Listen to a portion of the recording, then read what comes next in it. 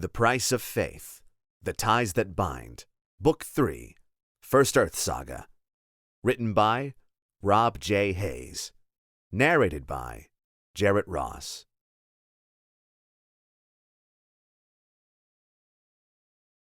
Part 1. Burn the Witch.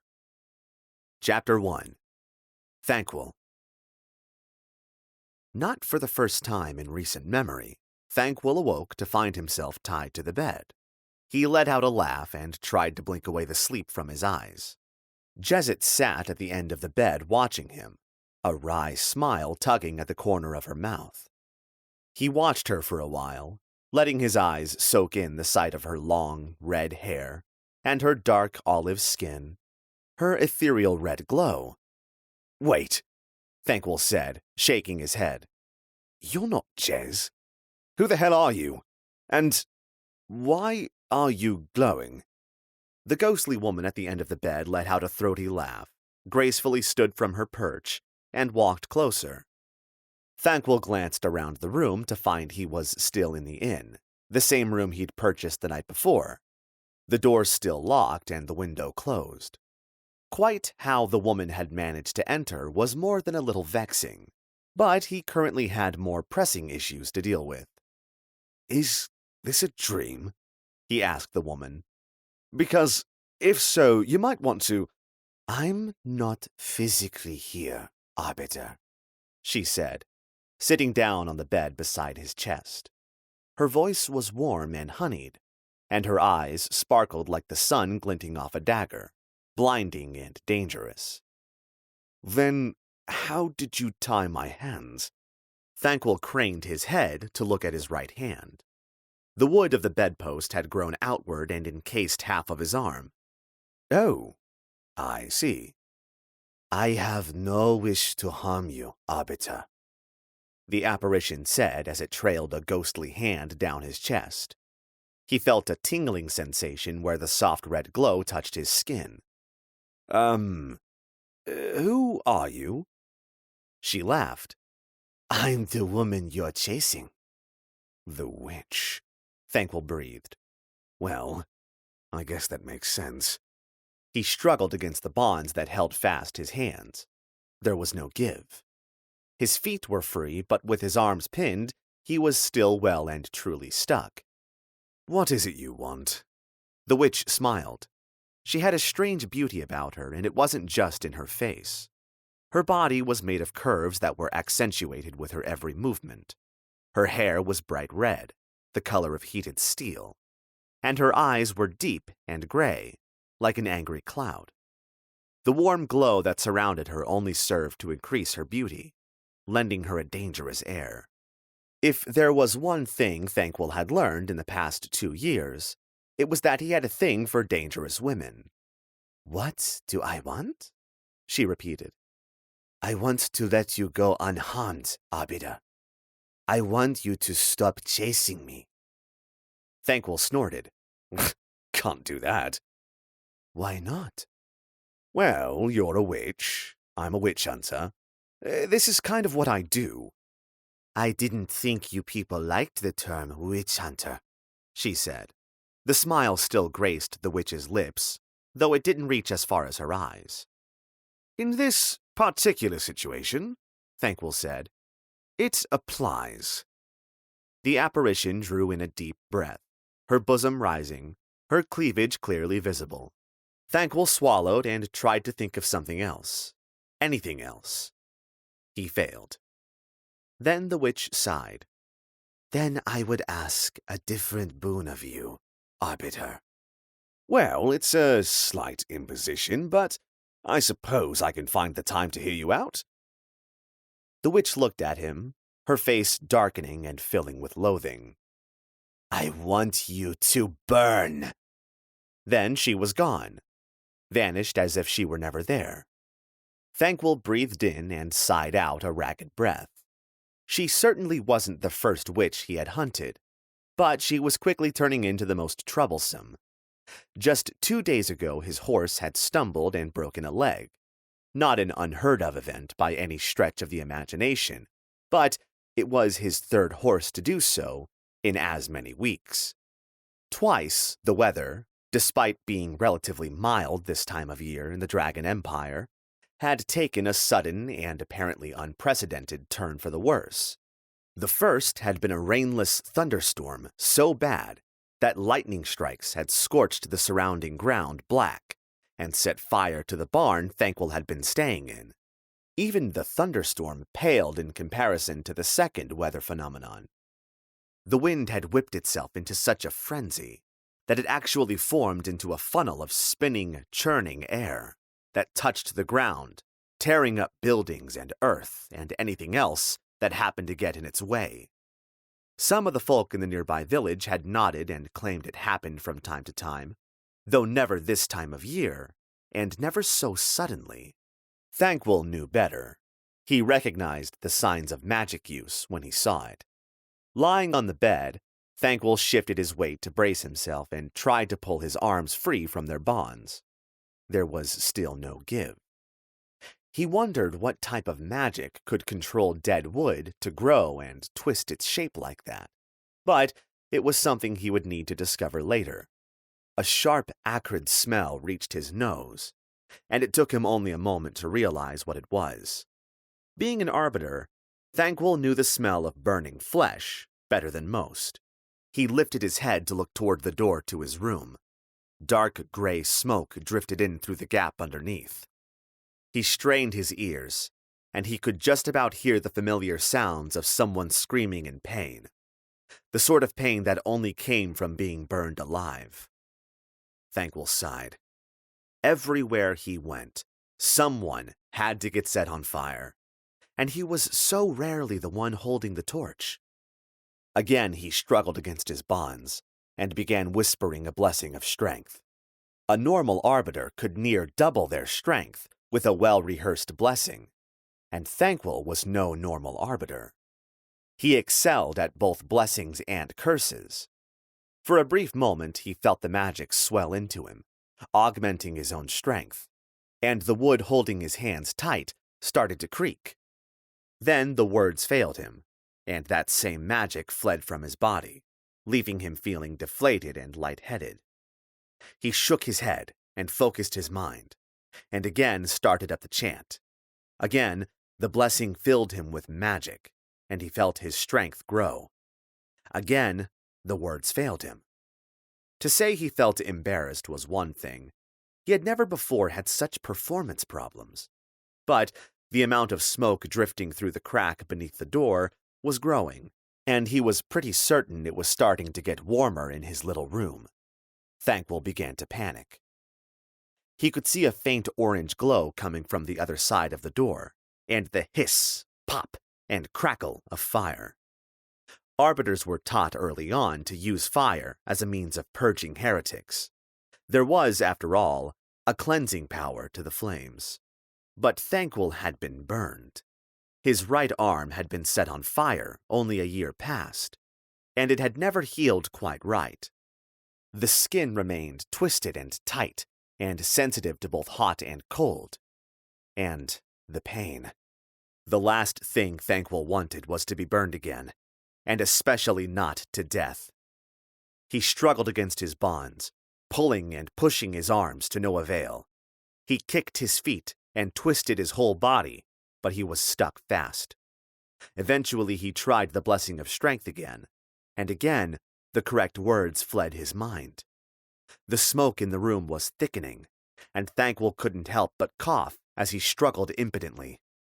He lifted his head to look at the door, and that's when he saw a small strip of paper attached to his chest, just below his navel. There was a charm that arbiters like to use, a small strip of paper that, when attached to a person's skin, blocked out the memory of magic. It literally stopped the affected person from remembering how to use magic, and he had one such charm stuck to his skin. To make matters worse, he recognized the writing on the charm as his own.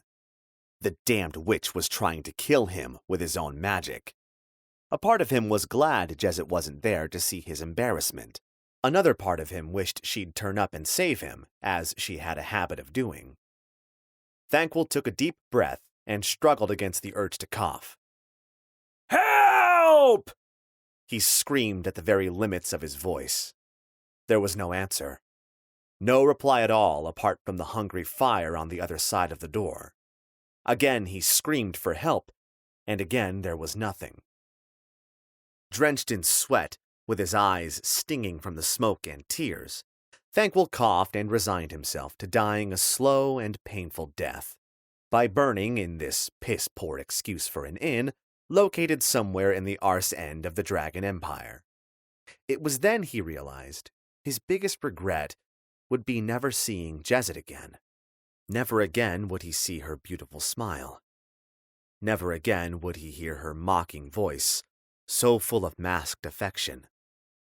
Never again would he feel her lithe body beneath him, as she moaned softly in his ear.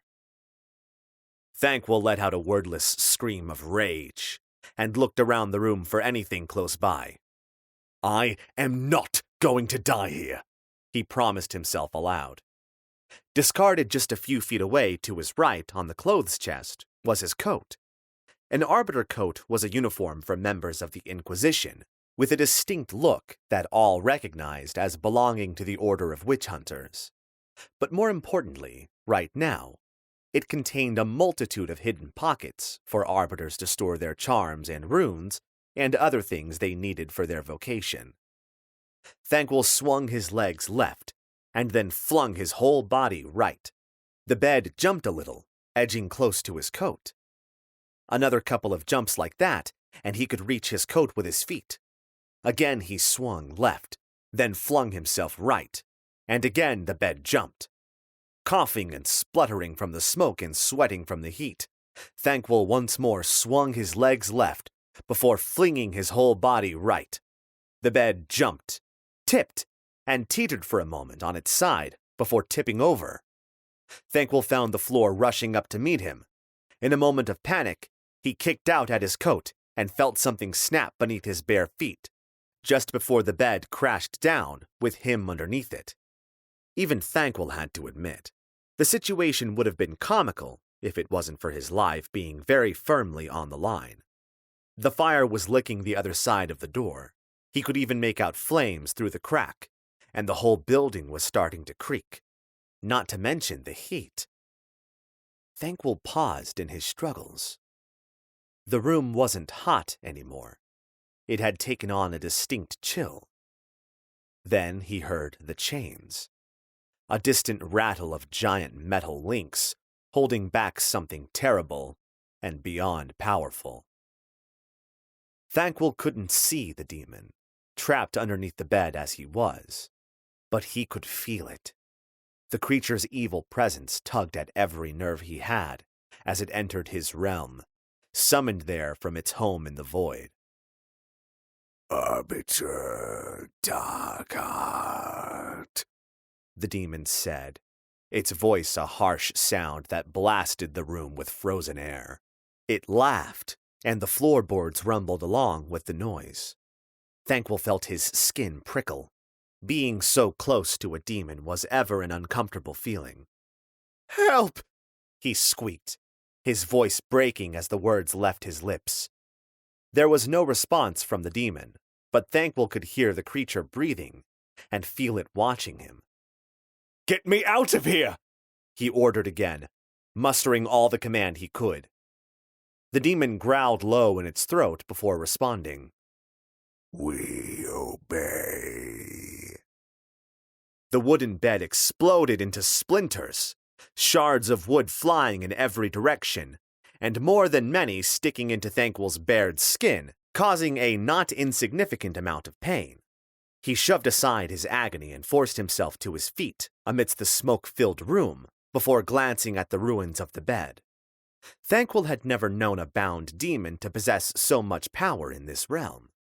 The creature's head, the only bit of it that had manifested, was as long as he was tall, and its yellow eyes glowed fiercely from the patch of midnight black that was its face. Thankwell had met many demons in his years as an arbiter, and though they differed in size, all looked the same. Yet he couldn't shake the feeling that he'd seen this one before. They faced off, staring at each other for what seemed to stretch into minutes, before the demon tilted its head slightly to glance at the entrance to the room. Thankwell followed its gaze, and found not only the door well and truly on fire, but a fair portion of the wall as well. The heat would likely have been unbearable if it wasn't for the otherworldly presence of the demon chilling the nearby air. Thankwell snatched up his coat, shoes, and belt, and turned one last time to the demon. "Go back to the void." Again the demon laughed, causing the room to shake. "We obey." As the demon's face faded back into nothing, Thankwell launched himself through the single shuttered window. The wood splintered outward, and he found himself sailing through the air as the ground rushed up to meet him. Thankwell was not prepared for the impact of jumping from the first story of the inn. His feet hit the hard, packed ground awkwardly, and in his attempt to collapse into a roll, he tripped, and his left shoulder struck the ground. He felt the joint pop, and a wave of pain and nausea washed over him. His world receded to a small tunnel of red pain, and the uncomfortable heat from the fire. Then, hands were pulling him away from the burning building, dragging him through the dust. As soon as the hands were gone, Thankwell rolled onto his right side and launched into a well-deserved coughing fit. The splinters in his back were agony, and the popped shoulder was something far, far worse. He was just about to consider opening his eyes when he felt more hands on his skin. These were softer and gentle, and probed at the splinter wounds on his back with practiced skill, plucking the worst of the wooden shards out. He heard a woman's voice, thick and commanding. "Some of these will need to be sewn. Others will heal on their own. None are urgent. The shoulder—" The hands moved to his left shoulder, and Thankwell cried out in pain. He still hadn't summoned the effort to open his eyes. "Will need to be set before we move him. You, hold him." Thankwell felt big arms wrap around his chest, and more around his feet. Then the skillful hands took hold of his arm and began to lift it. "Wait!" he screamed, his eyes opening just in time to see the burning inn collapse in on itself in a gout of flame and ash. Then something wrenched on his arm, and somewhere amidst the sea of agony that washed over him, he passed out. Chapter 2. Thankwell. The first thing Thankwell noticed when he woke was the lack of pain. He had a very vivid memory of jumping out of a burning building and dislocating his shoulder. He also had a very vivid memory of someone popping that same shoulder back into its joint, a process that always seemed to hurt more than the popping it out. The second thing Thankwell noticed was the bandages. He was swamped in them. He could feel at least one around his head, his chest was more linen than skin, his left arm was in a sturdy-looking sling, and though he couldn't see underneath the blanket that covered his legs, he could feel bandages down there, too. He tried to use his right arm to push himself into a sitting position, and discovered the pain that had been absent. With a strangled cry, he collapsed back down onto the bed, and considered passing out again. "You shouldn't try to move yet," came a voice that sounded familiar. "You took a nasty drop from the window and—" The woman's voice faded away as Thankwell chanted a curse to dull his senses. He silently thanked Volmar someone had removed the charm that prevented his magic, and pushed himself up into a sitting position, resting his back against the wall of the room. As he stopped the curse, the pain was the first thing to flood back in, followed swiftly by a fair dose of agony. Both soon began to wane, and he stopped wincing, opened his eyes, and looked about the room. He was in an infirmary of sorts, and he was far from being the only patient. Beds lined the walls and were spaced no more than a couple of meters apart. Each and every one was occupied. Some of the injured were conscious, some were not. Some were strapped down, some were lying down. Others were sitting up. One thing Thankwell saw a lot of was burns. The woman who had advised he stay lying down was staring at him. She was short and thick with wide hips, heavy breasts, and a face just beginning to wrinkle. Her dark brown hair was tied in a bun behind her head, and strands had pulled loose to clutter down by her cheeks. Her ice-blue eyes regarded him curiously. She looked far from a typical woman of the Dragon Empire. Not many men would have the strength to sit so soon after taking the injuries you did, she said. Her voice was dusky and well-used. Thankwell laughed. If Jez can sew herself shut after being run through, I think I can manage sitting up. Who is Jez? The woman asked. Thankwell almost answered, but he caught himself and shook his head. It doesn't matter. Where am I? He felt his compulsion locking onto the woman's mind, felt the brief rush of ecstasy as his will subverted her own, and forced her to think only of the answer to his question. In that brief moment, Thankwell hated himself for his weakness. My hospice in the village of Colmere, the woman answered, and then shivered as her will once again became her own. She narrowed her eyes, and Thankwell expected her to run, to scream, to hit him. He expected her to do almost anything other than sit at the foot of his bed. You are one of them arbiters, then, she said, and it wasn't a question. Thankwell nodded. The coat usually gives it away. That thing? The woman asked, nodding across the bed. Thankwell followed her gesture and saw his coat hanging next to him. It was stained and ripped in multiple places, and now darkened with smudges of soot and ash. That coat was a part of Thankwell, and he felt naked without it. I saw it, she continued. Wasn't sure, but I thought that's what it was. None of the others would dare come near you, even after I made it an order. Thankwell snorted. Aye, afraid I'd burned them too, no doubt. The woman's face went hard. So it was you who started the fire? He shook his head. No, but it was meant for me. A witch with a keen sense of irony strapped me down and tried to set me on fire. One day, I hope to repay her in kind. Will I have to save her once she jumps out of a window and faints also? The woman asked with a smile. Thankwell scoffed. I didn't faint. I passed out. There's a difference. The woman patted his leg. Of course there is. She stood. You need to rest. A couple of days at least.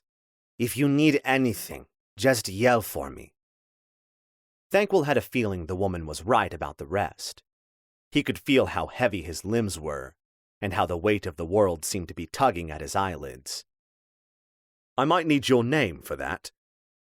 Shen, the woman said in her dusky tone as she walked away. 3 days after escaping the burning inn, and Thankwell was far from satisfied with his recovery. His back and legs were healing nicely from the splinters that had riddled him after the demon made kindling of the bed. They were scabbed over, and, though they occasionally oozed a little, they itched like a fire ant attack. Itching, Shen assured him, was a good sign. His shoulder was another matter altogether. Rarely had an injury been so much of an annoyance, save the burn that covered most of his right hand and about a third of his arm. At least he had earned the burn during his fight with the heretical Inquisitor Heron. Being injured by a poor landing from a 20-foot drop seemed embarrassing by comparison. Shen was never far. She had plenty of other patients, that much was certainly true. But around Thankwell she lingered. He had seen similar reactions in many folk before, usually men and usually for a different reason. Some people were so scared of arbiters they wouldn't come within shouting distance, in case they were noticed by the witch hunters. Others would make a daring game of who could stay in the arbiter's company for the longest. It was no small wonder to Thankwell that, Despite him being part of the Inquisition, the most feared organization in the known world, and despite him having the power to both judge and sentence people on sight and at a whim, some folk continued to seek out his company. Shen was without a doubt one of those folk. Her torrent of questions always seemed endless. How does one become an arbiter? How long does the training take? Do you enjoy your work? Why do you burn people? Who is Jesuit? The inquisitive healer even had the gall to ask Thankwell how many people he had murdered. He had long ago stopped counting, and he wouldn't have answered even had he been able to remember. Some things were best left to Volmar. How is the witch hunter doing today? She asked as she approached. The morning light had been shining in through the windows for an hour, and one of the younger healers had already been round with the breakfast meal. She had stopped and talked with most of the others, at least those that were conscious. But the young woman had all but threw Thankwell's food at him before fleeing from his sight. Tired, Thankwell growled as he pushed himself into a sitting position. He no longer had to use a curse to dull his senses to mask the pain, and for that he thanked Volmar. But the tiredness grated his nerves. It seemed almost as if weariness had seeped deep into his bones, and no amount of sleep could rid him of it. That's to be expected, Arbiter, Shen said with a smile as she perched on the end of his bed. It will almost certainly take a week or two before you're back to running around, looking for people to burn. I usually heal quite quickly, Thankwell said. But this time... He could already feel the energy draining away from him, tugging at his eyelids. His shoulders drooped, and he let out a dogged sigh. Men, Shen said, shaking her head. Always seem to think you're invincible, and always lament when you find out you're not. Thankwell snorted. I long ago learned I'm not. Jesuit's the invincible one. What does she look like? Thankwell felt the corners of his mouth tug into a smile, and he was just about to answer when he caught himself. Surely you have some sort of brew or tonic or herb that can speed healing, or at least give me the energy to get underway. Shen shrugged. None of that will serve you half so well as a few more days' rest. I don't have the time. Still on about chasing that witch, are you? Besides, in your condition, if you step outside, you'll probably end up with a rope around your neck. I can't protect you out there. On the first day, a group had gathered outside the infirmary, and shouted and threatened and demanded Shen bring out the witch hunter. It appeared some of the folk in Colmere blamed him for the fire, and they made enough of a racket that Thankwell heard it even abed. Some apparently threw a few rocks, but Shen had put a stop to that. The healer seemed to have a tight grip on the village inhabitants, which was passing rare for a woman in the Dragon Empire. But if he was seen outside and unable to defend himself, the mob would rally and there would be nothing she could do. It pained Thankwell to admit it, but Shen was right. He would just have to wait until his body had healed itself. Either that or sneak out in the dead of night, when all but the most foolhardy were long since asleep. You should get some more rest, Shen said, with a warm smile that lit up her face. She was beautiful in a strange, matronly way that was not unappealing to Thankwell. He shook his head, but he could already feel that she was right. I feel as though I've only just woken up. Go back to sleep, she said, still smiling. There'll be plenty of time to hunt that witch of yours when you're back to full strength. She pushed on his chest gently, and despite his desire to struggle and stay awake, Thankwell felt himself give in and sink back down into the bed. I should really... Shh. He heard her whisper as his eyes closed, and for the briefest moment, he thought he felt her lips on his own. Then, he was gone. Chapter 3. Thankwell. Thankwell laughed along with Shen. Honestly, a bedpan.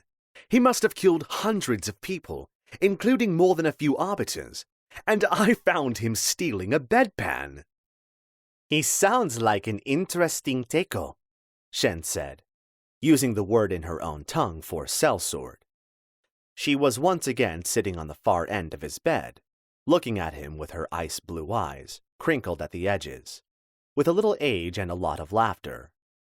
Her hand was on his leg, just below his knee, and her touch felt somehow reassuring. He was, Thankwell admitted. I'd say interesting would probably be the best way to describe him. His laughter trailed off as he remembered. What happened to him? Shen asked, her smile gone, her face now full of concern. She had a strange way of reading his emotions, like he was an open book. Thankwell looked away, unable to meet her eyes. He's dead. Her hand left his leg, and she shot him a queer look. You killed him? No! Or maybe yes. I sent him after someone else. Someone beyond him. I didn't kill him. I just got him killed. It felt strange to admit it. His guilt over Thorn's death was something he'd never revealed to anyone, not even Jezid. They were both silent for a while, before Shen finally broke the quiet. I'm sure it wasn't. A scream ripped through the air, coming from the far end of the room. One of the burn victims had awoken to find half his body blackened to a crisp, and one of his legs missing. It was fair to say the discovery caused him some surprise. Shen leapt up from the bed. One of the healers was already beside the screaming man, but such an injury would need the best, and that was Shen. I'm sorry, she said. I need to go. You should rest. Thankwell nodded, his eyelids feeling heavy as the healer hurried away to deal with the burned man. He watched her work from his bed, watched how she soothed and calmed, how she ministered over his wounds, and how she ordered the other healers about, despite more than one being twice her age. Shen seemed to do a good job of calming the man before brewing up a cup of tea and helping him drink. Within minutes the man was unconscious again, and she stood, wiping a bloody hand across her brow. She glanced once in Thankwell's direction and smiled, before another of the healers dragged her into the next room. He acted quickly, shifting over in the bed and reaching across until he had hold of his coat. There were 10 pockets in his arbiter coat, and each contained a variety of runes, charms, and other useful items, and Thankwell had long ago taken to memorizing what he kept in each pocket. It was sometimes difficult due to his tendency to steal things without realizing, but his hands found the correct pocket and the correct charm in short order. It was a small strip of paper no wider than 2 fingers, and no longer than his hand, and on it was inked a single symbol imbued with energy, a sleepless charm. It wouldn't stop the affected from feeling tired, but it would stop them from falling asleep or losing consciousness. A powerful charm and a dangerous one if used incorrectly. He pushed his coat back into position and sealed the charm to his skin, just above his knee, before pulling the blanket up to cover it. Then he waited. The sun had long since moved past its zenith when Shen returned. It was dimming quite rapidly in the infirmary, and one of the young boys had recently been around to light candles. Thankwell thought it no small wonder that they would trust him so close to an open flame.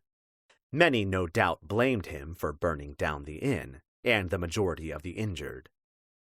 I thought I told you to rest, Shen said as she approached. She looked tired, weary from a day's heavy exertion, smudged with blood and grimy with sweat. Somehow it only managed to increase her appeal. You did, Thankwell said with a grin.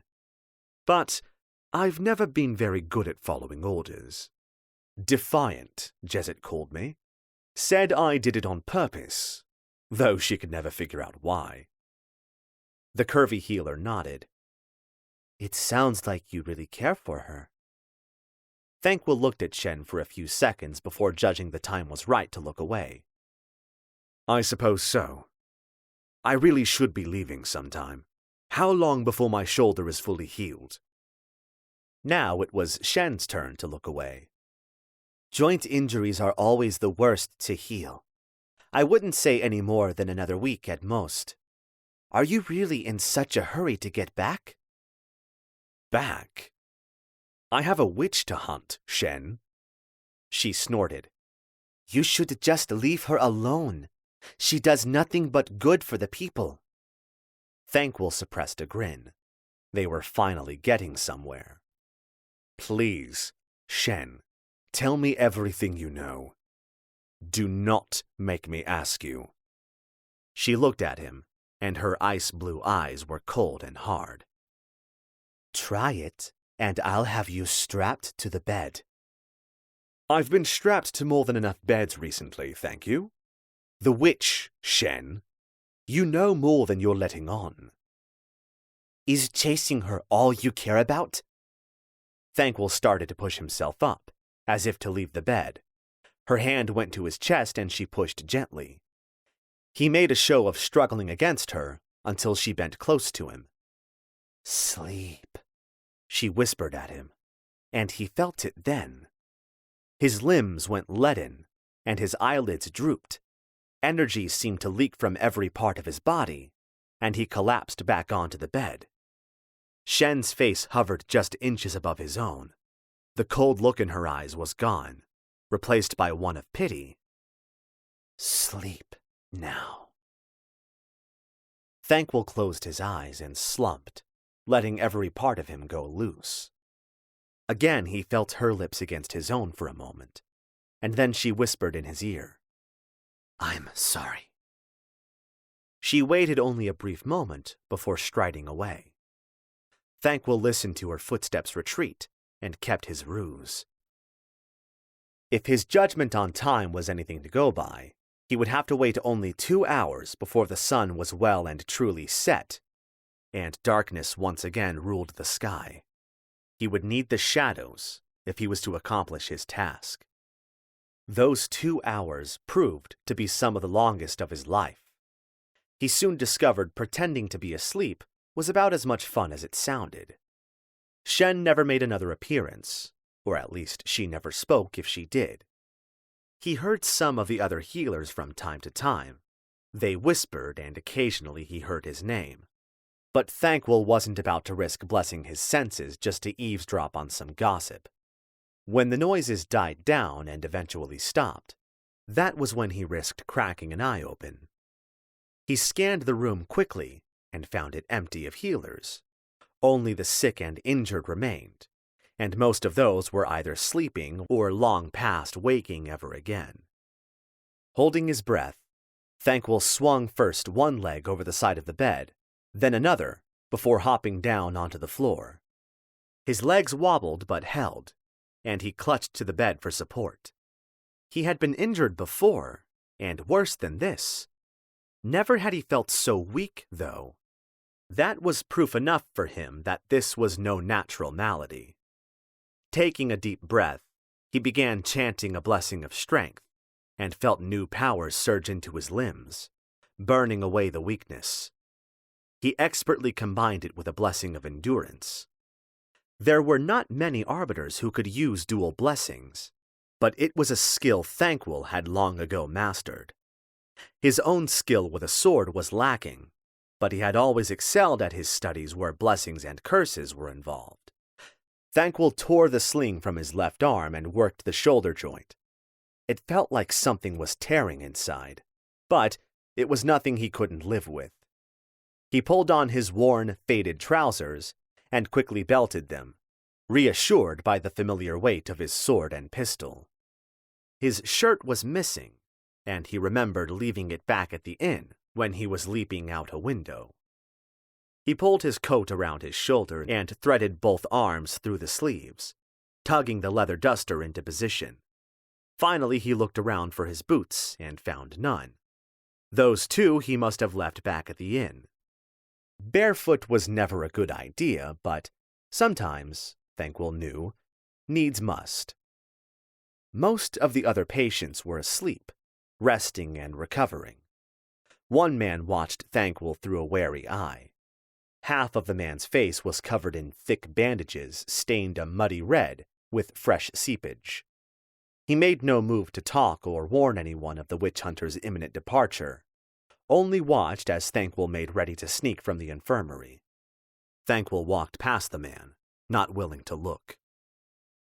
"I'm sorry," he said in a quiet voice. "I didn't start the fire, but sorry." The man said nothing in reply, and Thankwell decided to take his leave. The door to the infirmary was ajar. Even had it been locked, Thankwell would have found a way. In his youth, he'd spent a great deal of time with a gang of thieves in Sarth. It had sated his need to steal, and taught him a great many skills he had found useful in life.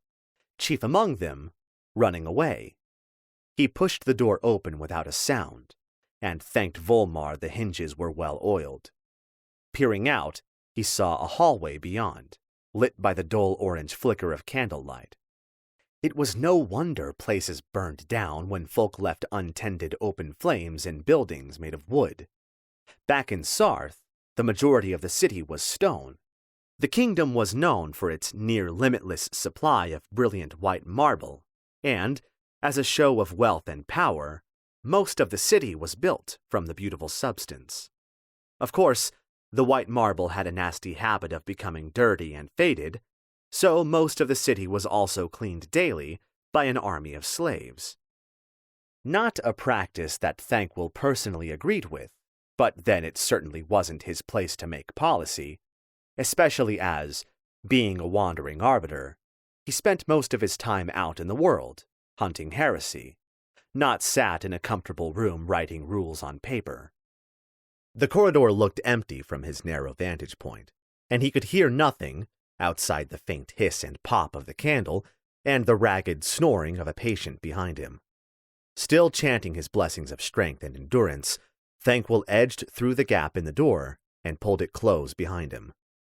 Ahead was another door, and Thankwell decided the wise money was on it being another ward for patients. To his left, the hallway ran straight forward, with a looping staircase to one side and a door to the other. Thankwell padded up to the door, the bare floor rough against the soles of his feet, and snuck a glance out of the shuttered window. He saw bare earth, a raised platform with a hastily constructed stock, and clear sky alight with more stars than he could count. That brief sight reminded him of Jezet. She always loved the stars. Usually so jittery and energetic, the stars seemed able to capture her attention in a way nothing else could, so that she would sit and watch the lights twinkle in and out of existence for hours. The memory both gladdened and saddened Thankwell, and he turned away from the exit and from freedom, and instead mounted the first stair. Chapter 4.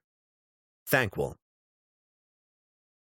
The top stair creaked as his weight hit it, and Thankwell froze. He waited, straining his ears for any sign that someone had heard. Time seemed to stretch on forever, as he hesitated with one foot on the stair behind, and the other on the creaking plank of wood that was determined to betray his presence. Nothing. With a smug sneer toward the offending stair, Thankwell pulled his foot back and stepped up to the landing. As if to mock him, the first floorboard of the landing let out a loud groan as his full weight hit it. Thankwell breathed a silent sigh. He had stopped chanting his blessings for now. It made him feel weak, and every inch of him seemed to ache. But too much use of a blessing would tire him out further, make him weary and unfocused. Right now, Thankwell needed his mind to be sharp. He wasn't certain of what he might encounter in the next room, let alone the rest of the little village, and he needed to keep his wits about him at all costs.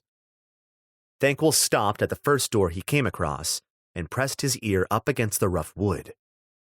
There was no sound from within, and no light spilled around the edges of the frame, so he quickly moved toward the next door. Again, he moved close and pressed his ear to wood. "Not your choice to make," said a male voice, heavily accented by the region. "And you think the choice should belong to you?" replied a female voice that sounded a lot like Shen, despite the muffling provided by the door. "Yes." "Well, it doesn't.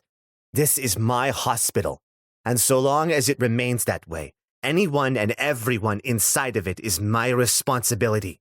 I will not allow you to murder a man who can't defend himself."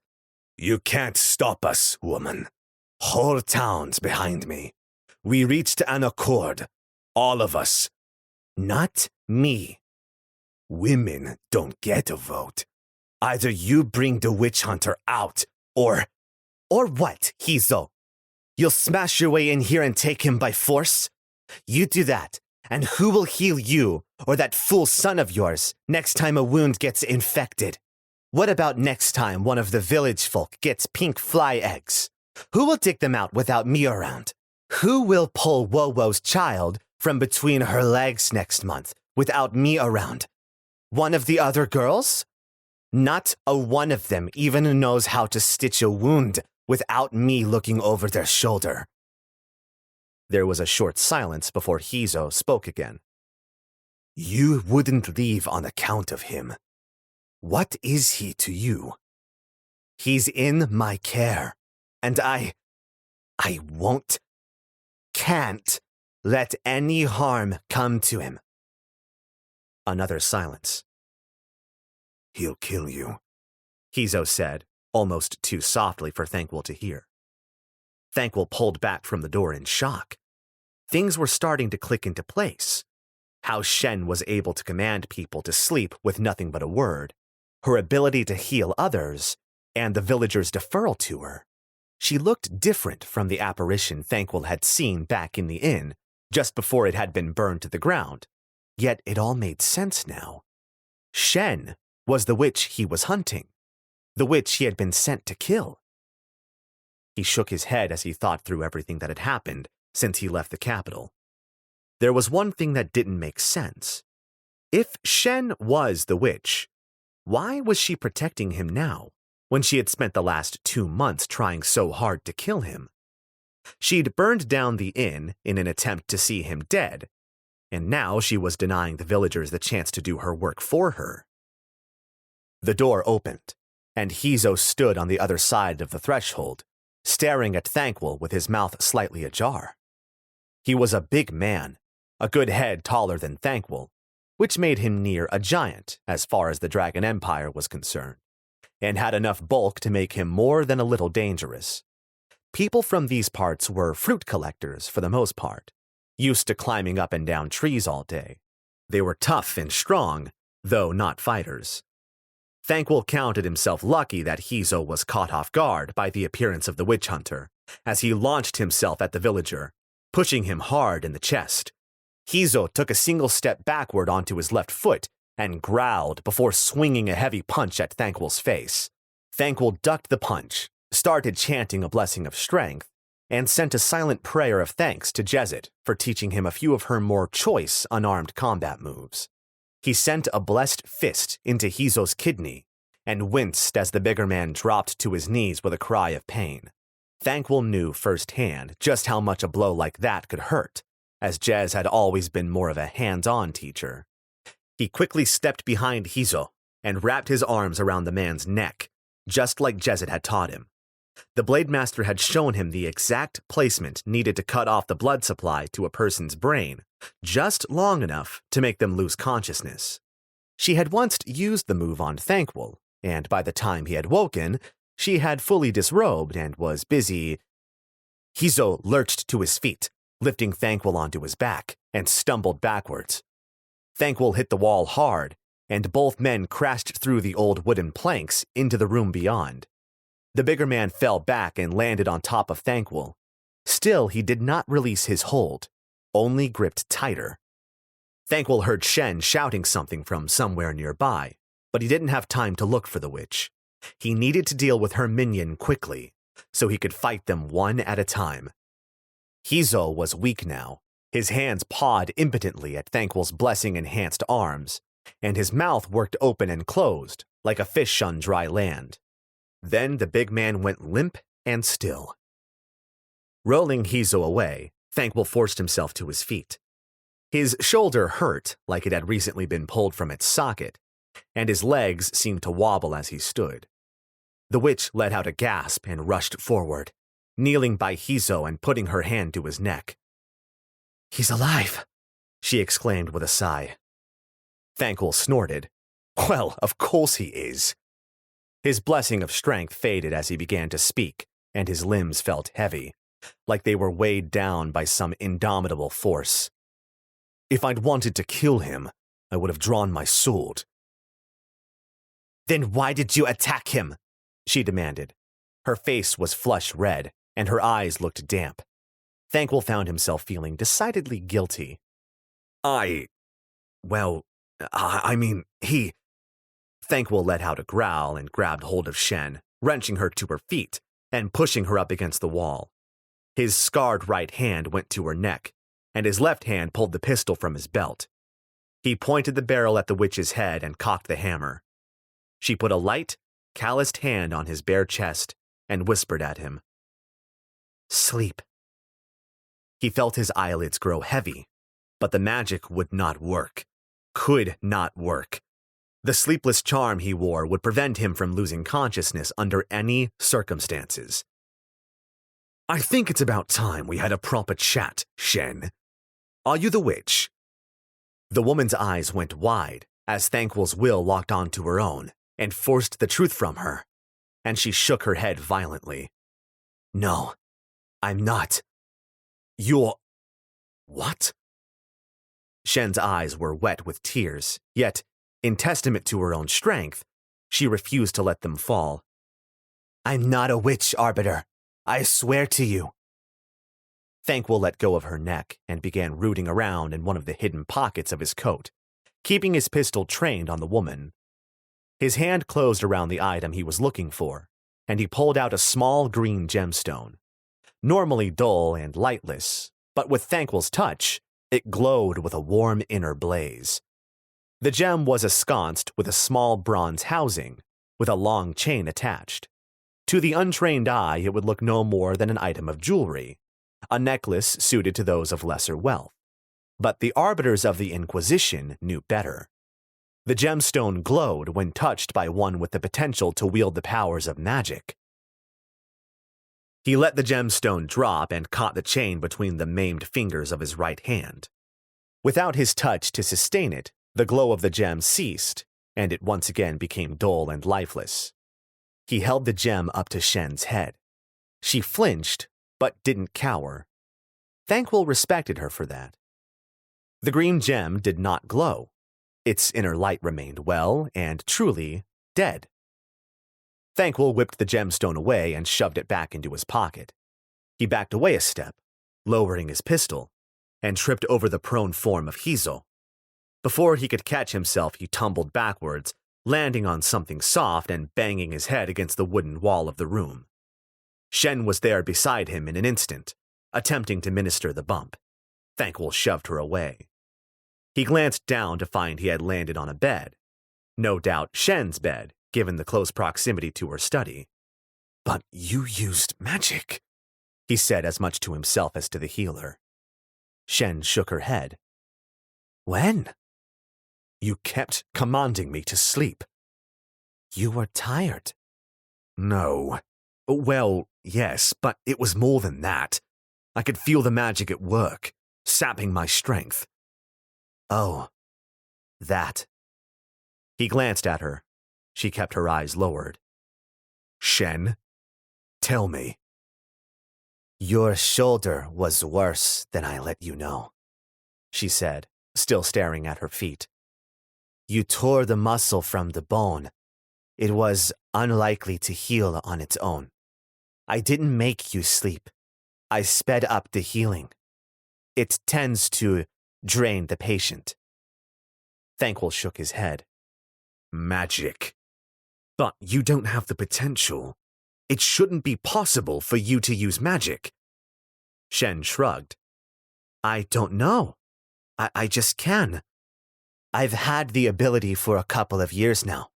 I could probably heal your hand, she said and placed her own hand on his right. He didn't pull away. No, Thankwell said. The hand wasn't crippled, only burned. The skin had never healed right, but it served as a reminder to the heresy of the Dark Inquisitor. It served as a reminder to what he fought against. I should go, Thankwell said. Please, don't. Shen leaned her left shoulder into his right. You could stay. Here. With me. Something about the situation still didn't seem right to Thankwell, not least of all because he was tempted. I have a witch to find, Shen. You won't. Find her, I mean. Not unless she wants to be found. He pulled his hand away and narrowed his eyes, set his jaw. His face became stone. You know more than you're telling me. Do not make me force the truth from you. She arrived a few years ago. Ever since, our harvests have been plentiful. People don't fall ill so much. We've less stillborns, and the storms don't touch us no more. She's done nothing but good for us, for everyone. She's not a witch. She's a sorceress. Thankwell snorted. You don't know what you're talking about. Tell me where I can find her. Shen shut her mouth, leapt up and ran for the door. Thankwell was quicker. He caught her wrist, spun her around, and threw her back onto the bed, pressing his own weight down on top of her. She whimpered, but her mouth remained closed. Thankwell resigned himself to asking one last question as he stared down at the healer. Where is the witch? Shen's eyes widened in fear as she tried to fight the compulsion. Tried, and failed. Fort Talon. Thankwell sighed. Where is Fort Talon? 4 days' travel west. Thankwell could feel the intense pleasure that came from using the compulsion. The ecstasy was a wonderful contrast to the pain in his shoulder. He wanted to ask more questions. Needed to ask more. Just one more. Who rules Fort Talon? He asked. Prince Narsk. A dragon prince is in league with a witch? Yes. Shen burst into tears, rivers running down her face into the linen of the bed. The sight of the healer crying stopped him, shocked him from his addiction. Thankwell pushed himself off the bed and stumbled away, began tripping over the prone body of Hizo, this time hitting the floor as he fell. He was shaking. His hands, his arms, his legs, even his head. He was shaking all over from the rush of pleasure from using the compulsion. Thankwell didn't trust himself to speak anymore, didn't trust his own tongue for what it might say. Silently, he pushed back to his feet and made for the door. Please, don't, Shen said between sobs. Please don't go. Thankwell turned once and glanced back at the healer. She wasn't on the bed anymore. She was on the floor, on her knees, begging him not to leave, tears still streaming down her face. Without a word, Thankwell threw open the door and fled. Chapter 5. Thankwell. Thom, probably the most prolific, infamous, and apparently immortal thief Thankwell had ever met, had once told him he was a brilliant pickpocket and an accomplished sneak thief. Of course, Thom had accompanied the compliment by stealing the purse from Thankwell's belt and sending him on his way none the wiser. That being said, Thankwell knew a few things. one of them being how to steal from unlocked houses in poor rural villages in the dead of night. So by the time he left the village of Colmare, Thankwell had produced an ill-fitting shirt, made from the itchiest fabric known to man, and a pair of well-worn boots, better suited to the fire than to cover anyone's feet. Shen didn't come after him, nor did she send anyone in her stead. Doubtless she would receive grief from the villagers for allowing him to leave as such, but she didn't seem the type of woman to crack under such pressure. Still, Thankwell couldn't help but remember her on her knees, crying and pleading with him. The memory made him shudder more from his own actions than her response. Thankwell had long ago sworn not to give in to the addiction of the compulsion, yet it was something he had to fight every day, a nagging, gnawing need to dominate other people's will. He was disgusted at himself for allowing even that slight lapse in his intent. Finding west in the night sky, with no sun to guide him, might have been a real problem, but Thankwell soon discovered a small dirt road well worn with the sign of hooves leading out from the village. An old wooden sign with the word Talon on it was almost more than he could have hoped. It gave him a direction, at least, though following the road in his current condition was difficult. He needed to put some distance between himself and Colmare, lest the villagers decide to come looking for him. He doubted Hizo was the type of man to take such a defeat lying down. Come the morning, Thankwell would take himself off the path a ways, find a tree to rest under, and pray to Volmar that no wild animals mistook him for an easy meal. It was at times like this he missed Jezet the most, and not just for the protection she provided. The Blade Master could most likely have fought her way out of the small village, though, he had to admit, the body count would have been a lot higher. He missed Jezet for the company. She made him smile and brought out the best in him, and, Thankwell liked to think, he returned the boon. Unfortunately, Jezet had a small issue with Thankwell's profession. It wasn't that she disagreed with the hunting of witches and heretics, or even to the occasional burning of said heretics. Jezet disagreed with the entire notion of Thankwell having to report to the Inquisition. She mistrusted the organization since their exposure and subsequent purging of Inquisitor Heron. Even more than that, she disagreed with their treatment of Thankwell afterward.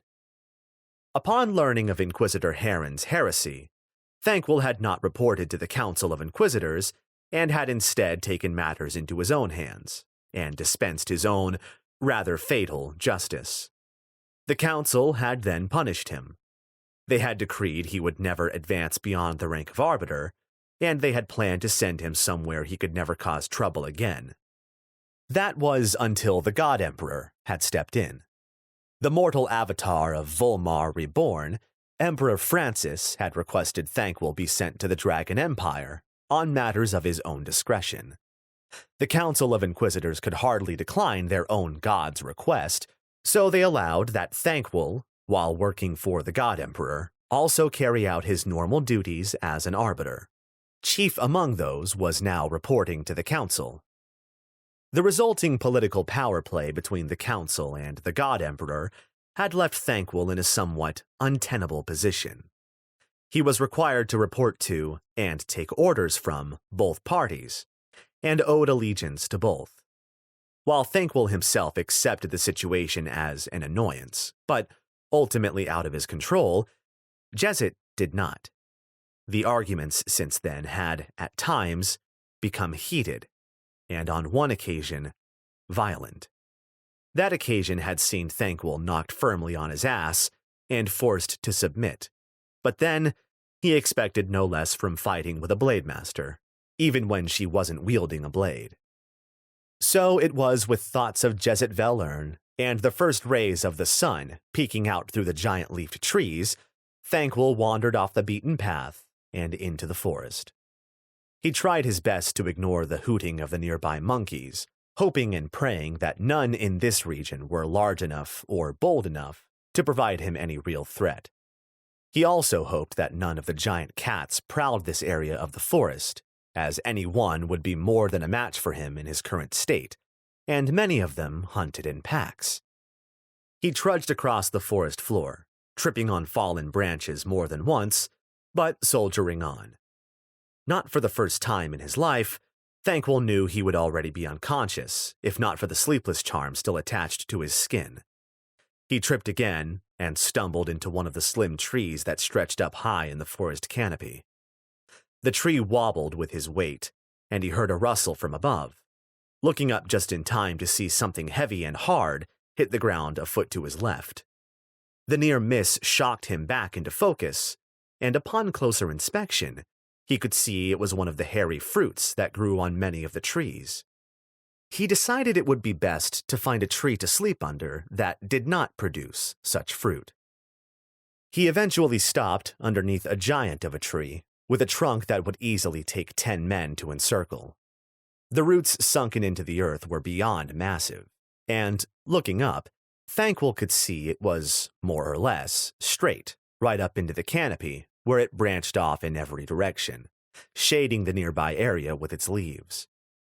Thankwell sunk down beneath 2 of the roots and wrapped his arbiter coat around him. The air was warm and moist, and he would no doubt wake even more sweaty than he was now.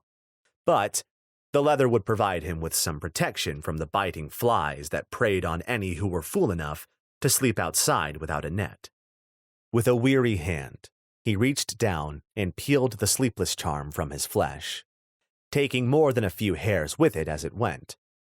No sooner was he free from the effects, he faded into the blackness behind his eyes. Thankwell looked up at the arbiter, and the man seemed half a giant to his 8-year-old eyes. He had a strong jaw with a scattering of stubble, framed by a mop of dirty blonde hair. The arbiter's coat was what fascinated Thankwell most, though. Dirty and scarred, the tough brown leather seemed more a suit of armor than any the boy had ever seen, and the buttons glinted in the low afternoon light, drawing the eye. Each one had the same engraving on it, though Thankwell could not see any clear enough from his position. The arbiter kept his left hand on Thankwell's shoulder. Whether to provide support or restraint, he did not know. The man glanced down at Thankwell and smiled for a moment. "Do you know why this has to be done, boy?" the arbiter asked. Thankwell wanted to lie. He was good at it, so good even his parents couldn't tell when he was spinning a tale. But for some reason he couldn't. He felt the truth bubble up inside of him and burst forth from his own lips. "No." "When addressing your betters, you should use their title, boy." "Sorry, sir." Again the arbiter glanced down at Thankwell. There was no smile this time, only a cold light in his dark eyes.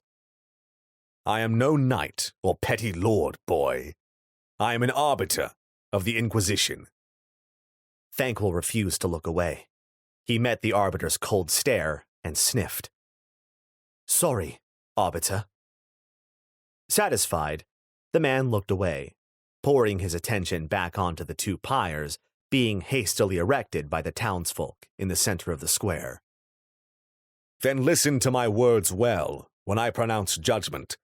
Listen and heed them. I would not want to have to decree the same fate to you." Thankwell saw Ollie and 10 in another section of the crowd. Both of the older boys were staring right at him and making rude gestures. Thankwell knew he had to make a show of not letting them. He'd lose the scrap. After all, there were 2 of them and they were both bigger than him, and history had already proven time and time again that he couldn't take either one of them.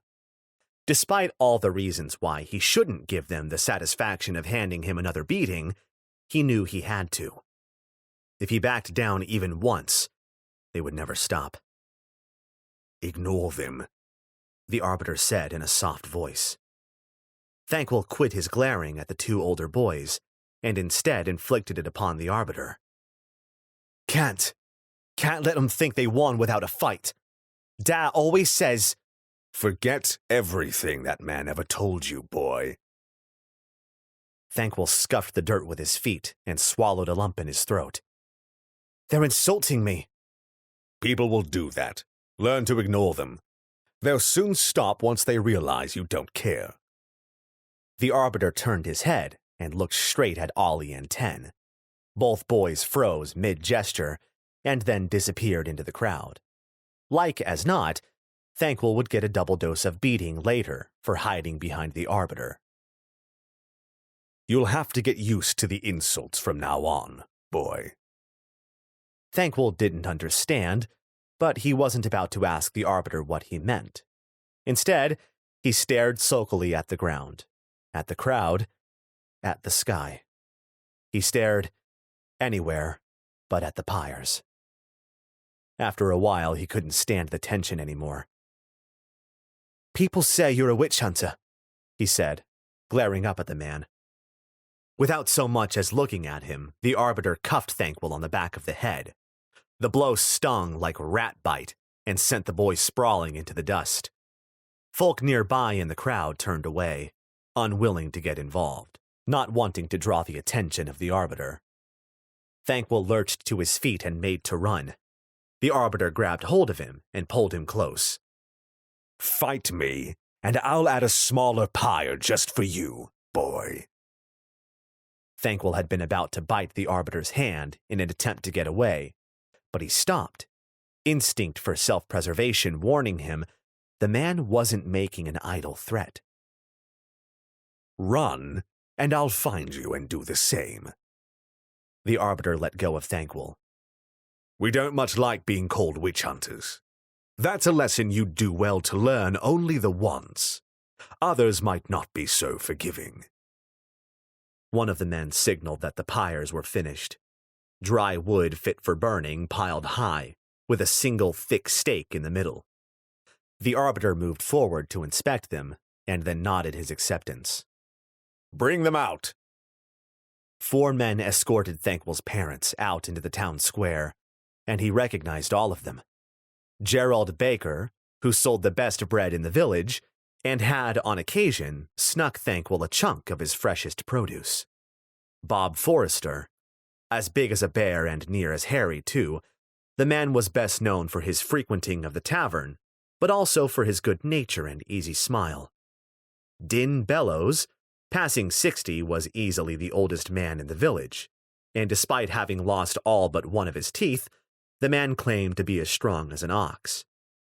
Colt Oldson, the town crier, was small and round-bellied, with ruddy cheeks and a voice louder than his bell. All 4 of the men were stony-faced, and armed with weapons Thankful hadn't known they owned. Gerald carried a cleaver, sharp as a razor and heavy as a hammer.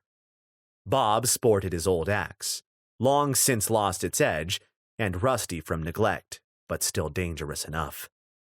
Din kept a hunting knife sheathed at his belt, and Colt, the man who was almost family, the man who Thankful had named Uncle since he first learned his words, carried a short sword with the Sarth Royal Guard's crest on the scabbard.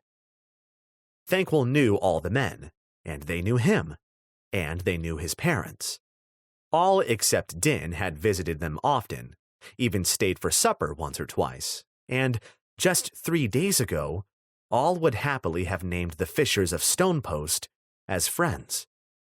Now they marched Thane and Issa Fisher, both bound and gagged, to their own execution. Issa cried. Thankful's mother had always been so tough and strict. Now she wept openly, her wet eyes searching the crowd until they met with Thankful's. On her face, he saw a glimmer of hope. The ghost of a smile played at the corners of her eyes, and then she was shoved along by Gerald Baker, and they lost the contact. Thankful swallowed a heavy lump in his throat and refused to cry. Thane Fisher, at once both the strongest and kindest man Thankful had ever known, did not go so meekly to his own execution. He stared at every one of his captors, meeting the eyes of each and holding on to that gaze until they looked away. It was a challenge. If they wanted him dead for his crimes, he challenged them to do it themselves, rather than rely on one of the Inquisition's witch hunters. None held his challenge for long. None, except the Arbiter. The witch hunter waited until the fishers had been tied securely to the stakes in the center of the pyres, and then turned to the gathered crowd. You know these people? He raised his voice only a little, but a strange silence descended on the square as people quieted themselves to hear his words. Thankwell found himself in awe of the respect the arbiter commanded. You have lived with them, worked with them, but they have brought evil into Stonepost and into Sarth. The arbiter swept his gaze over the crowd and let it rest on Thankwell. They are demon-touched, guilty of the most heinous heresy of all, of forging a contract with demons. For that crime, they must be purged by fire. Issa Fisher burst into fresh tears, but her husband didn't give the crowd the satisfaction. He kept his eyes locked on the arbiter, unfaltering and unflinching in the face of his accusations. Din Bellows lit a torch from the nearby brazier and handed it to the arbiter. Let their judgment serve as a warning to all those with sin in their hearts. The Inquisition will never suffer a heretic to live. The arbiter started with Thankwell's father's pyre, lowering the torch slowly onto the oil-soaked kindling until the wood burst into flames. His mother started screaming through her gag as her own pyre was lit. The arbiter discarded the torch and turned away, walking toward Thankwell. Don't turn away, boy. Watch your parents' heresy washed away by the flames, the arbiter said, putting a firm hand on Thankwell's shoulder. Thankwell had no intention of turning away. He could see his parents burning, could hear their screams as the fire consumed their bodies, could smell their flesh burning. He felt tears cascade down his face and tasted the salt on his lips, but at no point did he turn away from the horror. Once the screaming had stopped, and the bodies of his parents were no more than lifeless, burning corpses, the crowd began to disperse. Some of the people glanced his way. Others traced holy symbols in the air with their fingers. None attempted to speak with him. Still, Thankwell watched the flames, the weight of the arbiter's hand on his shoulder seeming comforting somehow. Something light and warm bumped into Thankwell's forehead, and he looked up to see the arbiter holding a small, glowing green gemstone on the end of a chain. The stone rested against his brow and was lit with a fierce inner light. Thankwell moved to grab at it, but the arbiter whisked it away and placed it in one of the many pockets of his coat. I thought as much, the arbiter said with a knowing nod. What is your name, boy? He asked, and Thankwell felt the truth being torn from him. Thankwell Fisher. Do you understand why it had to be done, Thankwell? He nodded. Yes. Again, the arbiter nodded. Then you will accompany me to the Inquisition in Sarth. To be an arbiter? To become an arbiter, Thankwell Darkheart. Chapter 6. Thankwell. Thankwell hated that dream. There was a time when he had seen his parents burning every time he closed his eyes. He knew it needed to be done. He had seen them consorting with demons. But the sight of the only family he had ever known being eaten by fire had haunted him for years. That was all a long time ago, though, and now he couldn't remember the last time he dreamt of them. It had seemed different this time, too, more real somehow, as if he were actually there reliving the execution, reliving the day Arbiter Yellen recruited him and named him Darkheart. Opening his eyes, Thankwell was surprised to find there was still daylight filtering through the trees. It was dimming. The sun was just beginning to dip below the western horizon, and it cast the forest in a world of looming shadows that stretched into each other. He pushed himself up onto shaky legs and stretched out the stiffness in his back. Something on his neck itched beyond all reason, and with just a small inspection, Thankful found a number of angry bumps. It would seem his coat hadn't protected him from the biting insects after all. At least they had stayed away from his face, preferring instead an area with a better blood supply. With a weary sigh, Thankful set his feet toward the sinking sun and started walking. He was still tired, and no mistake, but arbiters were conditioned to function on very little sleep.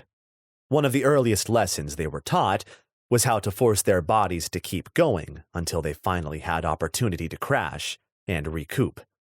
One such lesson had the initiates of the Inquisition standing still, awake and alert, for 3 days straight, with no food or water. It was a lesson he had failed twice, succumbing to sleep and collapsing midway through, before he finally passed the test. The animals of the forest marked his passing, from the smallest of insects to the brightly colored birds that could be taught to talk, to the giant bear-like creatures that clung to the trunks of trees and moved no more than a few meters per day. They all watched, and none gave him any particular notice.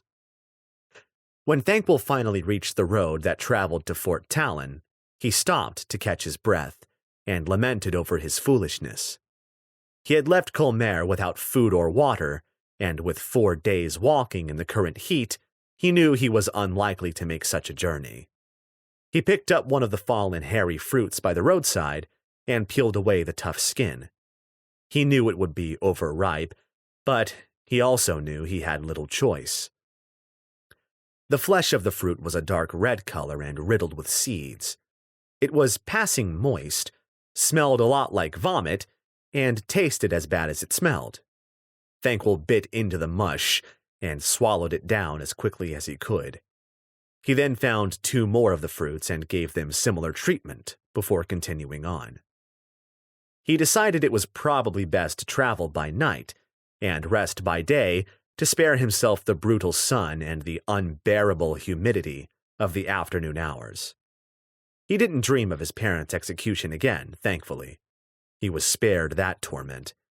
Instead, he found himself dreaming of Jezid. It was now over a month since they had been together.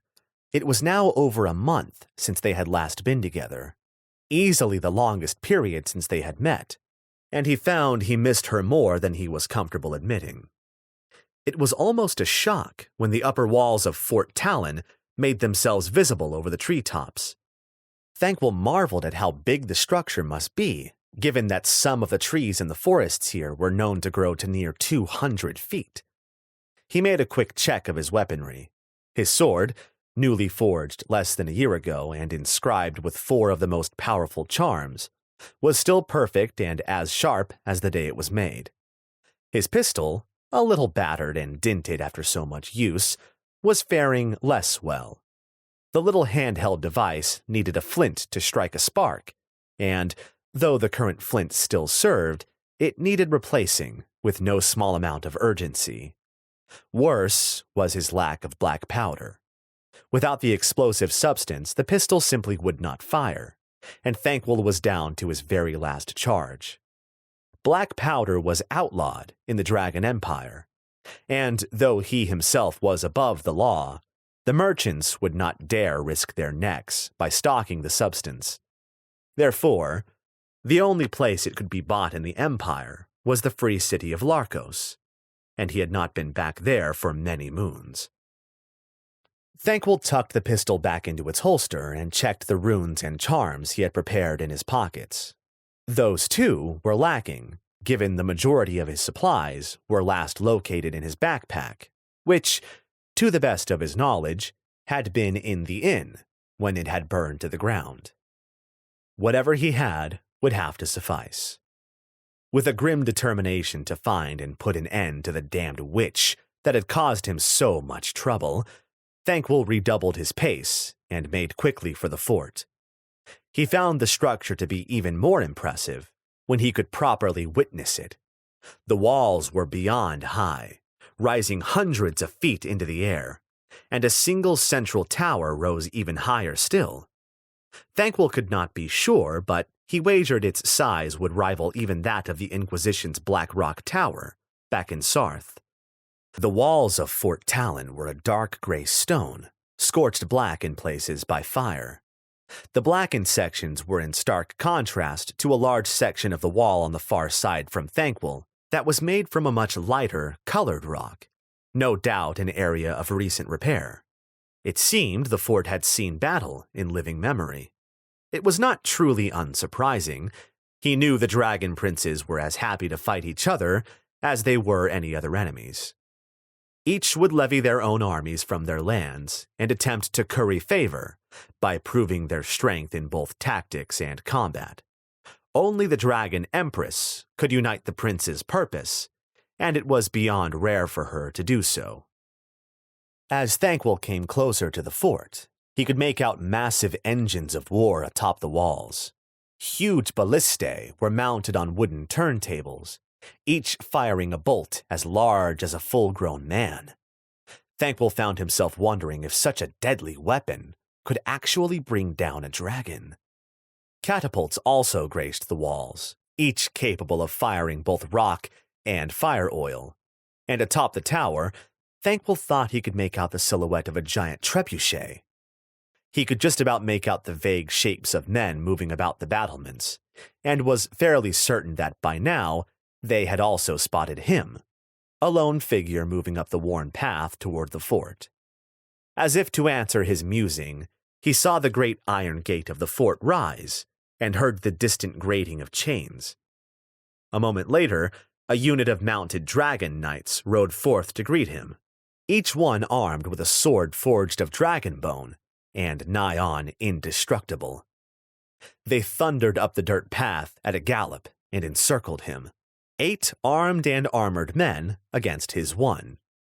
Thankwell couldn't help but don a grim smile. One of the knights stepped his horse closer and looked down at Thankwell over his gorget. Each of the knights wore a suit of boiled leather and chainmail with plate guards on their left shoulders, a plate gorget around their necks, and thick leather gloves. Each also carried a long wooden spear in their left hand, and none had drawn their dragonbone swords. It was said, when a dragon knight drew his sword, blood must be spilled in order to honor the dragon who had given their body to the forges of the Empress. For a while, no one spoke. Each of the knights circled Thankwell in silence, and he, in turn, made clear inspection of each, memorizing their faces. "Hello," Thankwell said eventually, when it appeared none of his greeters would be the first to speak. "You are an arbiter," said the first of the knights, the one who had already dared to move his horse closer to the witch hunter. Thankwell smiled. "I wonder what gave it away. I'll wager it was the coat." "You've come to see the lady of the fort." "I rather thought I'd come to see the prince, but if he is in the habit of allowing a witch to vet all his guests, then I suppose I must see her first." The first of the knights stared at Thankwell with unabashed hostility. He was a big man, easily outmatching the arbiter in both reach and strength, and he was armed and had backup. Still, he moved his horse back when Thankwell took a step forward. "We will escort you to the fort." "Oh, how kind of you. I was a little worried for my own safety, I must admit." One of the knights laughed but was quickly silenced by his fellow's stares. "We will escort you to the fort. There, the prince and the lady will decide your fate." Thankwell grinned, making sure to show off a lot of teeth, a petty gesture he had learned from Jezzet, but a useful one for setting men on edge. "As you wish." The escort consisted of all 8 men riding slowly around Thankwell as he walked toward Fort Talon, all the while making a whole host of jeering comments as to the functionality of his penis. He responded to the first few insults, yet soon decided it was likely best to let the men have their fun. They certainly weren't the first men to make such comments since his arrival in the Dragon Empire.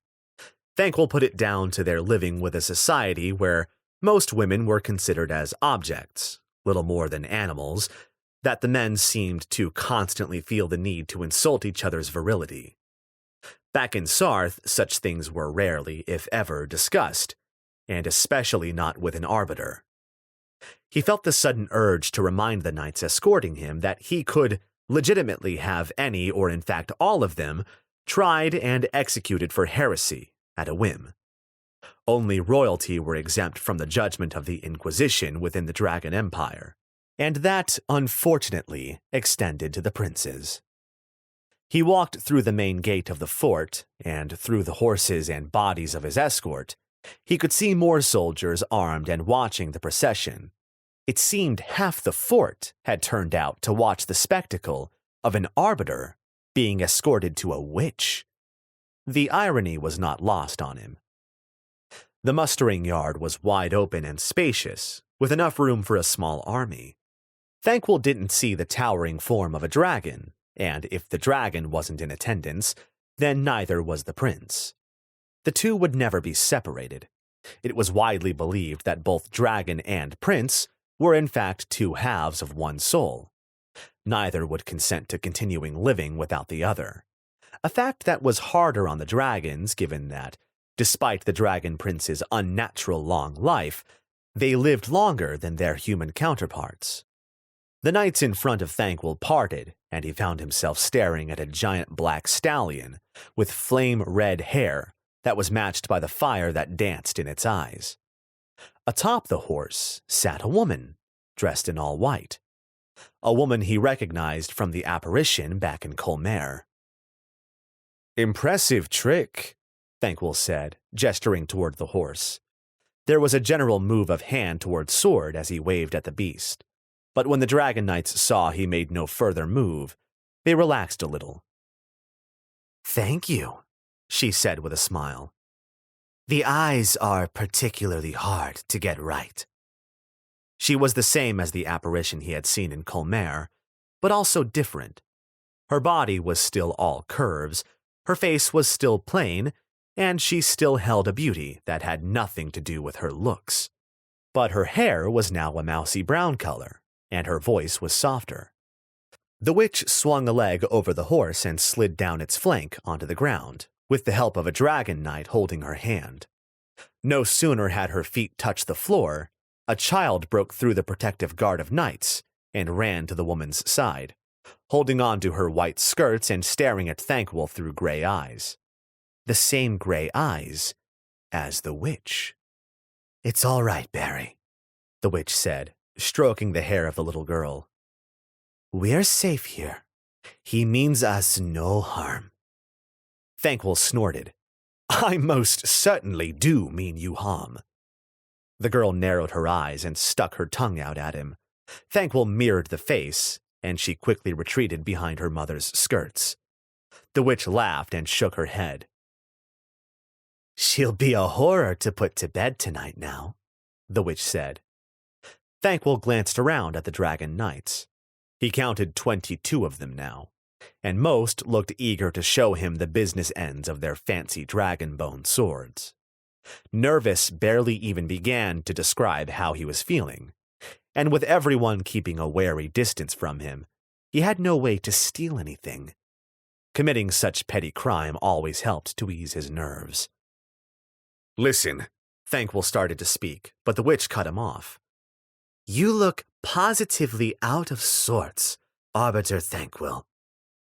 That she knew his name did not escape his attention. "Sir Tabor, take the Arbiter to the guest quarters. Make sure he has hot water for a bath, and try to find some different clothes for him. Prince Narsk will never take you seriously in those rags. I'm afraid he's the critical sort." The knight who had escorted Thankwell bowed his head. "Yes, my lady. Should we disarm him?" "Of course." The Dragon Knight turned to Thankwell and gestured toward a doorway that seemed to lead into the keep proper. "This way, please." Thankwell looked at the big knight, then the witch, and back again. He was well aware he was currently in no state to argue, And for now, he knew his best chance at getting to the woman was to play along. With that thought in mind, he allowed himself to be led into the keep. Chapter 7. Thankwell. The guest quarters were large and spacious, and austere in their decoration, with few luxuries and even less extravagance. It was a far cry from the royal palace in the capital. Thankwell and Jezet had been staying in the palace at the Dragon Empress's request for somewhere close to a year, and Thankwell had discovered he was hard-pressed to find a room that did not have either a painting, statue, or engraving of a dragon somewhere. Despite the space of his current quarters, Thankwell was under no false impressions. It was a makeshift prison. Bars on the window were made of cold cast iron and would take a furious show of force to shift. The door was similarly made of strong banded oak and barred from the outside. Neither door nor bars would stop Thankwell escaping, should he decide to use magic to free himself. A rune of explosion was more than a match for a few inches of wood. But he doubted he would get very far before being set upon by dragon knights, and he doubted he could fight his way free of all of them, especially not in his current condition.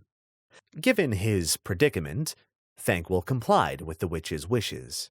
He bathed in the water they brought him, soaking deep aches from his wounds, and then dressed in the clothes they brought him, a simple cotton tunic and matching trousers, both brown and nondescript. He pulled his coat on over the top and noticed for the first time one of the buttons was missing. It brought a wry smile to his face. Despite the witch's claims that Prince Narsk would see him, Thankwell doubted the prince was currently in residence at the fort. The prince would never be long separated from his dragon, and Thankwell had seen no evidence of the beast. His experience at the royal palace had taught him that dragons tended to be noisy and fairly conspicuous, and even though the fort was large, he was certain he would have seen or heard evidence of it by now. To say he missed his weapons would be something of an understatement. The feel of a sword by his side was a comfort to him. He often took for granted. His pistol served to lend him both courage and confidence, and right now, he felt like he could use a healthy dose of both. When the witch arrived, she came alone, and seemingly unarmed. She had changed her white dress for simple gray shift with a brown scarf and a white apron over the top. The apron was stained in countless places with a variety of colors that attested to its regular use, though not its purpose. The witch closed the door behind her and smiled at Thankwell as he paced close to one of the windows. "Brave of you to come alone," Thankwell greeted the woman. "Is it?" she asked. "Perhaps you should take your chance before I think better of it." Thankwell snorted. "I'm no fool. Kill you I might, but your pet knights would tear me apart before I reached the front gate. I'm not here to commit suicide." Again the witch smiled and waved toward the table and chairs in the room. "Regardless," she said in a matter-of-fact tone, "you are not my match." She glided across the carpeted floor and flowed into a high-backed wooden chair, with more cushion than most brothels Thankwell had visited. He, in turn, remained standing, arms folded, watching the woman. He slipped an item from his sleeve into his left hand and ran his thumb across its surface. It was a loop of small copper, a woman's earring stolen from one of the serving maids who had filled his bath earlier. It was a worthless bit of junk, but it gave him strength, as stealing things always did. When the witch saw Thankwell was making no move to seat himself, she raised an eyebrow. "Scared, Arbiter?" Thankwell narrowed his eyes at her. "What is your name?" He threw the full force of his will behind the compulsion, attempting to dominate her, yet he felt nothing. There was no contest, no rush of pleasure, as his own will subjugated hers. It was as if his compulsion simply passed straight through her. It was a feeling he had never observed before, not even from other arbiters. The witch not only knew of the compulsion, she understood it, and thus had developed a defense to it, and a novel one at that. Vers la prelon, she answered with a smile and a slight incline of her head. In a Canthian name, Thankwell said. That explains it.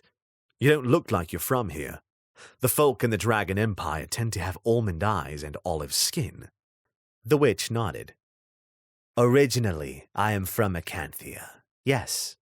I've not visited that little kingdom in quite some time, though. She took a deep breath and exhaled it as a sigh. You are here to kill me, Arbiter Darkheart.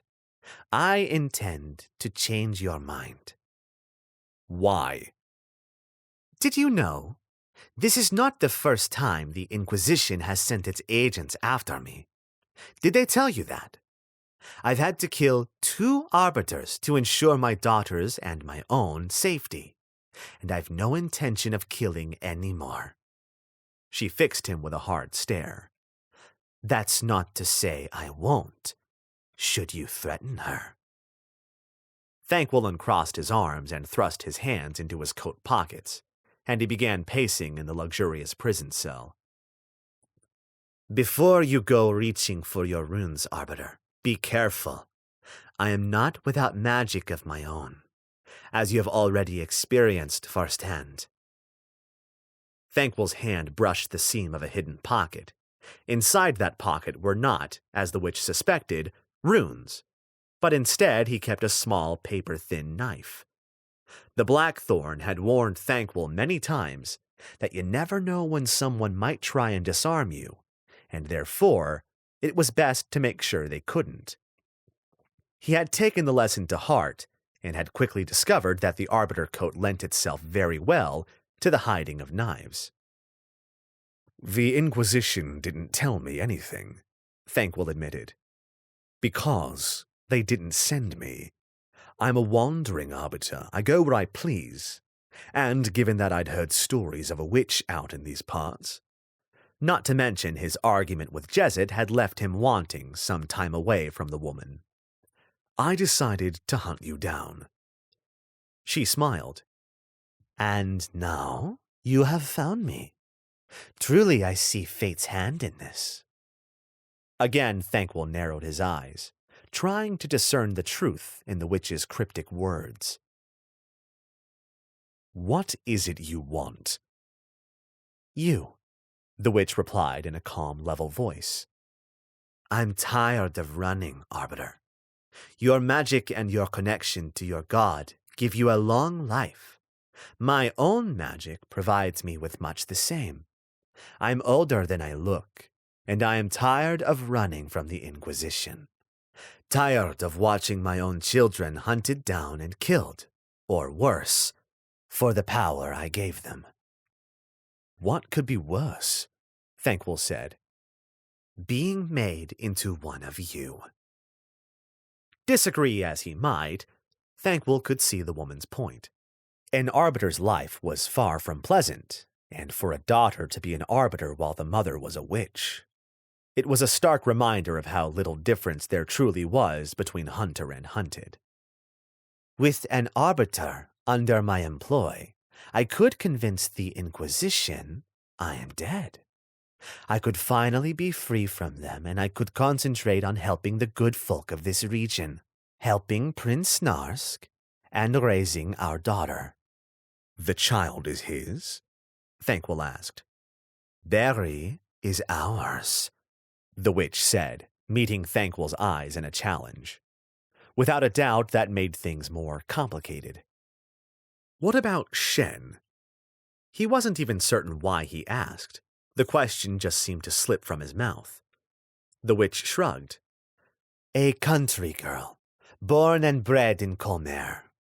I had honestly hoped she might convince you to stay. Her feelings for you were genuine, at least to a point. I bolstered them a little. And her magic? She has none. It is my magic. I simply allow her to use it, and in exchange... You control her. Thankwell interrupted. The witch paused, staring at Thankwell with a strange sort of a smile touching her lips. I influence some of her decisions. She knows nothing of it, and I would never force her to do anything that may bring harm to herself or others. She would resist me if I did. Her instinct to protect and heal is so strong. And what of Prince Nosk? Do you influence him? Thankwell asked, with no small amount of venom. The witch shook her head and laughed. I would never dare, Arbiter, nor would his dragon let me. Mother to his child I may be, but if the dragon felt me inside his prince's head, even for a moment. She looked at Thankwell and a shadow passed across her face. Have you ever seen an enraged dragon, Arbiter? It is a sight to behold, and no mistake, but I would not wish to be on the other side of that rage. I would not wish anyone on the other side of it. Regardless, Thankwell said, there are other ways for a woman to influence a man. You are the mother of his child, after all. Again the witch smiled, the same way a parent might smile at an overly willful, naive child. If you believe my opening my legs to Narsk and giving him a daughter puts me in a position to influence him, you clearly don't know the prince. And if you believe I would ever betray the Inquisition for a witch, you clearly don't know me. Thankwell shot back. The witch glared at him, and Thankwell glared back. Neither was willing to be the one to back down, and both proved to be as stubborn as the other. Eventually, the witch planted both hands on the hardwood table and slowly stood. The chair rocked back and toppled. She sighed and turned, picking it up and placing it back into its spot. I had hoped, given your reputation, Arbiter Darkheart, that you would be different, a little more understanding, less prejudiced. The prince will... Thankwell snorted. More understanding toward a witch.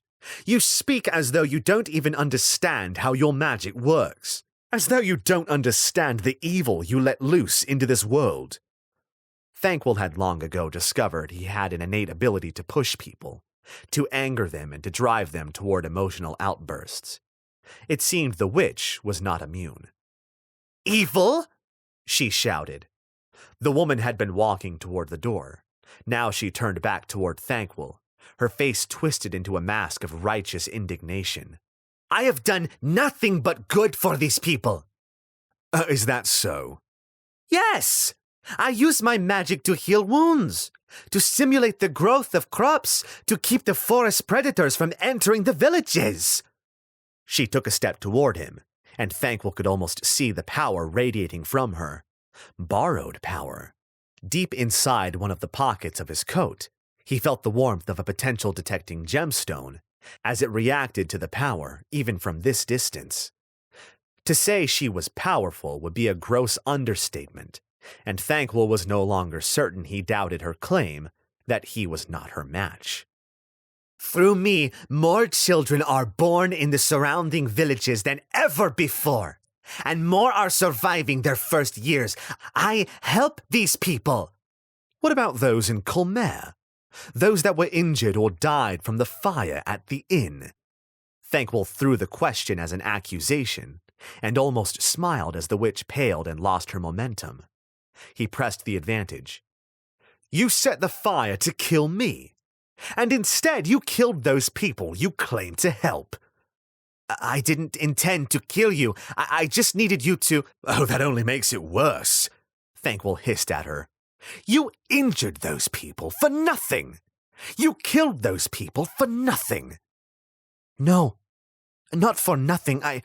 There is never a good reason to kill innocents! Thankwell shouted her down. The witch's eyes snapped up to meet his own, and he saw the clarity and focus had returned. She hissed out an alien word, and a thunderclap rocked the room, pulsing out from the woman and sending the chairs, the table, and any other loose object flying toward the walls. Unfortunately, Thankwell happened to be one of those loose objects. He flew backward, hit one of the bedposts, and spun in midair before the far wall rushed up to meet him. He hit it at an awkward angle, and excruciating pain flared to life in his left shoulder. Another pulse of force hit him and flattened him against the wall, holding him there as the witch advanced on him. "How dare you?" she hissed, her eyes aflame with hatred. "You accuse me of killing innocents. My son was innocent. You people killed him. My first daughter was innocent, and you took her and taught her to hate me, and then sent her after me. Your Inquisition forced me to kill one of my daughters to protect the other, and you accuse me of harming innocents?" The witch spat, and the phlegm rushed at Thankwell, propelled by the same force holding him against the wall. It hit not a foot to the side of Thankwell's head, and splintered the wood where it hit. Such was its force. Thankwell slowly, painfully, curled up the fingers of his right hand into his coat sleeve, looking for one of the pockets hidden there. He could still speak, despite the crushing force on his chest, but no blessing or curse would help him here. Do you even know where this magic you're using comes from? Thankwell shouted against the force crushing him. He labored to suck down another breath of air before continuing. Runes and charms may use your power alone, but this? Who are you calling on to power this? What are you calling on? The witch took a step toward him, and the force pushing Thankwell against the wall increased. The air around her crackled with energy, and huge tears rolled from her rage-filled eyes. This is why... Thankwell started, but the witch took another step forward, and again the pressure increased. It felt as though his ribs were buckling under the force, and he was certain his chest would cave in at any second. Thankwell knew he wouldn't survive if she came any closer, and the look on the witch's face told him she knew it too. His fingers brushed against the rune hidden up his sleeve. This is why we hunt you, he said between the most painful breaths he had ever experienced. You don't care where the magic comes from. The witch said nothing. She just glared at him, silently judging. Do you think this sort of magic is harmless? You call on other beings more powerful than you to come to your aid, to lend you their magic. But you don't care what they do through you. You act as a conduit for their power to affect this world. You think you use that magic to help others, but through you, those beings can cause so much damage. And how are you any different? She screamed at him.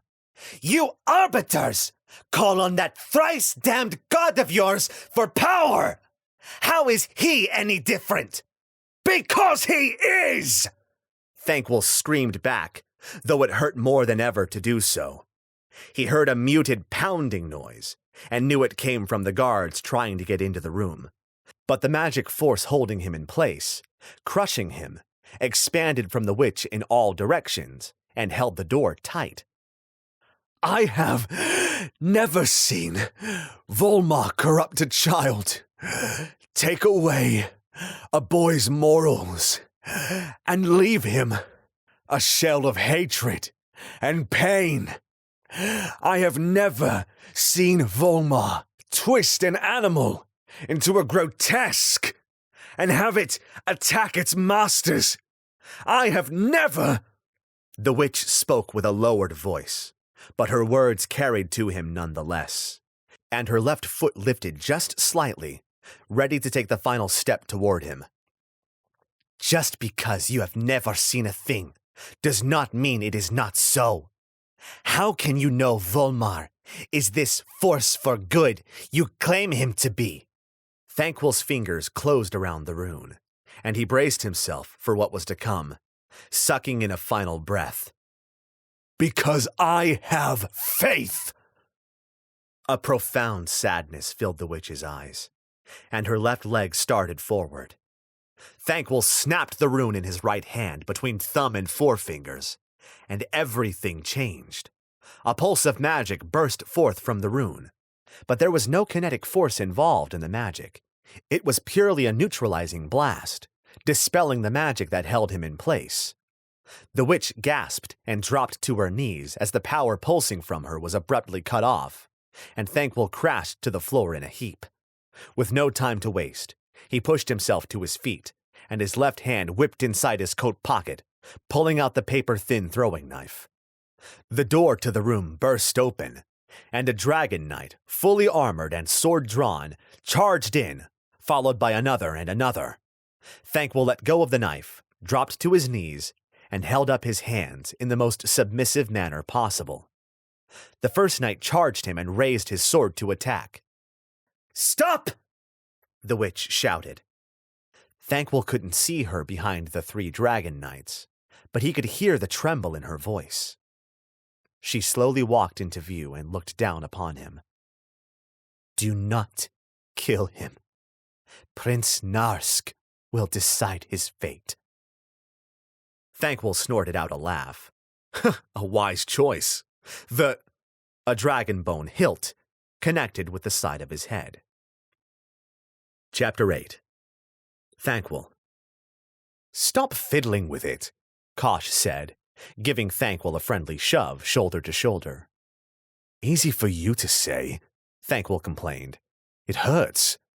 "So stop poking it." Thanquol gave his swollen nose one last squeeze and winced at the pain before dropping his hands and giving Kosh a shove back. The bigger boy, despite being almost a year younger, didn't budge an inch. Thanquol had quickly learned that fighting Kosh was akin to headbutting a stone wall. Messy, painful, and ultimately pointless. He was taller than Thanquol, broader and well-muscled despite his young age. He also seemed to have a natural feel for combat, and was as happy facing 2 or even 3 foes as most of the initiates were fighting one. Despite Thanquol's name and the stigma that came attached to it, Kosh had quickly befriended him, and the two were now near inseparable. Just 5 years into their training, and both had already outdistanced those of the same age as themselves. Kosh excelled in combat, even against the older boys, and Thanquol proving himself to be almost on par with some of the recent graduates when it came to blessings and curses. Their quick progression through the initiate training did nothing to bolster Thanquol's popularity amongst the others, though. Kosh could get away with the attention due to his good looks, boyish charm, and his ability to knock the heads of any who took exception. Thanquol had none of those desirable attributes, and the instructor's constant use of the name Arbiter Yellen had given him never let anyone forget that he was a Darkheart, and therefore not to be trusted. The other initiates would only leave off their taunting and bullying so long as Kosh was around, and only then because they were scared of the damage he could and would do.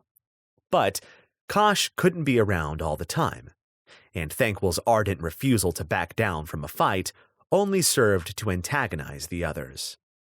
The constant bullying was in fact why his nose was currently well and truly broken.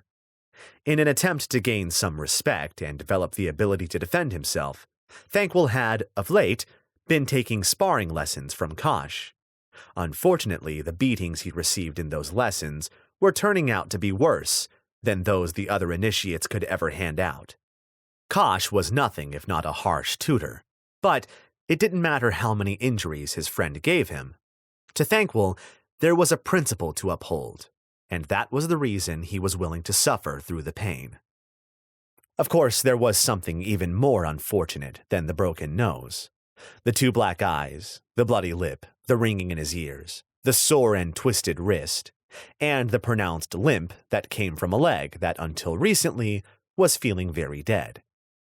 The sun had only risen an hour ago, and both he and Kosh had to get back to the initiate dormitory, perform their daily duties of cleaning the communal waste area, and then they had a full day of training ahead of them. Kosh made no issue of it. He was built for physical endurance and seemed to have boundless energy. Thankwell was not so silent on the issue. He was beyond tired, and that made him grumpy. "What training do you think they'll give us today?" he asked the bigger boy as they walked, or while Kosh walked and Thankwell limped. "Reciting passages from the Book of Hells from memory, while standing on one leg and juggling bees?" "I'm hoping for combat training," Kosh replied, and Thankwell saw his friend crack a cheeky grin. "I could use a challenge after this morning." "Wonderful. You continue joking. I'm in real pain here." "Broken nose ain't real pain," Kosh said with a snort. "You want to try a dislocated shoulder? Now that fucking hurts." Thankwell grit his teeth at his friend's use of the profanity. It wasn't that he had any real issue with the word. Only Kosh liked to use it a lot. "Well then, I hope I'll never have to experience it." They rushed through the city as fast as Thankwell's limp would allow, taking a 5-minute break to dive beneath the clear blue waters of the Brooklow Canal. It was neither the deepest nor the most empty, but it was the cleanest, and the wash did them both the world of good, wiping away the exertion sweat from the morning and much of the drying blood on Thankwell's face. It was not technically legal to swim in the canal, but then neither was it legal to arrest an arbiter or an initiate of the Inquisition, and no guard would have the stones to march the boys up to the Inquisition itself to complain of so trivial a matter. So the men on watch grumbled but did nothing, and Thankwell and Kosh made sure not to overstay their welcome. By the time they reached the Sarth training compound, they were as ready as they would ever be to clean the waste rooms. After a grueling hour and another quick wash, they lined up with the other initiates of their group in the meeting yard and waited for the instructors. Thankwell was safe from physical bullying here, and not just because Kosh was with him. If the instructors witnessed an attack, then all the initiates involved would be punished, including himself. As always, Jacob was the first to the yard and scowled at the others as they arrived late. The older boy had taken it upon himself to organize the other initiates, and no one was about to stand up to him. He was, in fact, the only one of them who could give Kosh a fair fight, and had on occasion beaten him. On top of his dominating strength and martial skill, Jacob was more than well versed in rune and charm lore, and had even mastered some of the most basic of sorceries. He was also noticeably lacking in skill when it came to bestowing both blessings and curses, and that gave Thankwell cause to grin. A minor victory it may be, but Inquisitor Harren herself had spoken to Thankwell during her tour last week, and she had said that small victories can defeat even the largest of men. "Initiate Jacob," said Kosh as they arrived. "Kosh?" said Jacob with a smirk. The two boys, widely accepted as the two most promising of the group's initiates, faced off against each other, standing chest to chest, nose to nose, as they postured for all they were worth. Kosh, despite being 2 years Jacob's minor, was taller than the older boy, but Jacob was bulkier. Thankwell watched in silence with a half-smile at the foolishness of it all. "Darkheart?" Thankwell heard his name and sighed at the voice. Beck was the group's only girl, and also Thankwell's least favorite person in his entire world.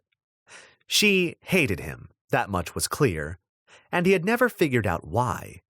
It didn't help that she was passing beautiful with a mesmerizing pair of breasts that seemed to grow bigger every day.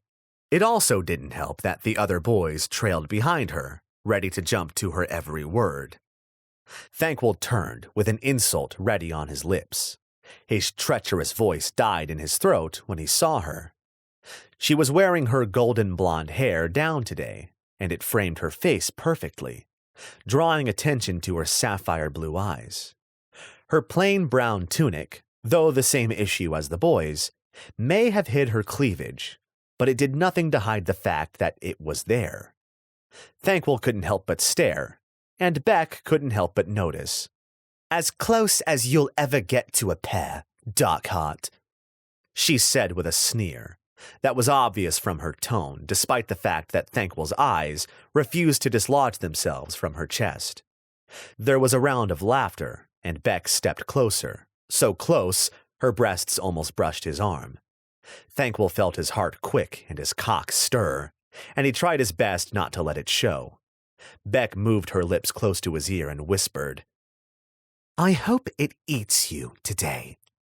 Thankwell swallowed nervously, but only once Beck had moved away did her words register to him, and he realized he had no idea what she was talking about. Before he could give it any further thought, Instructor James marched into the yard and shouted for them all to form up. The instructors were arbiters in their own right, those who were too old or infirm to continue hunting down heresy, or occasionally those who just couldn't take the pressure anymore. They treated the initiates with a cruel discipline, and James was no exception.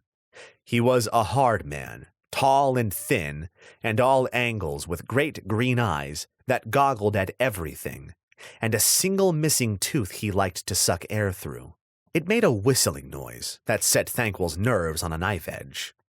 As the initiates lined up and waited for further instruction, Instructor James glared at them all with savage scrutiny.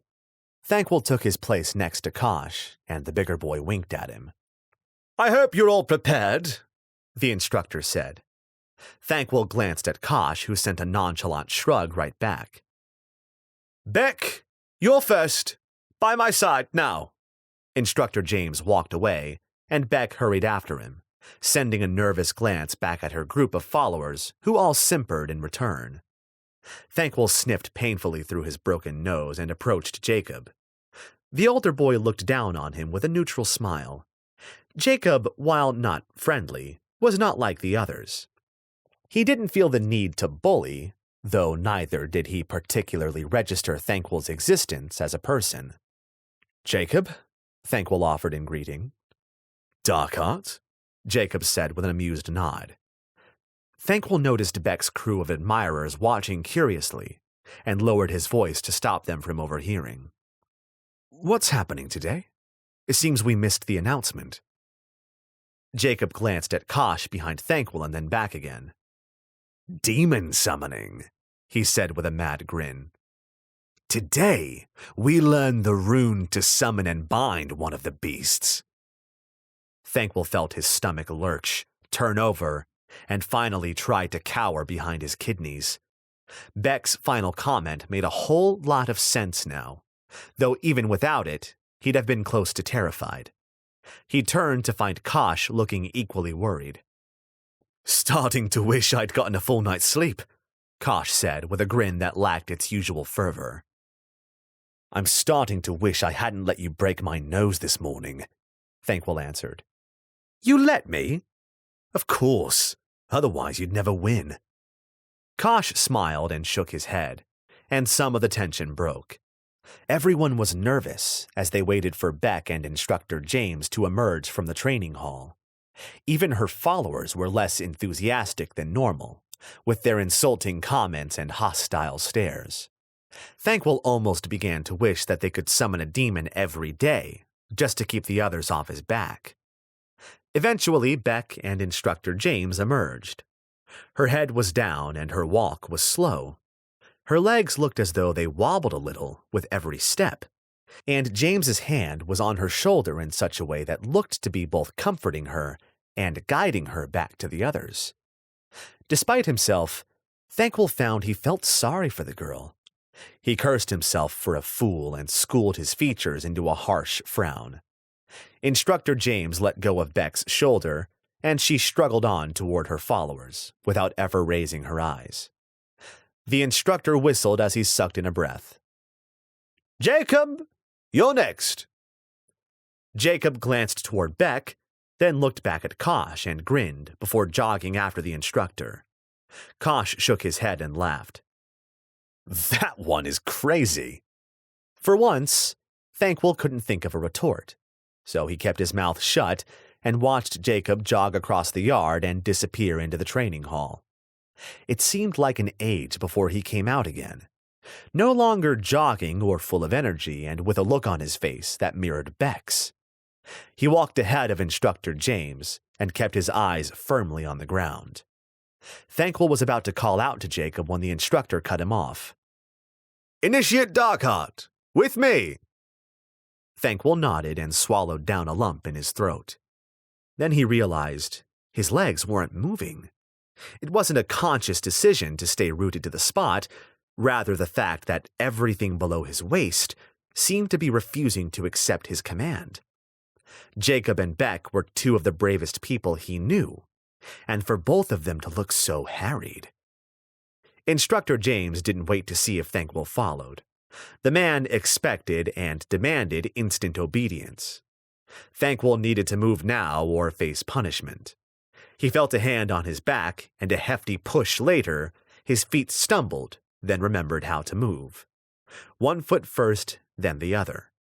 Thankwell glanced back and gave Kosh a grateful nod, before hurrying after the instructor. I expected more of you, Darkheart, the instructor said as Thankwell caught up. He had a way of saying Thankwell's name that made it sound like an insult. I'm not sure what you mean, Arbiter, Thankwell said. Instructor James snorted. You have already seen a demon, have you not? I don't well remember, Arbiter. I think so. Then you are the last one I would have expected to hesitate. It seems cowardice runs in your heretic blood. Thankwell tried to bite back his retort. He failed. Better than the bile that runs through yours. He regretted the words before, during, and after they came out of his mouth, but sometimes he couldn't help himself.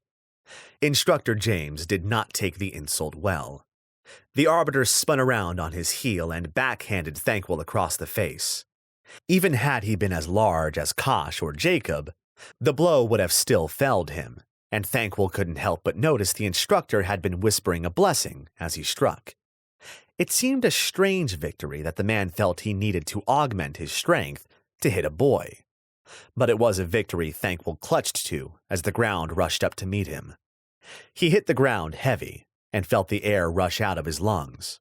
A moment later he was gaping like a fish and praying for a respite. James did not give it to him. The old Arbiter aimed 2 savage kicks at Thankwell's ribs, flipping him onto his back, and then bent down and hauled him up by his collar and shoved him toward the training hall. Thankwell stumbled along, all but blind as he gasped, trying to remind his lungs what air felt like. He did not move fast enough, and the instructor gave him another shove toward the door. Thankwell thought about apologizing to the old Arbiter and decided against it. The apology would ring false, and it was unlikely to gain him anything. Instead, he let the man push him through the doorway into the great training hall. The room was well lit, with sunlight streaming in through high windows, sending shards of light angling across the hard wooden floor. A number of training dummies had been moved to the side of the hall, and the prayer mats had all been rolled up and stacked by the far end. Thankwell had never seen the room so empty. Only a small table with a stack of brittle wooden chips and an ink pot stood in the center. As Thankwell drew closer, he also saw a sheet of parchment, no bigger than his hand. 3 bold runes were inked onto the parchment. One of those runes Thankwell did not recognize. Instructor James put a heavy hand on Thankwell's shoulder and turned him around. The old Arbiter stared down at his charge with barely concealed hatred. I give you 5 minutes to memorize that rune, Darkheart. I will not show it to you again. Thankwell nodded vigorously, then turned and ran the last few steps to the table and bent his back, studying the combination of runes with an intense scrutiny. All too soon, the instructor stepped up beside Thankwell and whipped the parchment away, pocketing it out of sight. Now transcribe the first rune, Darkheart. Thankwell picked up one of the wooden chips and inked the brush. He recalled the first rune and set about copying it onto the wood. The first rune was fluid, swirling in on itself in a most organic, circular fashion, and ending with an angled tail that connected it to the second rune. Thankwell could feel the energy flowing out of him into the wooden chip, and felt his arms wobble slightly. When he was done, he put down the brush and stepped back for the instructor to inspect. Instructor James scrutinized Thankwell's copy and gave a grudging nod of his head. What is the purpose of the first rune, Darkheart? Thankwell had been expecting this, and he could answer the question without hesitation. It is an energy rune, Arbiter. The rune required to summon a demon is a strong one, and so an energy rune is required to power it. Instructor James grunted. Transcribe the second rune. Again, Thankwell stepped forward and picked up the brush. The second rune was more angular. There was nothing fluid nor organic about it. It was harsh and rough, showing many edges and forking back on itself in most unnatural ways. Once finished, Thankwell stepped back. The very shape of the rune seemed to make his eyes itch, but he refrained from rubbing at them. Instructor James whistled through his teeth. It will suffice. What is the purpose of the second rune? It is the summoning rune, Arbiter. It opens the path between our world and the void for a demon to pass through. Transcribe the third rune. Thankwell bent to the task with vigor after his 2 successes, an arrogant pride warming him inside. The third rune was easy, and one he knew well. A large triangle and a smaller one above, with a line running straight through the center of both. He finished, placed the brush back in the ink pot, and stepped back with a smile. It's Volmar, he declared before Instructor James could ask. His name, in runic. The old Arbiter turned to Thankwell with a sneer. And what is its purpose? Thankwell had already opened his mouth to answer when he realized he didn't know. He floundered, his mouth working with no sound coming out. When it was clear he had no response, James grunted. It is used as a binding rune. The demons are already bound to obedience, but invoking Volmar's name in the summoning reminds them to whom they are beholden. Never draw a summoning rune without it, Darkheart. The demon will be that much stronger if you forget. Thankwell nodded. Now, summon your first demon, Instructor James said with a wave toward the table. Thankwell crept forward and picked up the rune in both hands. He looked back at Instructor James, and for once, the old Arbiter gave a reassuring nod. Thankwell sent a prayer of thanks to Volmar that the old man was standing behind him, and, grasping the rune between thumbs and forefingers, he snapped the wooden chip in half, dropping both to the ground and taking a step backward. Both halves burst into blue flame, and immediately Thankwell noticed the room darken and the temperature drop. The shards of light flowing in through the windows became dim slivers of gray, and his breath frosted in the air as it left his mouth. A metallic clinking noise played on the edges of his hearing, as though chains were rattling somewhere far off, and Thankwell shivered. The area in front of him grew darker still, and Thankwell could just about make out the shape of a great, jagged face, almost triangular, and covered in lethal spikes. 2 black horns jutted out from atop the face, and, as Thankwell stared on, 2 bright yellow flames flickered to life. A jagged line of white light formed into a mouth, and the demon drew in a breath. Thankwell felt his blood go cold as the demon looked upon him, its face a maniacal grin of sharp, black teeth and hungry eyes. Then it screamed. Cold air rushed past Thankwell, battering and buffeting him, as the demon's mouth, just a couple of feet from him, roared its deafening bellow. Thankwell heard a gasp from behind, and then the sound of Instructor James hitting the floor hard. But he did not move. He stared right back at the demon, and prayed to Volmar he wasn't shaking as much as he thought he was. There was a crack, and one of the floorboards in front of Thankwell splintered as the demon stretched out a giant, serrated foot out of the void and into this world. Still, the demon stared at Thankwell through those bright yellow flames. "Banish it!" he heard Instructor James scream. Thankwell's training took over. He pushed down his fear, and with a voice that cracked on the words shouted at the demon, "Go back to the void!" Already the demon was fading, but the set of its mouth left Thankwell with no illusions. It was laughing at him. "We obey. Initiate Darkheart." As the demon faded, the light in the hall grew brighter. Only the splintered wooden board and Thankwell's overwhelming sense of relief remained as evidence the demon had been there at all. He turned to find Instructor James staring through eyes, showing equal amounts of awe and terror. It took only a moment for the Arbiter to collect himself, and the man lurched back to his feet and coughed loudly. "Back outside, Arbiter Darkheart. Now! Tell the others all classes are cancelled for the day. You are all to study Volmar's text on the 3rd level of curses." Thankwell ignored the order. "Was it supposed to—" "I gave you an order, Initiate!" Instructor James roared. Thankwell bowed his head in submission and bolted for the door, before the Arbiter could deal him another backhand. He burst out into the early morning sun and quickly slowed, determined to approach the others as if nothing out of the ordinary had happened, despite his growing suspicion that the truth was quite the opposite. Chapter 9. Thankwell. When Thankwell dreamed of his past, he never woke truly rested, and this time it was certainly not helped by the pounding in his head. He supposed he should be thankful the Dragon Knight hadn't broken his jaw. He could hear cheering, loud and raucous, and coupled with the unmistakable sound of steel bashing against wood, swords hitting shields, he decided and hoped the fort was under attack.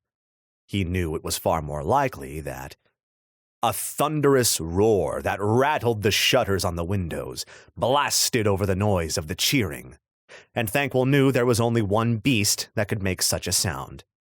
He had heard it many a time sounding over the capital, though usually at a much greater distance. The Dragon Prince had arrived. In a magnanimous decision of spite, Thankwell rolled over and tried to cover his face in order to garner some more sleep. It was then he discovered his right hand was chained to something. Upon cracking an eyelid and wincing at the pain it brought, he discovered he was fastened to the stone wall by a thick iron chain that showed not a spot of rust. He made an exploratory tug of the chain and decided it would likely hold even with a blessing of strength. Thankwell groaned, threw his left arm over his face, and waited for Oblivion to claim him.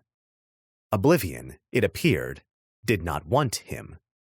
The dragon roared again, and again Thankwell devoutly ignored it, focusing instead on the pulsing pain in his skull and trying to remember the face of the man who dealt him the blow. His mind was as unaccommodating as Oblivion, and all Thankwell could remember about the Dragon Knight was how hard his dragonbone sword was. It wasn't long before he heard a door open nearby and the sound of chain armor clinking and heavy boots on wooden floor. "Prince Nask wants to see you," said a man with an overly gruff voice. Thankwell didn't bother opening his eyes, but he rattled his chain. "I'm sure he does, and I'd love to oblige, but I appear to be a little tied up." "Clean him up," said the voice. "Don't worry, we'll be right here. Won't let him hurt you." This time, Thankwell opened his eyes, an act that brought a fresh wave of nausea and pain, and lifted his head. A young girl stood between two dragon knights. "You're Barry," Thankwell said, wincing at the pain in his face. "The witch's daughter." Careful, witch hunter, said the Dragon Knight, who looked suspiciously familiar. If you so much as lay a finger on the princess, we are ordered to put you down. Thankwell smiled and hoped he hid how much the expression hurt. She is no princess, he said, and quickly continued before the Dragon Knight could object. And no amount of arguing is going to make it so. Your own empire's laws are quite clear on the matter. The Dragon Knight grumbled something Thankwell could not, and did not care to, hear. Nevertheless, he continued, I will not harm her. The girl moved forward with a small bowl of water in her hands and set it down on the bed. She picked a cloth out of the bowl and wrung it twice before gently applying it to the left side of Thankwell's face. He winced. Sorry, the girl said. Father says to clean you up. Of course, Thankwell replied as she dabbed his face with the cloth. Wouldn't want to see evidence of his own troops' brutality. I presume it was your mother who suggested you be the one? The girl nodded. Mm-hmm. She said it might make you open your eyes. Thankwell looked at the girl. She was the spitting image of her mother, only with eyes that pulled down a little at the corners and darker skin. She bit her lips as she dipped the cloth in the water and wrung it out again. Ma says you ain't so bad, the girl said. She says you're misguided. Thankwell attempted a shrug. It set his shoulders to hurting. She's wrong. The girl giggled. Only Da ever says that. Thankwell wasn't entirely sure he believed the girl, but he didn't argue. That's an interesting necklace. The girl drew back, and her hand went to her throat. You can't have it. It's mine. Thankwell laughed. The necklace was a small green gemstone set in a bronze holding and glowing with an inner white light. He knew the stone well, for it was his. The witch had taken it and gifted it to her daughter to show Thankwell that she had potential. No doubt she expected that seeing such a young girl and knowing how she would be treated in the Inquisition would sway him, convince him not to do what he must. She was wrong. He shifted his gaze to the two Dragon Knights. We're done.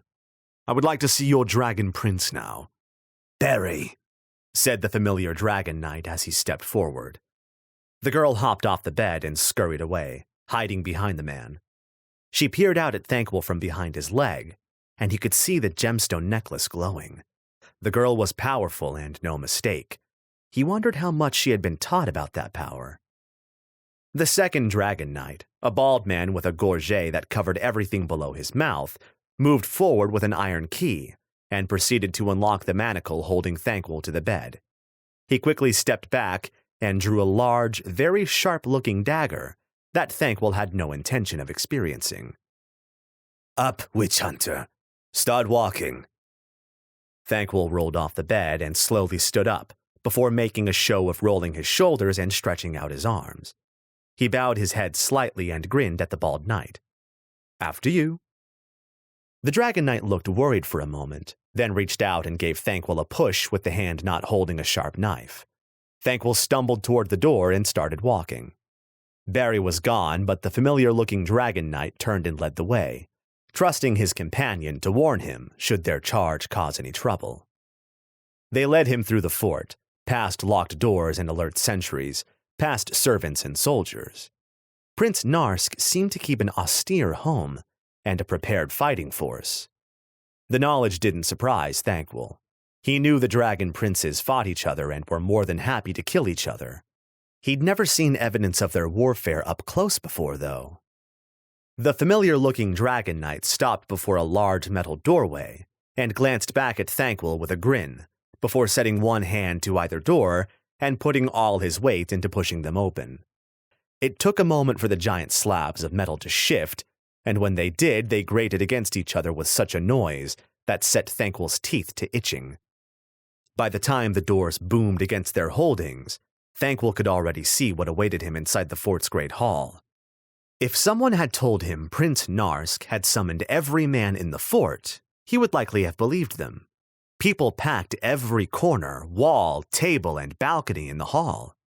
A strip along the center of the hall remained bare of people, and along it, dragon knights were lined. though whether to keep Thanquol from the crowd or the crowd from Thanquol, he couldn't decide. It was the massive dais at the far end of the hall that demanded his attention, though. The witch, Vers le Prelon, stood conversing with a tall, thin man, dressed in leather and half-plate. The man had long, jet-black hair, and stood with a predator's ease. Behind and towering over them both sat Prince Narsk's dragon. Like a giant scaled bat, the dragon sat behind them as tall as a house and half as wide. Its wings were folded up into its forearms, but Thanquol knew from experience its true span was many times as wide. Its brutish head hung on a short neck, and its pointed snout ended in a razor-sharp, toothy underbite. Two beady eyes locked onto Thanquol and stared with a savage intensity. The giant tail, thick as a human body and easily twice as long as the tallest man Thanquol had ever seen, flicked in a way that suggested agitation. Thanquol had been in the presence of dragons before, but never had he been subject to such scrutiny by one of the beasts. Its reptilian appearance belied its savage intelligence. He knew they were capable of communication, though of a form he had never experienced. Dragon and prince could understand each other in a way no other could. A murmur picked up from the crowd as Thanquol entered the hall, but the dragon's breathing was louder by far. Great hissing breaths sucked in slowly and let out as a fetid rush of air that he could smell even from a distance. As Thanquol walked closer, still escorted by his armed guards, the dragon let out a low, rumbling growl, and Prince Narsk turned to regard his beast. "He doesn't like you," the prince said, turning his head and giving a nod to his knights. The three escorts stopped, and the man behind Thanquol grabbed hold of his wrists and twisted them behind his back. "A shame," Thanquol said with a wince at the pain in his shoulder. "I was hoping we could be the best of friends." The sun had just started to dip low enough to shine in through the giant balcony behind the dragon and bathed the creature in a golden light that set its green scales shimmering. Thanquol had noticed most forts and official buildings in the Dragon Empire sported huge balconies that were able to land at least 2 dragons. "Why are you here, Arbiter?" the prince asked. "Don't tell me your witch didn't tell you. My witch has a name." Prince Narsk interrupted Thanquol. His voice was calm and level with not a hint of anger. His dragon, on the other hand, seemed to be a boiling river of rage that might burst its banks at any moment. "They all have names," Thanquol muttered. The knight behind Thanquol pulled his arms up a little, and an involuntary gasp of pain escaped his lips. Thanquol craned his neck to look at the knight from the corner of his eye. "I'd much rather you didn't do that. It actually hurts." The knight only lifted higher, causing more pain, and Thanquol would have sworn blind the dragon managed to smile. The witch whispered something in Narsk's ear. "No, I think he can stay like that," the prince said, his face emotionless as stone. "I like him humbled." A rumble of laughter ran through the assembled crowd, and the knight behind Thanquol relaxed a little. "I ask you again, Arbiter," the prince said once the laughter had died down. "Why are you here?" "To claim my right as an arbiter of the Inquisition and pass judgment on your witch." "Your right?" "Yes. The Inquisition operates within the borders of the Dragon Empire, under the express permission of the Dragon Empress. It is my right to question, judge, and sentence anyone within its borders." "Except for members of royalty," the Dragon Prince said, his eyes narrowing slightly. "We are above your suspicions. My wife is above your suspicions." Thanquol glanced at the witch, who stood with her eyes lowered. "She never told me you were married." "It is a recent development. She is both my wife and the mother of my—" "Regardless," Thanquol interrupted the prince. "You have no royal blood yourself.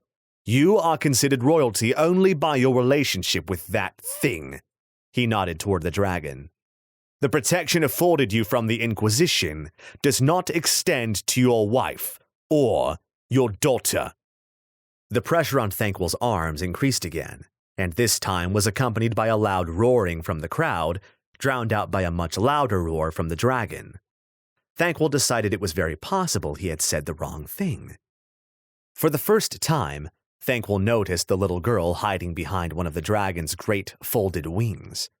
She peered out at the proceedings from her position of safety. Prince Narsk again waited for the noise to die down. You come into my home, Arbiter. You threaten my wife and my daughter, and you expect me to simply give them to you for your biased judgment? No, Thanquol shouted over the murmur of the crowd.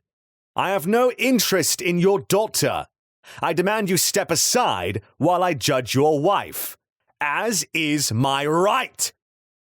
Prince Narsk slowly shook his head and spoke, his voice quiet and commanding. Denied. Thanquol shifted slightly in his escort's grip. You're testing my patience, Prince Narsk. You have no say in this. If you send me away, I will petition the Dragon Empress, and I assure you she will side with me. If you kill me, the Inquisition will send someone more powerful than me next time, maybe even an Inquisitor, and that is something you do not want. Again the witch whispered something in Narsk's ear, and this time his dragon let out a low rumble that shook the stone they were standing on. Even the crowd quietened from the threat inherent in the creature's growl. Prince Narsk raised his hand, and the witch stepped back, her eyes once again lowered to the ground, and her lips closed.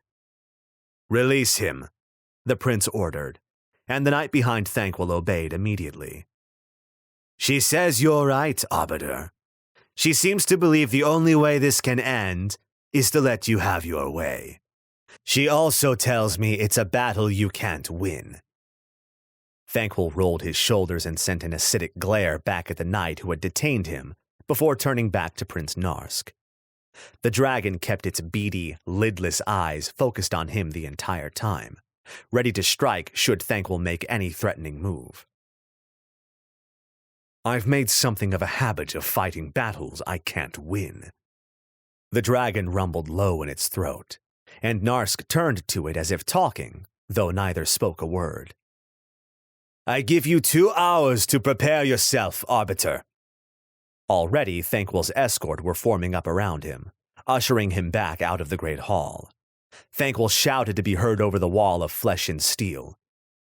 My weapons, he prompted, will be returned to you before your judgment.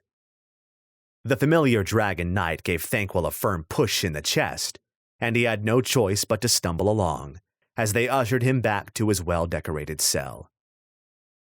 Chapter 10. Thanquol. It so often came down to this. Thanquol couldn't blame the witch. He couldn't blame any of them. If they didn't fight, they were still going to receive judgment.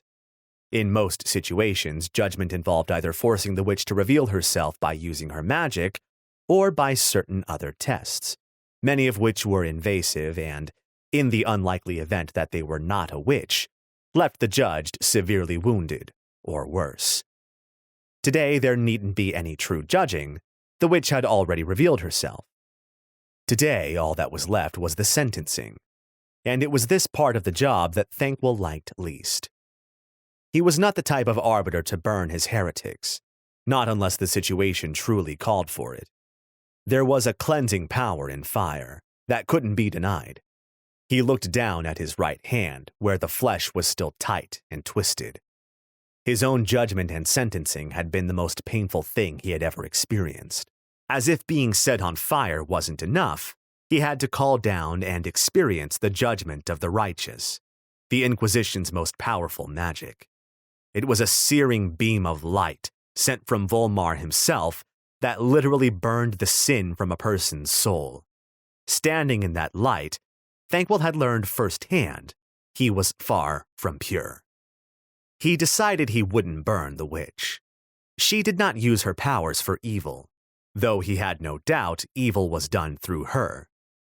She used her powers to help Prince Narsk's people and to protect her daughter. Thankwell decided he would give her a quick death, assuming she didn't give him the same first.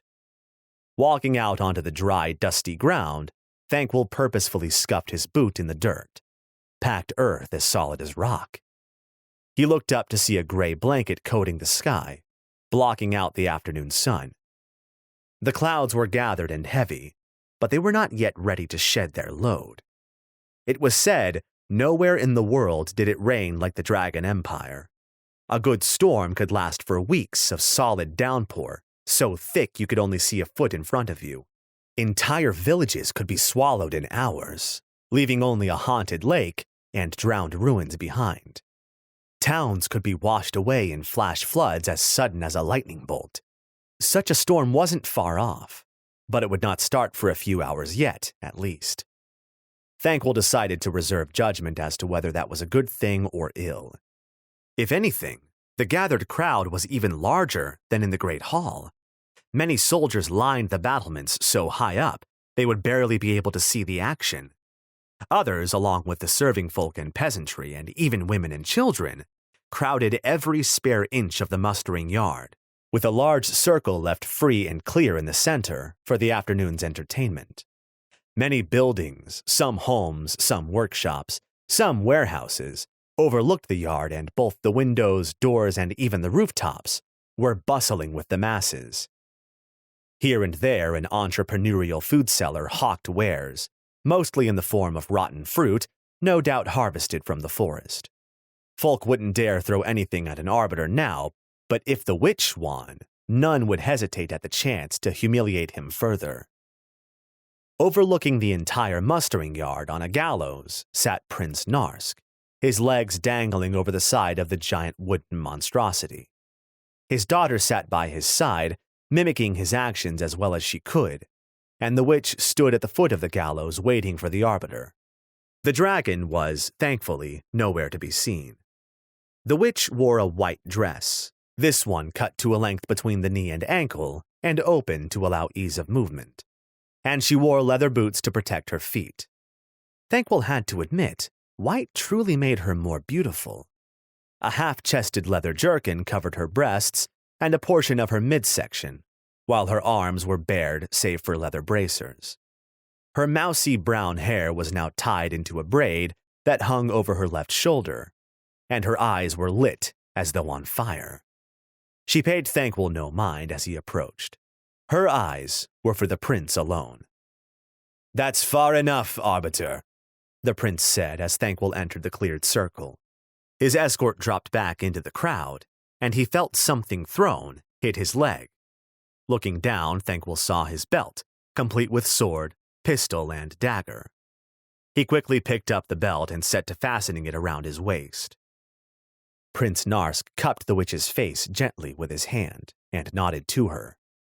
The woman smiled back, said something to her daughter, and turned to face Thankwell, striding forward to meet him with her head high and her shoulders back. She carried no visible weapons, but then, Thankwell supposed, she didn't need to if she were as powerful as she claimed to be. "He gives you one last chance to leave," the witch said as she drew close, stopping almost within striking distance and easily within pistol range. "I give you one last chance to submit to my judgment," Thankwell shot back, with a half grin that the witch did not return. "He would have me kill you," she continued as though he hadn't spoken. "But he does not understand.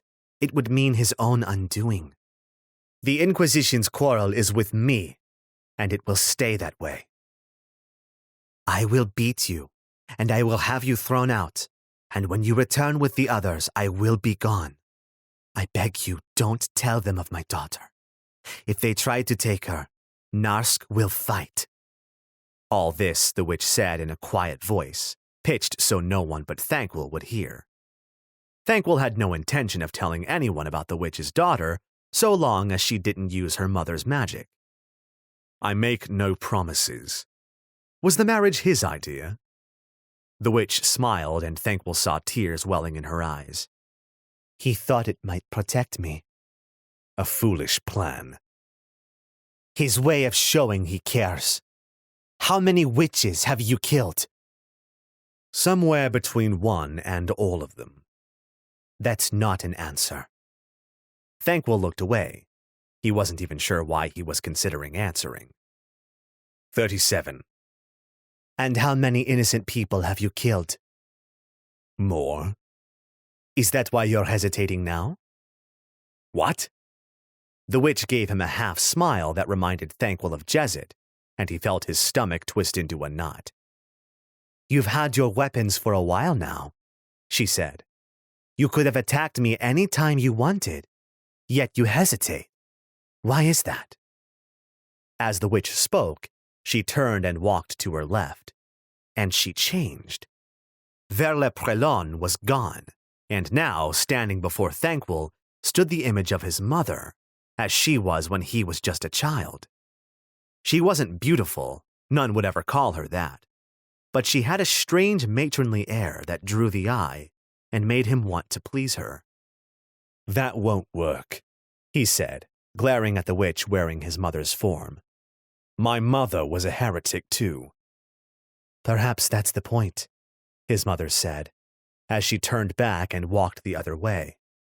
Again her form changed, and this time she was old and crooked, her back stooped from years of hard use, her skin wrinkled and weather-worn, her hair as white as bone and as brittle as straw, and her mouth all gums with only one remaining tooth. Now Thankwell once again looked upon the first witch he had ever hunted. A haggard old thing she may have been, but that first witch never meant to harm anyone. She simply didn't understand what her magic let loose in the world. She didn't even fight him when he came for her, just submitted to his judgment and allowed him to burn her at the stake. She deserved better than burning, but Thankwell had been young and full of righteous glory and determined to cleanse her with fire. So, can you only assume the form of heretics? He asked. The woman smiled a toothless, gummy grin and stepped toward Thankwell. Perhaps. With that step, she changed again, this time into Jezet Valerne. Thankwell knew the figure that stood before him so well that the image the witch pulled from his mind was perfect. The way Jezet stood just an inch taller than him, her lithe body so tight with muscle. The way she stood, a warrior's stance, ready for a fight at any moment, always leading with her left leg. Her short black hair, and the way it framed her face, and her dark brown eyes. That half smile that was so familiar to him played upon her lips. Thankwell couldn't put into words how much he missed her, the real Jezet. But he wasn't so foolish as to believe this magical imitation could ever live up to the real thing. That glamour won't stop me, Thankwell said. You would kill me? Jez asked. No, I wouldn't. But you're not her. Thankwell's hand found his sword hilt, and the blade cleared the scabbard with a metallic ring that was drowned out by the roar of a dragon from somewhere behind him. He turned, searching for the winged monstrosity, and found it clinging to the battlements, high up on the wall, staring at him just as it had back in the Great Hall. Nearby soldiers had scattered, giving the creature a wide berth, and were starting to recover from its sudden appearance, stumbling over each other as they tried to back away from it. Satisfied that the creature wasn't close enough to eat him, Thankwell turned back to the witch to find not 1, but 10 images of Jezet spread out all around him, each one as beautiful as the real woman, and each favoring him with that suggestive half-grin. Thankwell leapt at the nearest image and slashed with his sword, but the blade passed straight through her. The image of Jezet laughed and stepped through him. When he turned again, the 10 images had shifted places, and still Thankwell had no idea which was the real witch. A pointed laugh from the crowd spread like wildfire, and it soon seemed like the entire fort was mocking him, jeering as he flailed against a superior opponent. Something hard hit him on the back, and Thankful stumbled forward a step as the stone thudded to the floor. Another missile flew at him from somewhere, but this one missed by inches. He looked to the prince, but Narsk did not seem inclined to stop his subjects from interfering. Thankful knew he needed to do something to bring the situation back under control, or at least take the situation out of the witch's control. The images of Jezet Valern watched Thankful, waiting to see his next move. He planted his sword in the ground and pulled out his pistol. A 1 in 10 chance, Arbiter, assuming you don't miss. The images shouted at him in unison over the mocking of the crowd. Another stone launched from the crowd shot toward Thankful, and he ducked underneath its arc as he pulled a paper rune from his coat pocket and unceremoniously shoved it into the barrel of the gun. Which one of us will you shoot, Arbiter? The Jezets asked. A stone collided with his head, and Thankful careened to the ground, the pistol falling from his hand as his vision rocked and blurred and sprouted flashing white lights. The roar of the crowd seemed to be everywhere, deafening as it swallowed him up and buffeted him from all sides. With feverish eyes, Thankful looked around for his pistol and found it lying a few feet away. Another stone hit him on the back, and more struck the ground around him, a veritable hail of rocks falling toward him. He crawled to his gun, snatched it into his right hand, and pointed it toward the sky. Bang! His one and only remaining shot rang out loud and clear and echoed around the fort. The jeering of the crowd ceased, along with their attempts at stoning Thankful, and he slowly pushed himself to his feet. There was a stunned silence as everyone failed to realize just what he had done. The images of Jezet all looked at him in confusion, unsure of how to proceed. Thankful ran a hand through his dusty hair, and it came away red, wet, and sticky where the rock had struck him. Still, the confused silence held. It didn't take long before his shot was answered, a low rumbling spreading across the sky and built into a cacophony far louder and more violent than anything the gathered crowd of angry fools could throw at him.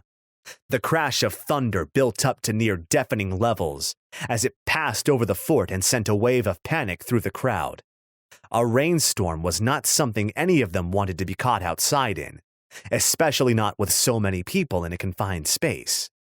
A flash of lightning streaked across the sky just as the first fat drops of rain plummeted to the earth.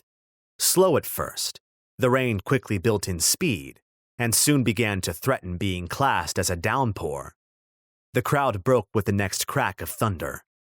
The Dragon Knight's vain attempts to impose order failed in an instant, as people began pushing and pulling, barging and stumbling as they all rushed and clambered to get away and out of the rain. People went down with screams of terror as they were trampled by their neighbors. Thankful plucked his sword from the ground just in time as the crowd surged forward and engulfed him. People bumped into him from all directions as they struggled to run somewhere, anywhere.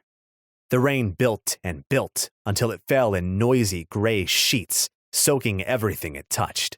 Under the wave of people and the fall of rain, the witch could no longer hold her weave of illusions, and as one, they failed. Where before there had been 10 images of the woman Thankful loved, now there just stood a single person, the witch, Vers la Prelon, her face a mask of panic. The Dragon Prince shouted something but was drowned out by another crack of thunder, and could not come to his witch's aid as he was forced to stay on his pedestal and protect his daughter from the crush of the crowd. Thankful began to push his way toward the witch, forcing the crowd to part before him with a blessing of enhanced strength. Another fork of lightning lit the sky a dazzling white blue as it arced toward the fort and struck the battlements. The dragon, still perched nearby, let out a shrill squawk that seemed out of place coming from its giant maw. As it edged sideways away from the site of the lightning strike, it trampled 2 soldiers not quick enough to get away. Thankful hadn't let his eyes move from the witch since the panic began, and now she saw him coming and struggled to push through the crowd to escape him. Already the flow of people was beginning to lessen, yet the effect was already clear. The mustering yard had been churned by the rain and the people's feet into a thick mud that squelched and sucked at the feet. Here and there, bodies lay trampled and bloody in the brown mess, and some of the injured were crying out in pain, screaming for assistance. Thankwell ignored it all. He pushed the last person out of the way with unnatural strength, and there was no one left between him and Verla-Prelon.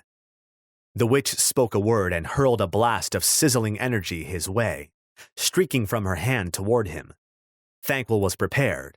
He snapped the wooden rune he had hold of, and the spell disintegrated. The witch screamed and collapsed as the backlash from the neutralizing rune hit her. Her dress, now brown from the mud, tore beneath her as she struggled to stand and stumble away. Watery blood leaked from her nose and eyes. She looked like nothing so much as a pathetic drowned rat. Yet Thankwell couldn't let his pity stand in the way of judgment. He forged forward, reaching out and grabbing the witch by the hair at the back of her head. As Thankwell raised his sword to strike, he saw from the corner of his eye Narsk leaping from the gallows into the mud and running toward him. Then he felt the impact of something impossibly large and heavy hitting the ground behind him, and mud splashed up and covered the back of his coat. Thankwell let go of the witch and turned slowly, already knowing and dreading what he would find. Through the pouring sheets of gray rain, the dragon towered over him, its massive head lowered but still a good 8 feet from the ground, its beady eyes glowering hatred at him. Thankwell felt his arms shaking and knees go weak, but he held his ground and stared back at the beast, grip tightening around the sword.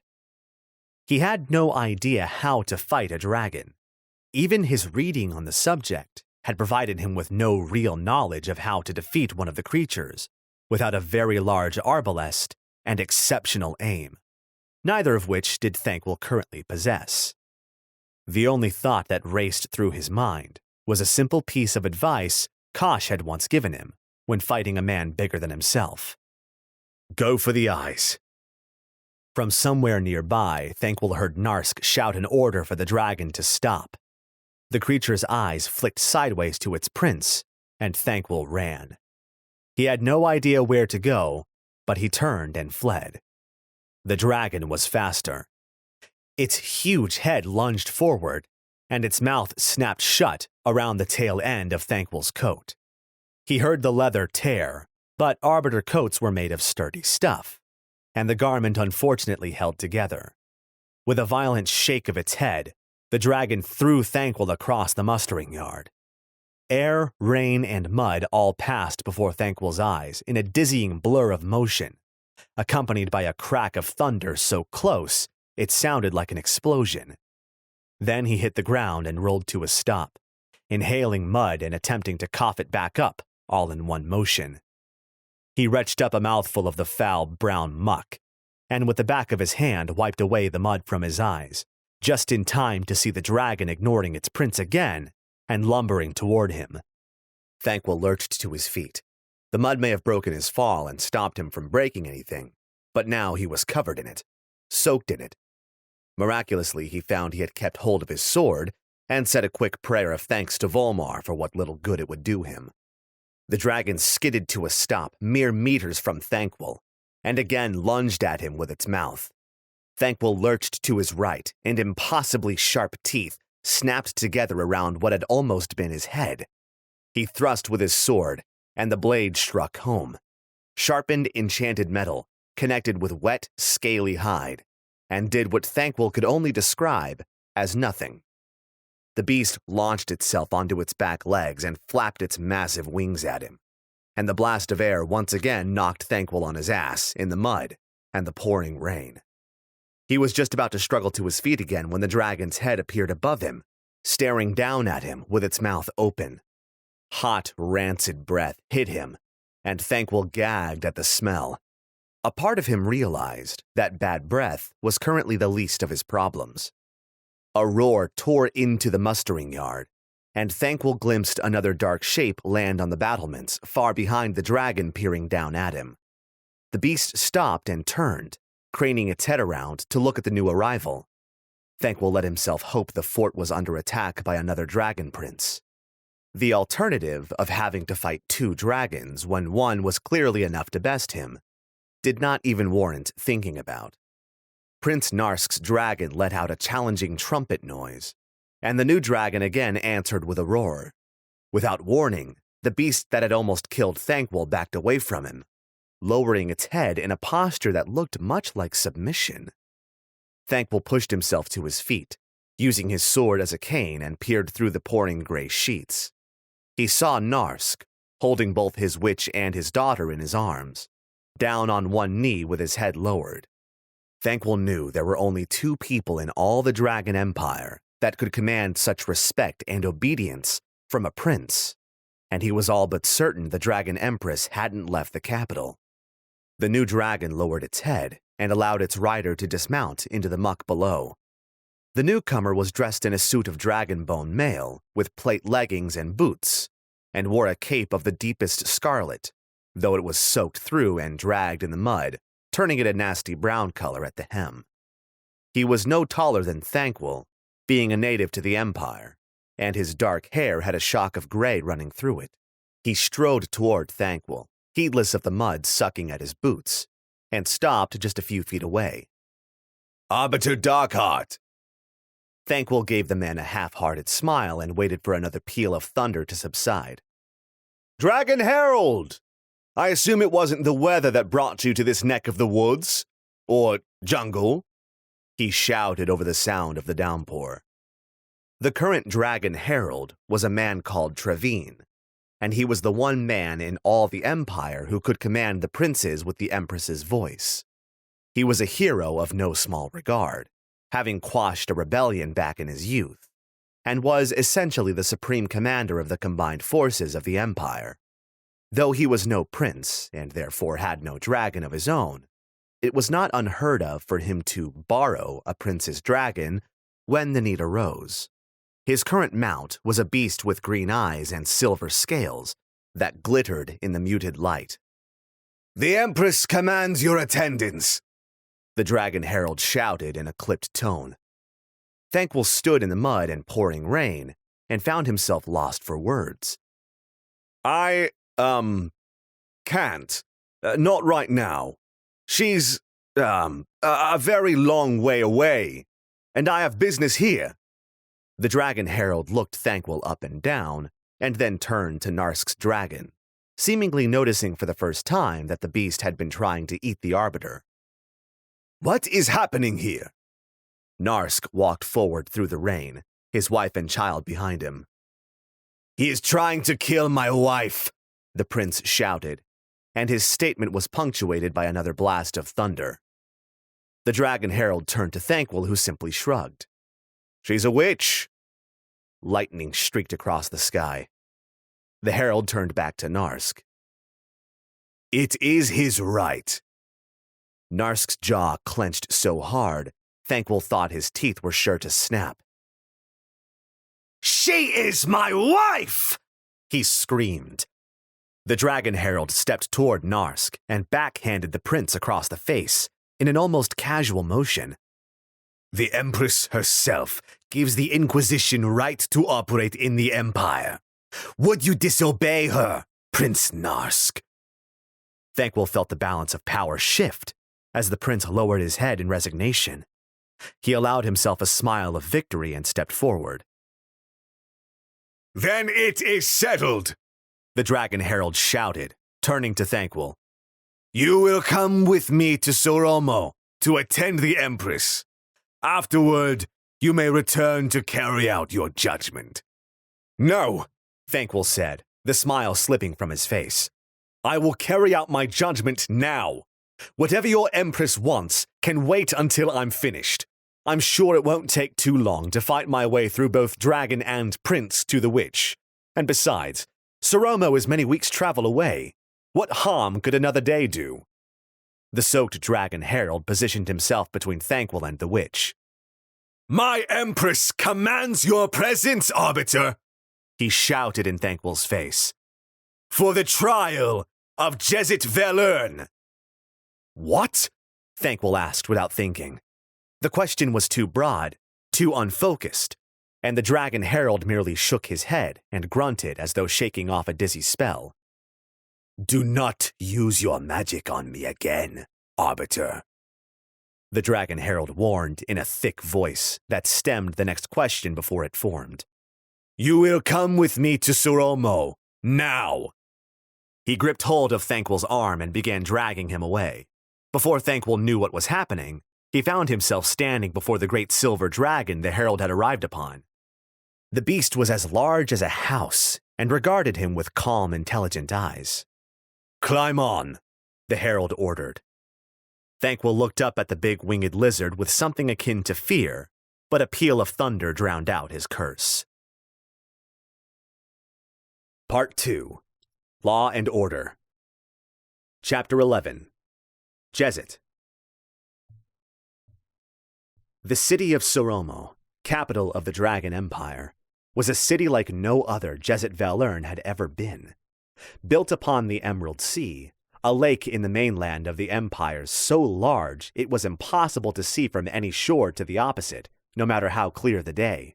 Soromo half floated and was half supported by giant stone pillars that ran deep below the turquoise water to the rocky bed below. That was the true marvel of Soromo, Jez decided. It was a city as large as any other she had been to, but it was a floating city. It had taken her months to get accustomed to the strange sensation of living on what felt to her like a city-sized boat. Even the Empress's palace and the richer districts built upon the stone pillars had a distinctive rise and fall when the waters were at their most turbulent. Jezet had once asked how such a thing was possible, and it had been explained to her that the pillars were actually formed from a strong inner core of hard, unyielding rock, and thousands upon thousands of giant buoyant stone rings. The city rested upon those rings and, as such, had a certain amount of leeway to cope with the waves of the Emerald Sea. Who had designed such a thing, and then who had subsequently built it, was a question that left Jez's head spinning. To say Jezet was in awe of the city's architecture would be a gross understatement, but as she knew no other word to describe her amazement, she settled with awe and simply tried not to think about it. The poorer districts of Soromo were no less wondrous. Built upon monstrously large wooden rafts, multiple layers thick, and treated to withstand the rigors of age and rot. The poorer districts were lashed together and secured by giant walkways that stretched out over open water and connected each district to its neighbors. These districts were built lower, able to carry less weight than their stone counterparts, and surrounded the richer districts in concentric circles, growing ever smaller as they spread outward. Giant bridges of wood or stone, able to support a host of people and even horse-drawn carts, connected the separate districts, allowing an easy, if a little constricted, method of travel. Boats were the other frequent method of travel. From small passenger-laden gondolas, to the larger pleasure barges, to heavy cargo boats, sitting low in the calm waters, wallowing from destination to destination. Boats were the key to transport in Soromo, and they were heavily taxed by greedy officials eager to secure their own advancement by pulling in more money than their peers. Boats were also the key to many a merchant's wealth, and where there were merchants, there was competition. And where there was competition, there was work for people like Jez. Jezet knew she didn't need to work. The money Thankwell had left her was more than enough to sustain her for many months and many more. But it was the Inquisition's money, and Jez didn't like being beholden to anyone, least of all the same damned organization that held Thankwell so tightly by the stones. There was ever work for folk with her particular skill set, and especially so for folk willing to use those skills without scruples. And scruples were something Jez had abandoned long ago. So it was that she found herself working, and not for the first time, for a fat merchant by the name of Gok. Guards were not strictly necessary on the cargo boats, but Merchant Gok was paranoid enough to hire guards as experienced as Jezet Valern, and she was not the only veteran on duty. Reckon it must be some valuable cargo he's holding, Jez. Valuable enough to need experienced killers to protect, she thought to herself. A small, heavily laden fishing skiff floated by at a leisurely pace. The fisher, a thin man baked dark brown by the sun, stared at Jez in open wonder, even after she returned his gaze. She assessed his threat level in an instant and dismissed him, going back to scanning the jade-colored waters ahead of them. "You cut a damned imposing figure up front like that, Velern," said Sally from behind. Big and brutish, with a neck as thick as one of Jez's thighs, Sally never stopped smiling. He claimed to be 5 kingdoms born and bred, and she could well believe it.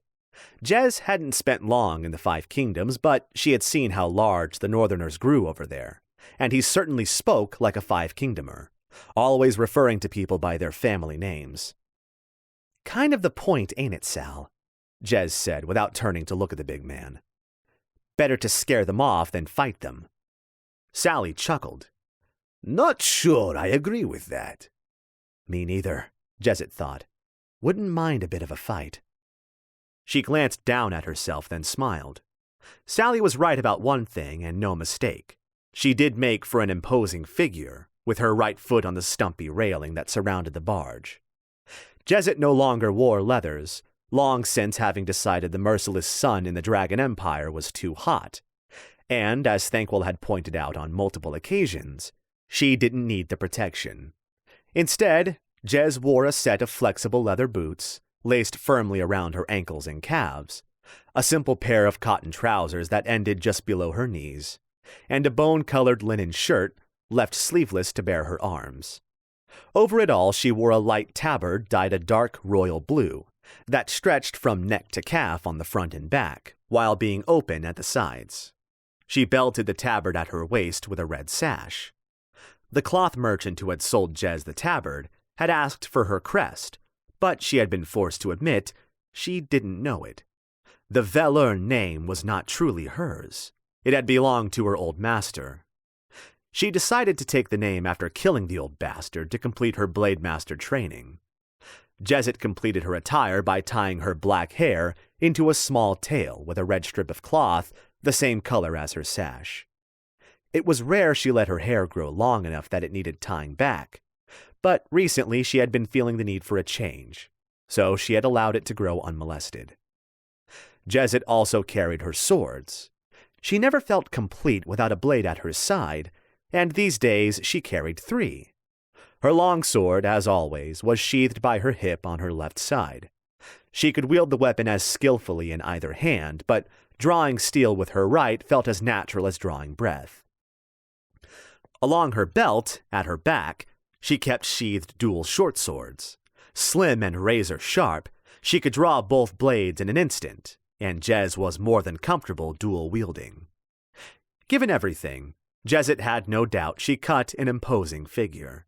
Even as slim and beautiful as she was, no one would mistake the danger inherent in her poise, her posture, and her attitude. Though she might never admit it, Jez took great pride in her appearance these days, and she liked to appear dangerous.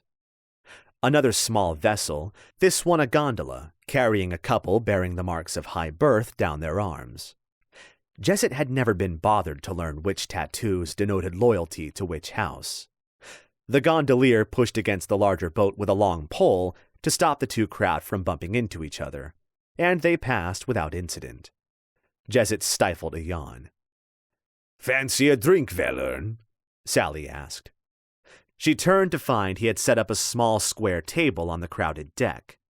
Sal dwarfed his tiny chair, while Lay, the wiry, scarred veteran who barely said a word on a good day, dealt out cards.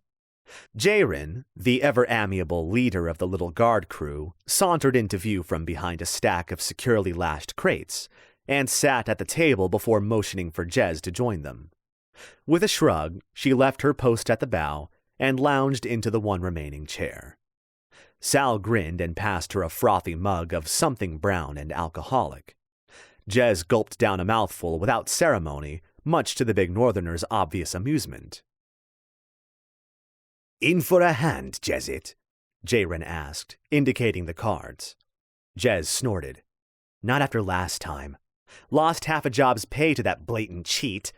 Lay simply shrugged in response, so she continued. Shouldn't one of us be watching out at least? Captain will warn us before anyone gets close to boarding, Jayren replied in his frustratingly nonchalant tone. Besides, there's no one will try for us this evening. Sun is long past waning. All the respectable pirates are abed, resting up for a night full of debauchery. Jez cocked an eyebrow. What about all the unrespectable pirates? Again, Lay shrugged, but it was Jayren who spoke. Ja'am. Sally snorted, and Jez spat over the side of the barge. It was a popular saying in Soromo, and it meant, what will be, will be. Jez was never one to leave things to fate or the whim of the gods. Somewhere high above, a dragon let out a thunderous roar to announce its arrival. Sally jumped and commenced a wide-eyed staring into the sky. None of the others so much as acknowledged the noise. Lay and Jayren were native to Soromo and had grown up with dragons roaming the skies. Jez, on the other hand, was simply used to the monstrous beasts. A side effect of being a regular in the Dragon Empress's court was that she had seen many dragons, including the current matriarch and mother of them all. What's she like?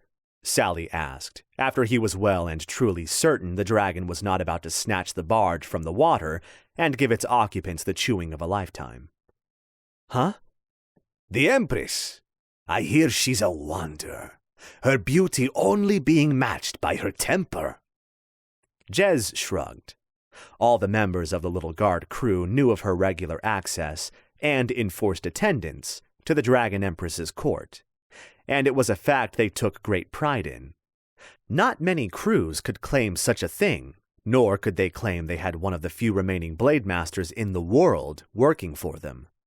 It gave the crew no small amount of renown, and that, along with a reputation for getting the job done, kept them well supplied with work.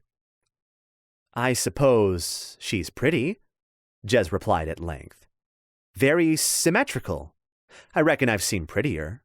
It ain't her you want to worry about when a dark mood takes her, though. It's that bloody dragon of hers. I've seen some things. Like a man coming back from the dead after I put a dagger through his heart. But when a winged lizard the size of a house gets angry, it's not something you want directed your way. Thought all blade masters were fearless, Jayren said, with a toothy grin. Jez liked the little man, but he wore altogether too much makeup around his eyes. Too much being any at all. Only folk who are fearless are the foolish and the dead. Blade masters just know how to conquer fear, how to use it and not be ruled by it. Lay made a derogatory motion with his hand, and the others laughed. Jez leaned forward just a little and gave him a hard stare, her dark brown eyes boring into his jade greens. Would you like me to give you a demonstration? Lay coughed into his hands and decided his cards were more interesting. The others laughed again, and this time Jezet joined in. There weren't many folk willing to challenge Jez these days. Even those who didn't know of her skill with a sword sensed something about her that made them pause and think twice. Thankwell said it was all in the way she carried herself these days. Something about projecting an air of danger. He said she was a different woman after Sarth last year, after killing Arbiter Kosh, and it was true to a point. Jez had completed her Blade Master training many years ago, but it wasn't until Sarth that she had truly embraced the teachings. So, you in Velern? Sally asked, bringing her out of her reverie. She looked up to find Lay giving the deck an enthusiastic shuffle, and nodded her assent. A few moments later she had a hand of cards, and a few moments after that she found herself a couple of lats worse off. Lay proceeded to rob her of a fair portion of her remaining money in a way that convinced her he was somehow cheating. For the life of her, she couldn't figure out how. Thankwell would know. He'd be robbing Lay right back. Thankwell had always been infuriatingly vague about how he'd learned to steal. But there was more than a little thief in the Arbiter, and, despite his maddening silence on the matter, it was one of the things Jez liked about him. Eventually, the barge captain called out their arrival, and the cargo boat bumped against one of the small wooden jetties that protruded into the waterway. Jez was the first ashore, already having lost more than enough lats. Their destination appeared to be a small strip of wooden raft that had once been used for public events, announcements or executions, proclamations or auctions. As the city of Soromo grew, it left small areas like these, too small for any useful establishment and usually not very well traveled, behind, to become run-down relics of a time when the capital was a smaller place. The rafts were well known to Soromo's seedy underbelly, and were used by the criminal class. Such a disreputable meeting spot. Now I'm really curious what we're carrying. The truth was, no matter how curious she might be, she didn't really care, so long as she was paid. It wouldn't be the first nor the last illegal job she took part in. The buyer was already waiting for them with a crew of his own. He was clearly merchant class, though he couldn't look more different from Jez's employer.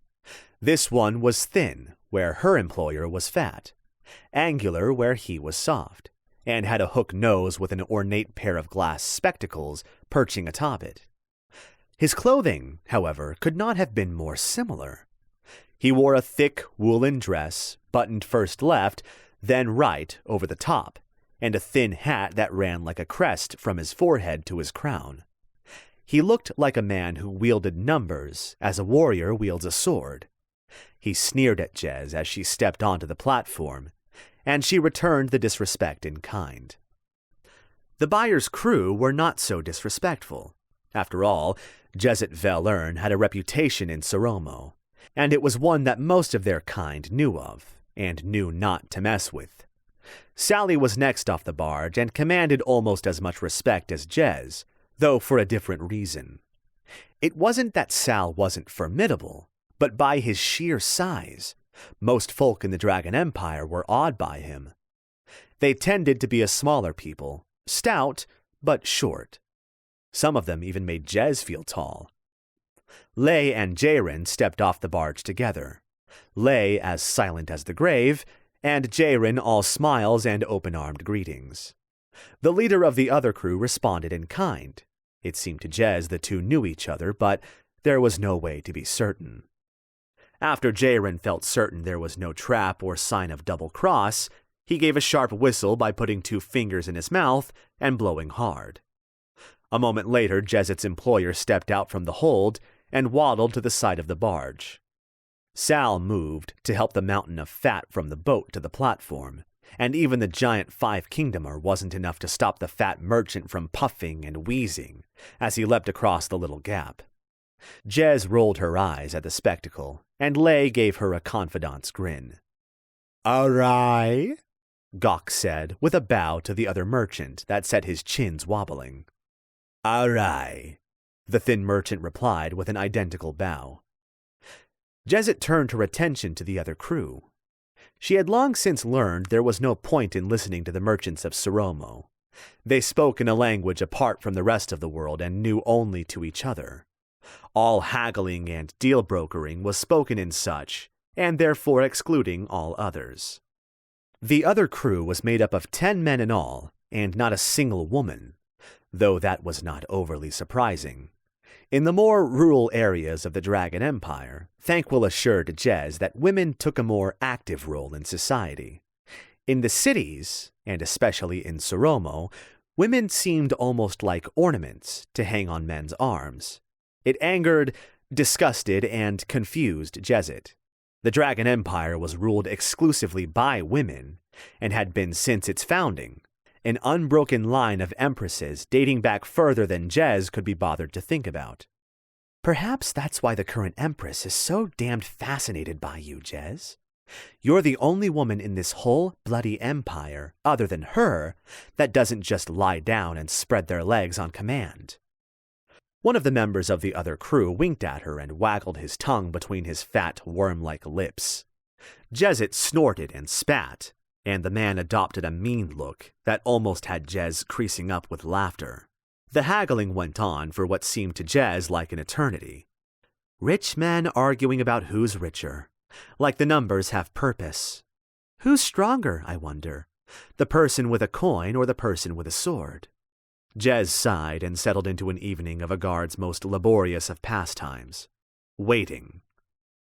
After near an hour of constant chatter back and forth, the two merchants finally struck a deal, and each produced a small gray slate from their robes, where they proceeded to scratch the terms of their deal and sign it before exchanging slates. The thin merchant and his crew of 10 piled onto the boat Jez had arrived on, and the captain pushed them back into the waterway. Within minutes, they were a slowly receding outline floating away as the light faded.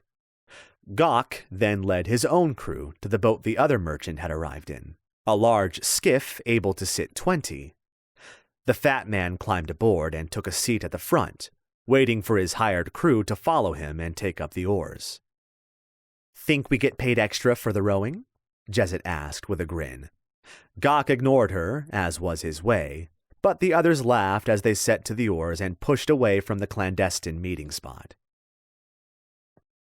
Chapter 12. Jezet. "Once, just once," Sally said as he crossed his legs and tried to edge his knees under the table. "I'd like there to be some sort of action. Feels like a couple of ages since anyone kicked up any sort of trouble." His big knees bumped the side of the little table, and he gave up, instead turning sideways and relaxing back onto his elbows. Jez knelt down in the traditional Dragon Empire style and slotted her own knees easily underneath the table. She had been to taverns all over the known world, and nowhere did drinking holes quite so differently as Soromo. Instead of the common rooms seen most places, Soromo's taverns were large collections of rooms, separated from each other by thin screens of wood and paper. Customers were given their own rooms and rarely, if ever, saw another customer. Perhaps because of this, tavern brawls were almost unheard of in Soromo. Each room contained a table, perching roughly a foot off the floor, and a number of chairs, which were little more than gaudily colored mats with wooden backs. It was considered an insult to the establishment to sit at the table without first placing both weapons, shoes, gloves, and hats at the entrance to the room. It was also considered an insult to the establishment for a woman to sit at the table, but then not many places argued with Jezet over that insult twice. It was Jayrin's own personal tradition to take his crew to one of Soromo's taverns after every completed job. As the boss, he pulled in a substantially larger cut than his crewmates, and was more than happy, much to Jez's approval, to treat his crew to a meal and a couple of drinks out of that cut. Rarely had she met a boss so generous or amiable as Jayrin. This particular tavern was named Yaname, and Jezet neither knew nor cared what it meant. It was one she had not frequented before, with or without the little guard crew, and she already knew what was undoubtedly to come. The waitress entered the little screened room and stopped in her tracks. Jezet looked up at her. Like all the serving girls in Soromo, she wore a large woolen dress that engulfed her, hiding her figure save for her head, hands, and slippered feet. Her face was covered by a plain white ceramic, featureless mask with 2 slits for her eyes and an even thinner but longer slit for her mouth. By some trick of the light, neither the serving girl's lips nor eyes could be seen beneath the mask, and it was something that was done by design. If neither her figure nor her features can be seen by the men she's serving, they won't even think of her as a woman, nor as a person. Truly, what a wonderful city this is. The serving girl's hair, almost as black as Jezet's own, hung down to her shoulders and served to frame the mask. It shook a little as she babbled something in a language Jez didn't know, before turning and rushing from the room. Yet another injustice done to the women of Soromo, was that they were forbidden from learning the common tongue, at least not those of common birth, and therefore could not communicate with outsiders. Lay chuckled and took out a smoking pipe, packed it with dried leaf, and lit it from the single candle in the center of the table. Jaren spread his hands wide with a resigned smile and reached into his jacket for a din, a wooden chip that served as money in the Dragon Empire, and was worth more than the common lat. "Every time," Jez said with a sigh and a shake of her head. Jaren nodded. "Costs about as much just to let you drink in these places as it does to feed you all for a night." "Don't pay then," Jez replied casually. "I'll teach them not to be so disrespectful." Jaren snorted. "You'd bring the damned guard down upon us. Might be all right for you, given how taken the Empress is with you, but us, we'd be executed for disturbing the peace." Jezet nodded. Public executions were not uncommon in Soromo for all manner of crimes, and disturbing the peace was certainly one of them. Barbaric as blanket capital punishment was, it did tend to bring crime levels down, or just forces the criminal class to work smarter and be more discreet. A tall man wearing robes that identified him as the owner walked through the door and pointed at Jezet. "Out!" he ordered with bulging eyes.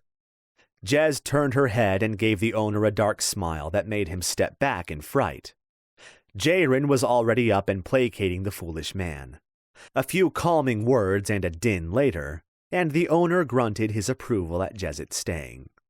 She applauded him as he left the room, and he ignored her. A few minutes later, the serving girl reappeared. Some people might have thought it a different girl, but Jezet could tell it was the same one.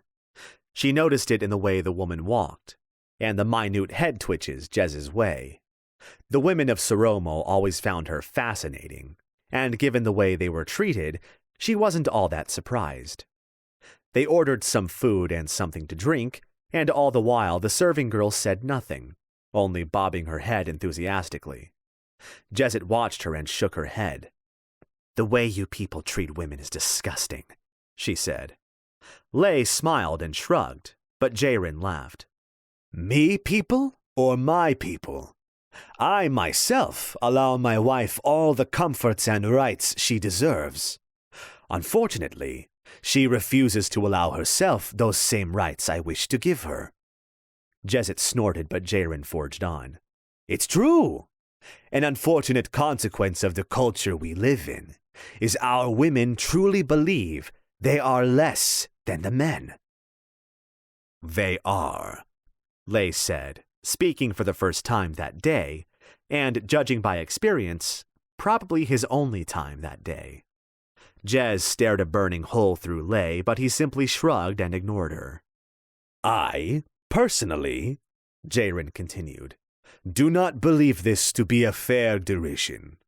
The way we relegate women to menial duties only, and the objectification exhibited by most men, including my silent friend here, all wrong, in my mind at least.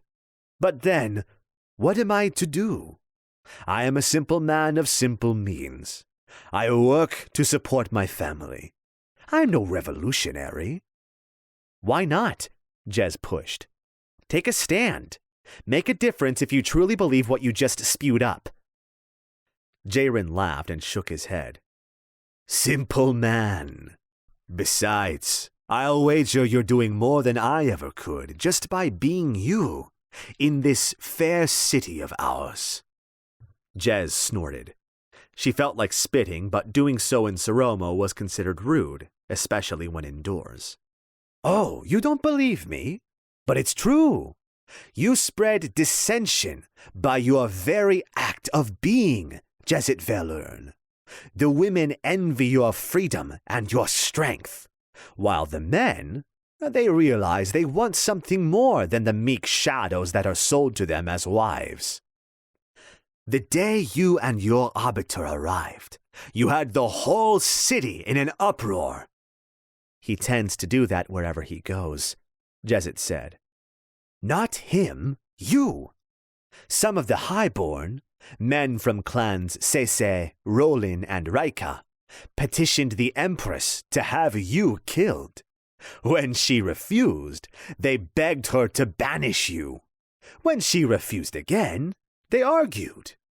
She had each man's firstborn son executed to show them she would brook no more argument. How very merciful. The Empress is as bad as her people. Jez thought about it for a moment. Actually, she's worse. Even now, there are people who are afraid of the way you influence her at court, Jaren continued. You are a bottled storm, Jezet Velern. Wherever you tread, turbulence and change follow. Be careful. There are elements in this city that will stop at nothing to see you gone. Jez grinned. Let them try. I'll personally show them that storm. Jaren shook his head, his face dropping. They will not come at you directly. They won't risk the Empress's wrath. You seem to know a lot about this, Jay, Jezet said. He shook his head. Just a man with his eyes open. As I've already said, I just want to feed my family. I've no intention of joining a revolution. And I've no intention of starting one. Jez countered, and for a while both stared at the other. I think this place could learn a thing or two from the 5 kingdoms, Sally said, as he took the sour wine bottle from the serving girl. Back in my hometown of Kitzwald, the women are even tougher than the men. They look after the kids and the house, make the town decisions, even take up arms with the men when it's needed. I remember one time my father came back near gutted by a wild boar. He killed the beastie good and proper, but it damn near stuck one of its tusks through his belly.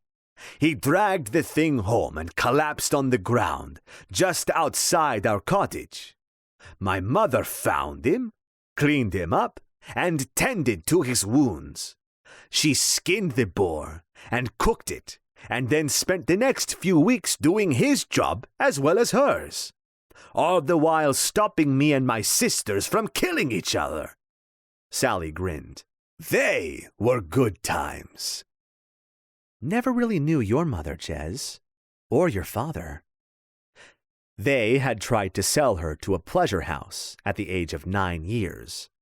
Only the timely intervention by one of the brothel's regular patrons had saved Jez from the life of a whore. Lucky for me, that patron turned out to be a blade master. For a long time after her parents had sold her, Jez was furious at them.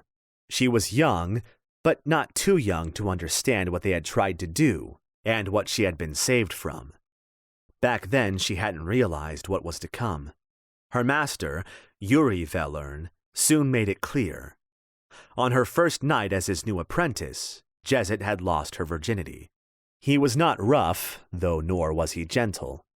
At 9 years old, it was a terrifying experience for her, and that night she cried herself to sleep. Cried yourself to sleep the first month, if I remember right, Jez. The next morning, Yuri started Jez out with small tasks designed to test her, make sure she had what it took to be a blade master.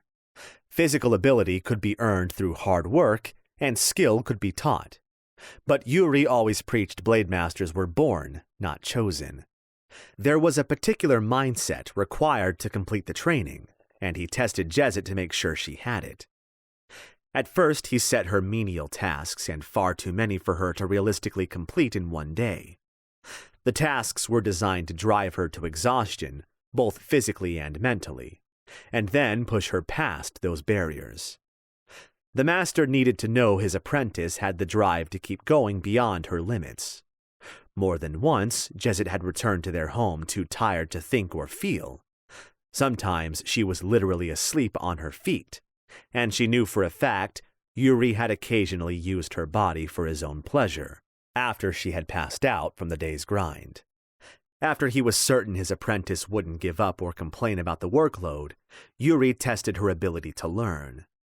He gave her tomes of history to read, dull, dry literature that had her yawning so often, she thought it would be easier to simply keep her mouth open.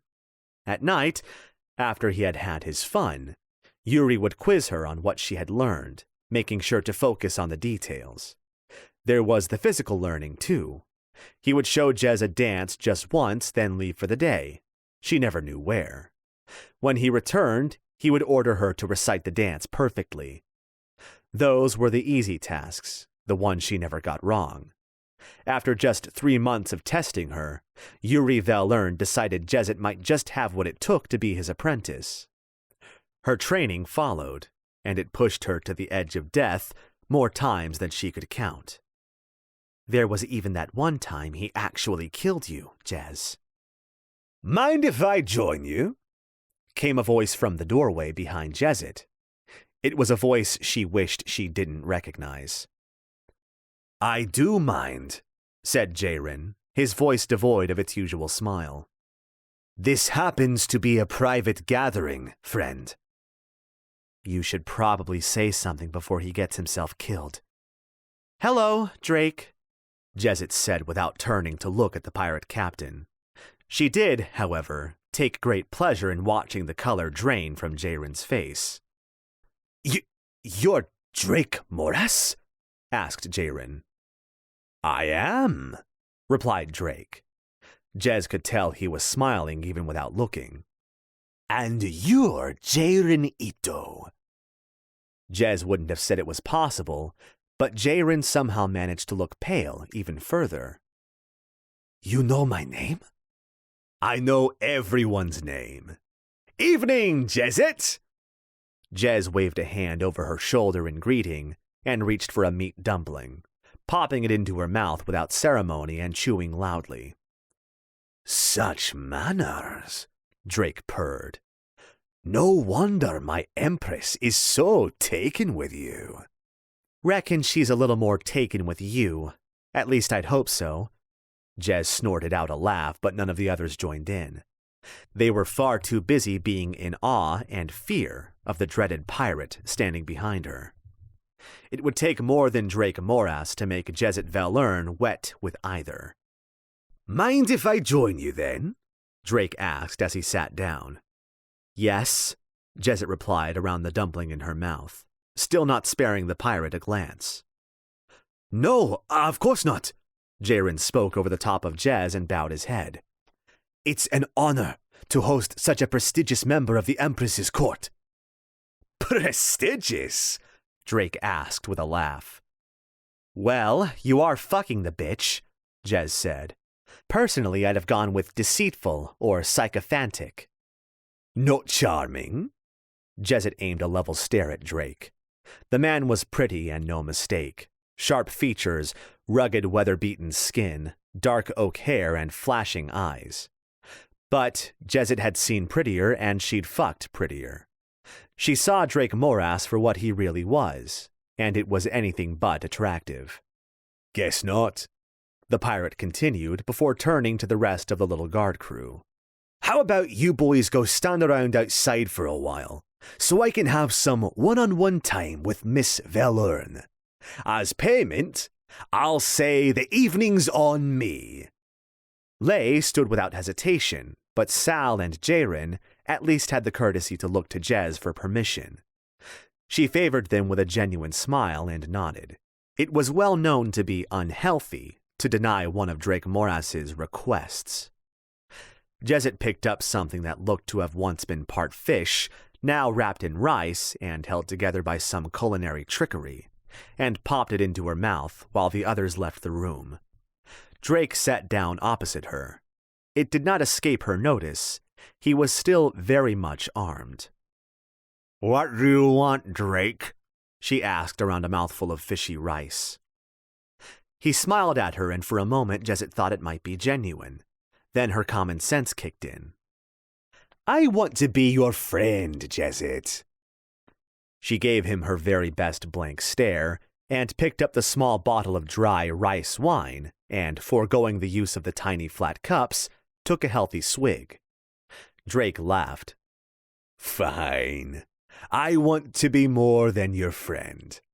Well, that at least sounded more honest, Jezet thought while continuing her silent stare.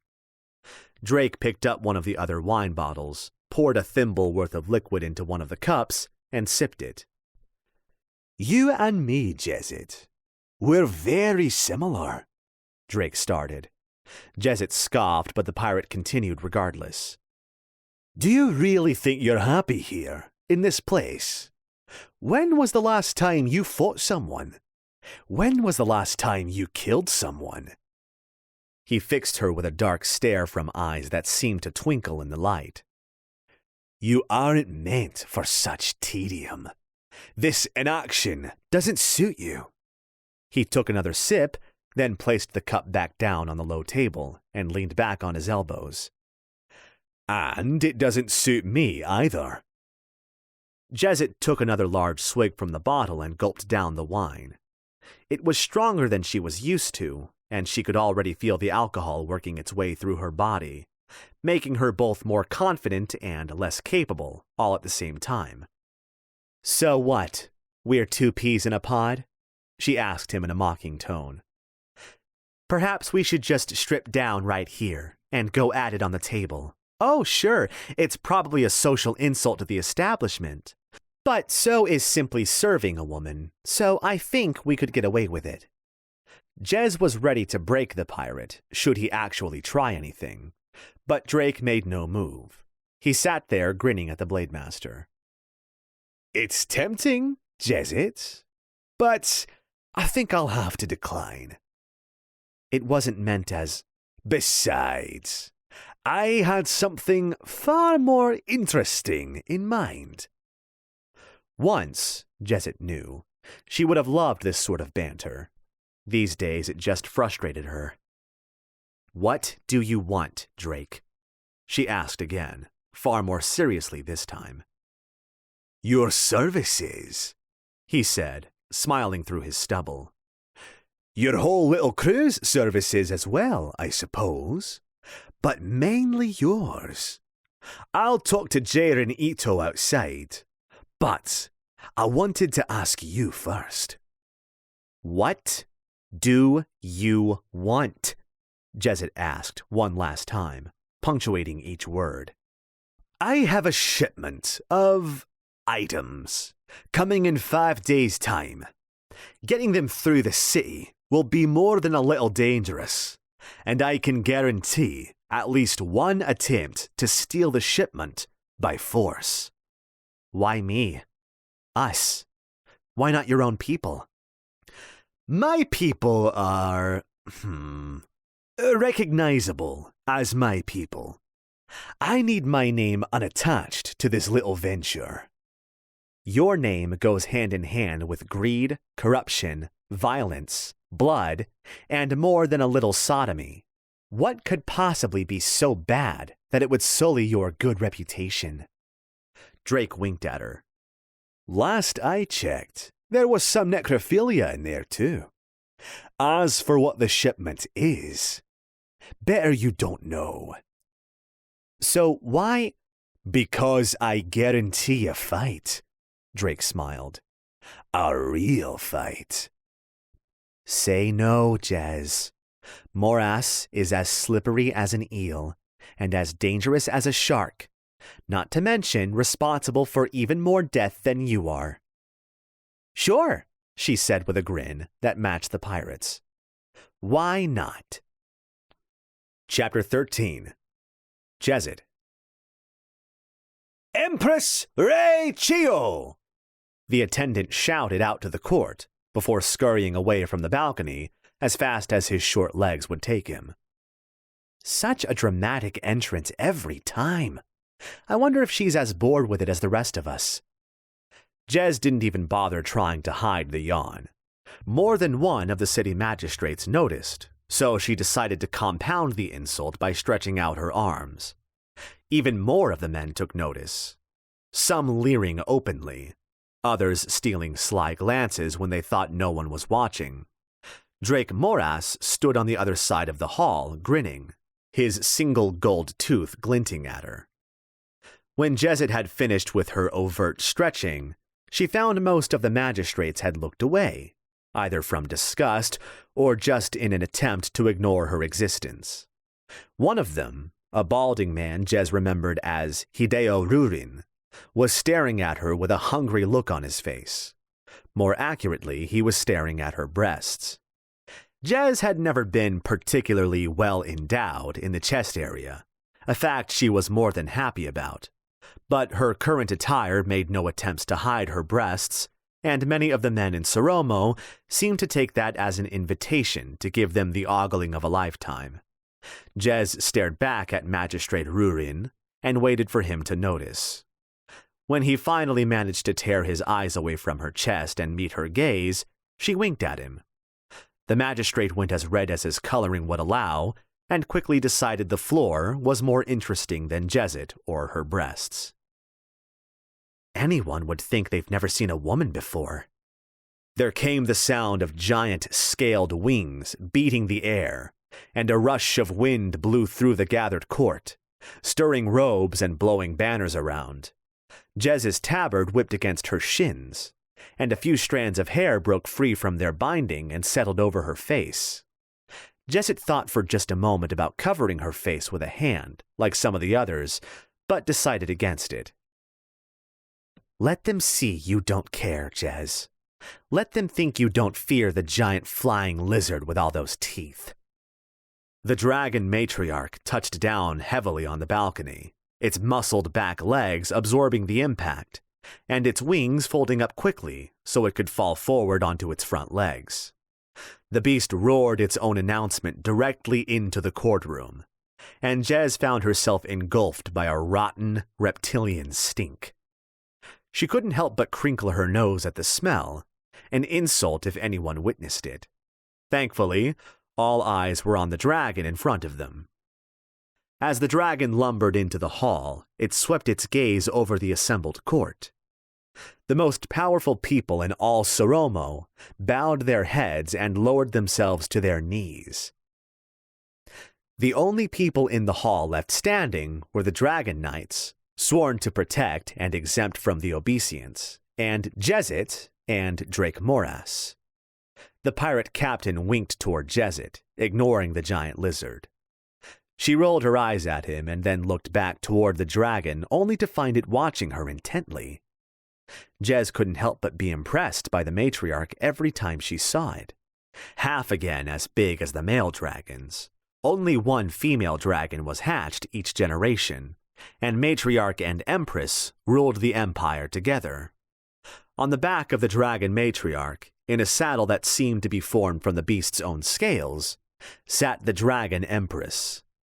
Little more than a girl, the current empress, Rei Chio, was the supreme ruler of the entire empire. Jez had to admit, the little empress bore the weight of such responsibility easily. Benefits of being born to rule, I suppose. The Chio bloodline, if the historians were to be believed, had never been broken. Being bonded to the dragon matriarch gave the empress unnatural long life, resistance to illness, and the most dangerous bodyguard in the known world. The hall was monstrous in design to accommodate not just the matriarch, but a number of smaller dragons, each belonging to one of the empire's dragon princes. Spacious, Jez decided, would be something of an understatement. A number of giant stone pillars, spaced far apart from each other, held up the roof, which consisted of tempered glass, clear enough to allow in the sunlight, and strong enough to withstand the pressure of the elements. A number of balconies, each able to land multiple dragons, graced the edges of the hall, yet none were so big as the matriarch's. In the center of the hall, upon a slightly raised dais, sat the Empress's throne, a massive construction of worked dragon bone that was big enough to seat 4 of the current Empress. It was said each dragon matriarch contributed a single bone to the throne, and upon the bone was carved the names and deeds of the Empress and her dragon. On the dais, in his traditional place next to the throne, knelt the dragon herald. The man was almost as imposing as the matriarch in his dragon bone armor. Jez had heard many and more tales of his prowess in battle, and the idea of fighting the man sent a thrill through her she couldn't quite suppress. If it wasn't for the problem that a duel between the two would end in one of their deaths, Jez would happily have tested her mettle against the herald. Fanning out in front of the throne were widely spaced cushions, one for each attending member of court. It was traditional for all members of the court to kneel in front of the Empress and only stand when given express permission to address her directly. Not even the elderly or the crippled were exempt from such tradition, and indeed neither were visitors to the court. Jezet would have taken to her own cushion soon, or risk arrest. The matriarch stopped behind the dais and lowered its head. The young woman sat atop the beast slipped elegantly and fluidly to the floor. The moment the Empress's sandaled feet touched the carpet of the dais, Jezet saw Drake Moras kneel upon his cushion. She did not follow his example. Shorter than Jezet and a good deal younger, the Dragon Empress was barely more than a girl. The last Empress had abdicated as soon as her daughter came of age, for reasons unknown, leaving the Dragon Empire in the hands of a child. She had flawless skin, the perfect shade of olive, a slender figure with curves that were still developing, and luxurious dark hair that cascaded down her back, reaching all the way to her arse. The Empress had recently taken to wearing a tabard in the same fashion as Jezet, though in a deep crimson color, the same shade as the scales of her dragon. It showed off more of the little Empress's body than many in the court would have liked, and they had not been quiet in their condemnation of Jez for so influencing their ruler. The Empress immediately turned her pale green gaze to Drake Moras, and the barest hint of a smile touched her lips. It was no secret anywhere that the girl had chosen Drake as her lover, and it was also no secret that the pirate had actively courted Rei Chio's affection. There was no law against it, and so long as she never bore his child, her actions would never be openly criticized by the court, as to do so would certainly meet the critic's death. The Dragon Empress stopped in front of her throne and let her gaze sweep over all her gathered courtiers. Other than the Empress herself, Jez was the only one still standing, and she would need to sit before the Empress or it would be classified as a grave insult. Just what most of the magistrates want. The Empress's eyes met Jez's, and she gave a slight nod. Jezet inclined her head in return and took her cushion mere moments before the Empress's royal arse touched down on her throne. It's a shame you never learned to sleep with your eyes open, Jez. Now would be the perfect time. As was usual for such meetings of the Empress and her magistrates, the first order of business was to discuss matters of the city and of the Empire, none of which concerned Jezet in the slightest. She tried her best to phase out the inane chatter of the folk who ruled the Empire by thinking of other things. Jez had to admit she was impressed by the Empress's fortitude over such matters. At 17 years of age, Jezet wouldn't have been able to sit through such tedium. 8 years into her training and a good few years into becoming a woman, Jezet had been as trying to her master as his training was to her. Her body was still changing, and along with the physical training, she found she was finally putting on some real muscle. She also had the overconfidence associated with wild youth to put that new muscle to the test. She attempted to match strength with her aging master at every opportunity, which made it all the more frustrating that he refused to allow her any such opportunities. Only halfway through her training, Yuri outclassed Jezet in every possible meaning of the word skill.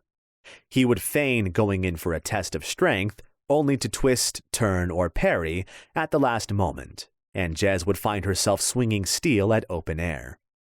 It was also around her 17th year that Yuri started cutting her.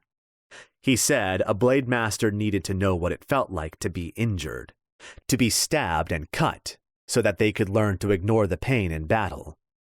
At first, the wounds were irregular, shallow things, designed to hurt like hell, yet leave little evidence after healing.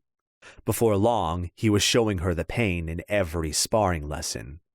Different types of wound and different types of weapon, and never in the same place. Jez's chest and back were a field of scars, and her legs and arms were little better, but she had only the one on her face, a tiny snip of a scar underneath her right eye. The old bastard wanted to keep you pretty, Jez. Didn't want to fuck a girl he'd uglied up. Jez still hated her scars. She wasn't entirely sure why, but she hated the idea of people looking at them. Wasn't often she found herself self-conscious, but when folk looked at her battle wounds, she felt her skin crawl. These days, she welcomed some of that attention, though. She bared her arms on purpose to give folk a look, to show them she'd been through worse hells than them, and had come out the other side still whole. Magistrate Hideo Rurin was called upon to address the Empress. The man was stern, with hawkish features and a long horseshoe of hair around his head.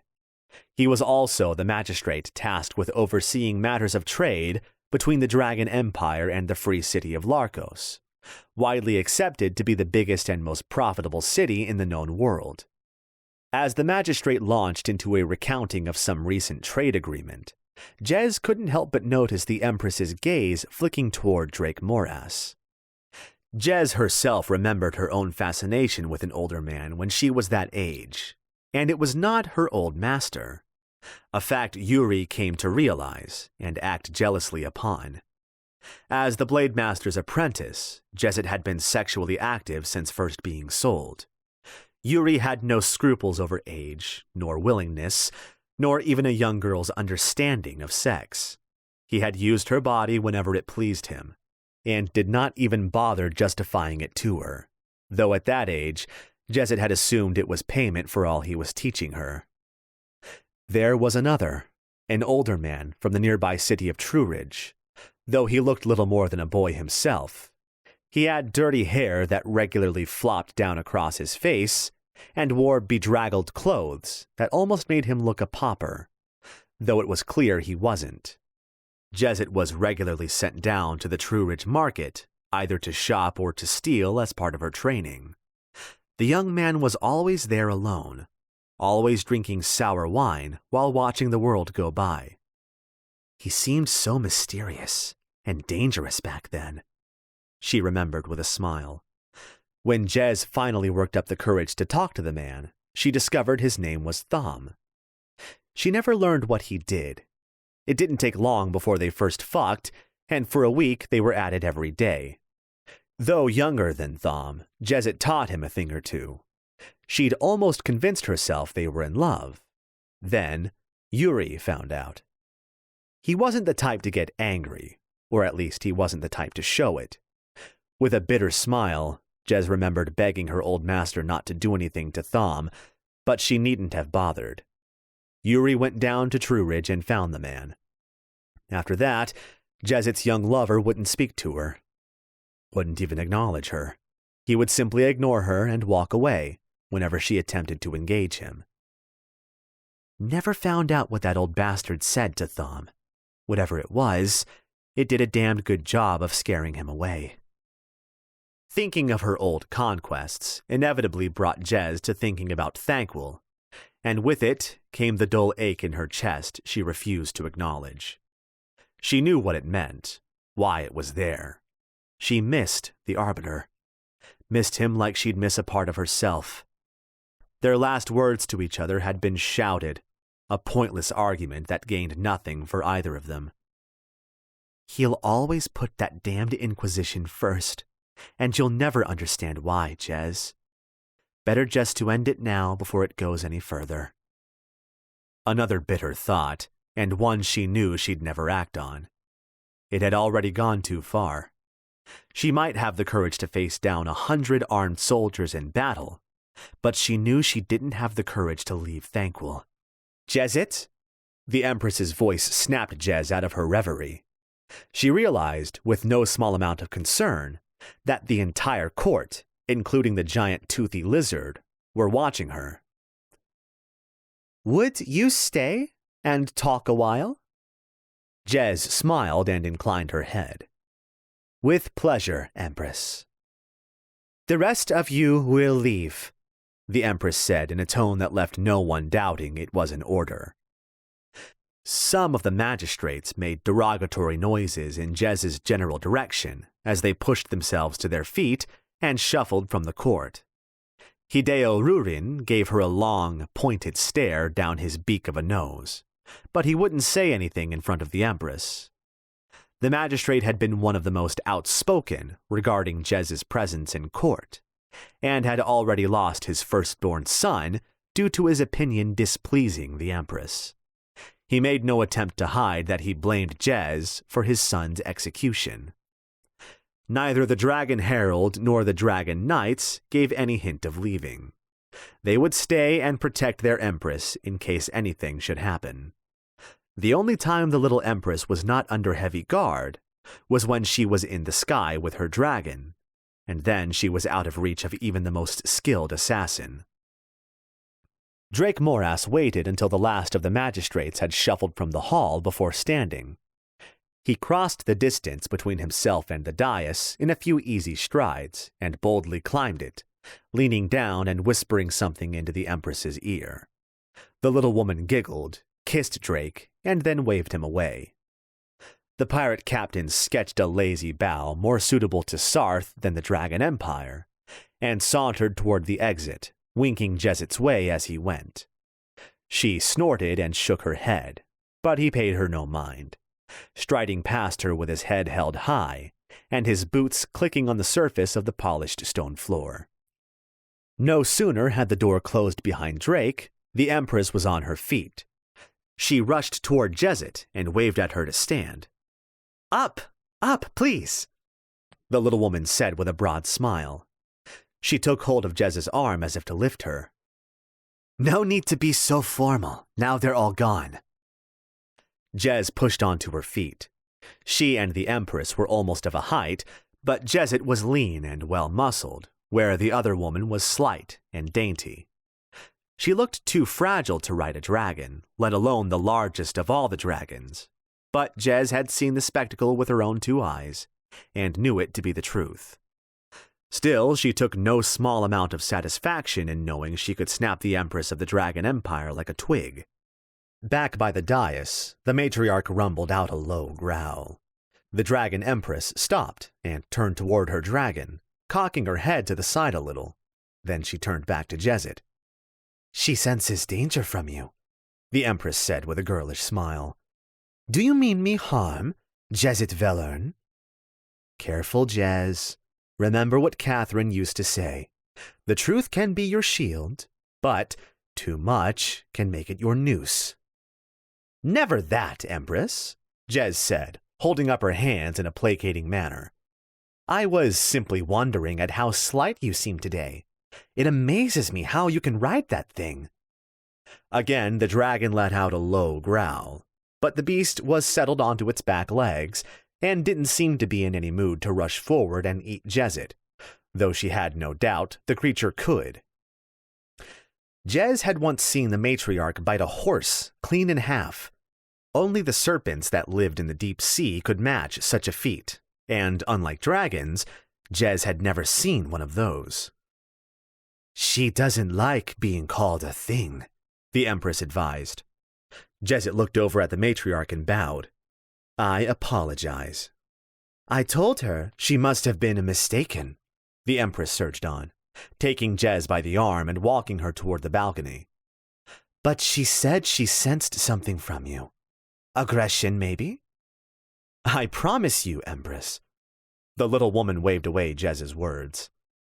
"She is immature still. She makes mistakes. 17 may be young for a woman, but for a dragon, it is younger. Come." She pulled Jez out onto the balcony and then shoved a small hand in front of her face. "Drake gave me a ring. Isn't it wonderful?" Jez almost laughed at the wide smile on the Empress's face. "Does it bite?" she asked. For a moment, the smile dropped and the Empress looked confused. It is a ring, Jezit Velern. It could not bite. Powerful and naive. Such a dangerous combination. The ring looked to be made of silver. 2 bands were interwoven, looping over each other again and again. Along each band, something was written, but it was in a language Jez did not understand. She fingered her own ring, a plain wooden band on the 3rd finger of her left hand. Thankwell had given it to her in order to resist the compulsion. It was a charm designed to fool an arbiter into thinking Jez was telling the truth. He had given her the ring in Sarth, to dupe Arbiter Keswick.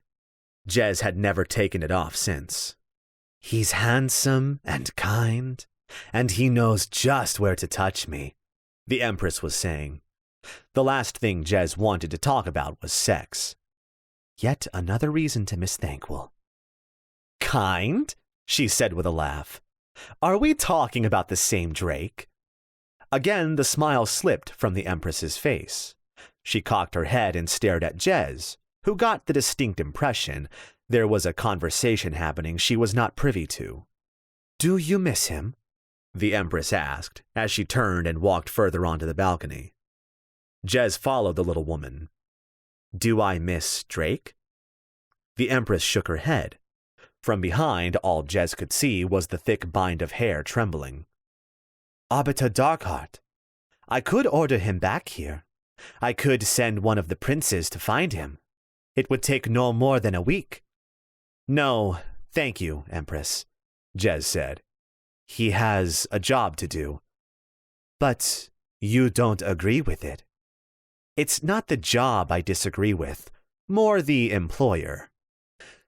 Jez had to admit, being so quizzed by the Empress of the Dragon Empire was more than a little strange, and she couldn't help but notice the herald had followed them out onto the balcony. It was times like this she really hated being unarmed. A blade master without a blade. A growl floated out onto the balcony, and Jez turned in time to see the matriarch lumber into view, its giant head and beady eyes peering out at her. You feel threatened, the Empress said. Jez snorted. Just don't much like talking about it. Me and Thankwell. We argue about it. Don't reckon it's something I should discuss with others.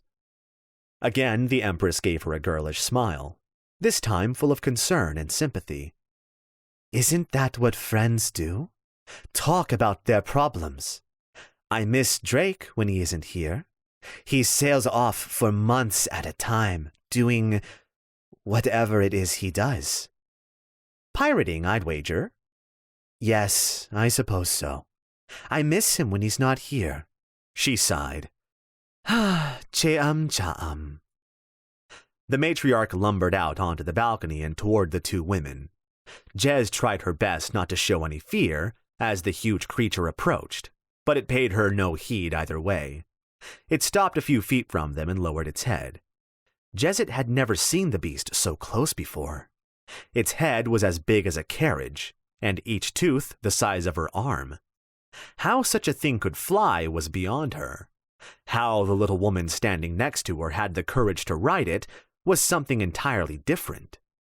A low, keening sound escaped the dragon's mouth, and the Empress nodded. Would you like to eat? The Empress asked, her attention back on Jezit again. Jez shrugged. Where I grew up, you never passed up the offer of a meal. I'd like to hear about it. Where you grew up.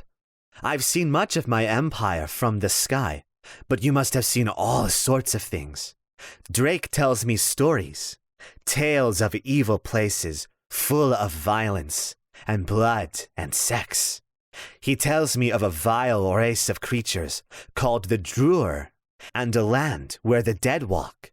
He tells me of giant creatures that dwarf even my dragon, and wars fought with thousands upon thousands of men. He promises there are glades in the deepest southern forests, where ancient spirits take the form of people and entice humans, convincing them to give their lives to the spirits willingly. I've heard him tell of a city built all of white stone that shimmers in the sunlight, of demons that can steal a man's soul and of gods that can walk the earth." The Empress smiled and looked away. "I'm never certain how much I should believe. Will you tell me your stories?" Jezet suppressed a sigh. "There best be wine to go with that meal."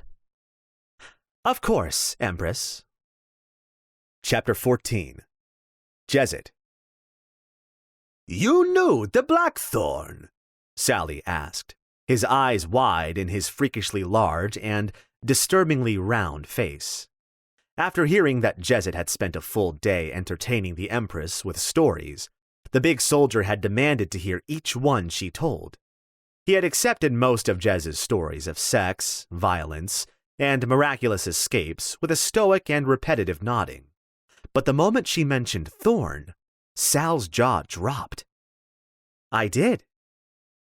"Did you know?" "Fuck him?" Jez snorted. "No." "What was he like before?" "Before he died? Harsh. Harsh and violent. Fun. Loyal to a fault, though the bastard always tried to hide that. He wasn't nearly so tall as all the stories made him out to be. Also wasn't someone you would want to be on the wrong side of." "Was a bad day when I heard he died. Like being told trolls don't exist. Some of the magic gone out of the world." "For you, maybe. For me, it was like losing one of my friends. Don't have that many left." She let Sal keep talking while she once again tried to reconcile the two versions of the Empress she had come to know. When alone with Jezet, Rei Chio was much like any pampered young woman. She was full of restless energy and eager, even desperate at times, to share her new experiences with her new friend. More than once, Jezet had to sit silent and politely listen to some of the things the Empress and Drake did to each other in private. While not a single one of those things was enough to make Jez blush, that did not mean she wanted to hear about them from the 17-year-old ruler of the largest empire in the world. And that's the other version of Rei Chio, the Dragon Empress. While Jez had seen the Empress bounce up and down, giddy from explaining the virtues of Drake Morris's smile, she had also seen the Empress order the execution of her own people, as if they weren't people. One of the magistrates had come to court begging the Empress's permission to find another wife because his own had looked at a servant in such a way that made him jealous. The Empress had ordered the deaths of both the magistrate's wife and the servant, and had granted the vindicted man permission to remarry, and, if he should choose, disinherit all of his current children. That the little woman could be so callous one minute and so vibrant the next not only scared Jezet but angered her almost to the point of violence. A fitting end to Jezet Velern, slain after brutally murdering the Dragon Empress in front of her own dragon. Reckon I'd make a few history books. Of course, the giant flying gecko was her other worry. The beast had a worrying ability to read Jez's mind, or at least sense her feelings when around the Empress. There was a time when you wanted to come to this bloody kingdom to see a dragon, Jez. Well, now you've seen one, up close and far too fucking personal. And I've decided well and good, I don't like dragons. Strut shift is coming, Lay said, his first words all day. It worries me how you can sense the shifts, Lay, said Jaren as he planted his feet and waited. Jez looked at Sal. Sal looked right back and shrugged. They were both sat on a couple of crates and were about as stable as they ever were likely to be, but that didn't mean a damned thing when a strut shift was coming, and Lay had proven time and again he was never wrong about such things. Gonna be a bad one, Lay? Jez asked the thin Soromo native. He shrugged in reply, but the smirk on his face told Jezet he knew more than he was letting on. Jez didn't fully understand why the strut shifts occurred. Something to do with forces far beyond her own imagination, she reckoned. But she knew what they were. From time to time, the buoyant stone rings that kept Soromo afloat moved. Some of the rings would float a bit higher, taking less of the city's weight, whereas others would sink under the newly distributed pressure, with results ranging from disorientating to, oh shit, why am I on my ass, and what's that heavy thing about to crush me? They all waited, and waited, and waited. Just when Jez had decided Lei was finally wrong, it happened, and the city gave a lurch. There was a reason the city of Suromo was built as it was. Essentially hundreds of islands of wood and stone all lashed together. If it had been built as one massive island, it would snap and collapse under the strain of its own weight when the first shift hit. The island they were currently on was in a harbor district and built long and low. Even so, Jez could see things shift and heard the crash of unsecured items, experiencing the thrill of gravity. Some of the other areas of the city had a far more pronounced experience, with entire buildings taking on distinct leans, and the odd scream punctuating the crisp night air and sending roosting birds scattering into the sky. Jez, ever nimble and more graceful than a shark in water, accepted the new tilt to the world with fluid ease. Sal was not so lucky. It was only the big man's second strut shift, and his first was barely noticeable. This one sent him tumbling from his crate to the wooden floor, and he almost tumbled into the waterway. It would have been an easy thing to laugh at his misfortune, and once she might have. But Jezet wasn't the same person anymore. She braved the still rocking deck beneath her and stood, extending a hand to help Sally regain his feet. Lei joined her, and together they pulled him up.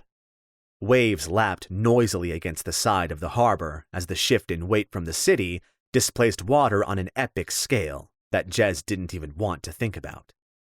Turbulent water worried her almost as much as deep water, and here the stuff was both.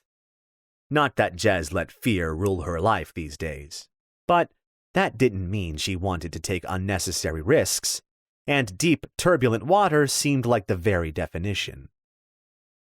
"They're late," said Jaren, apparently unfazed by the recent realigning of the city.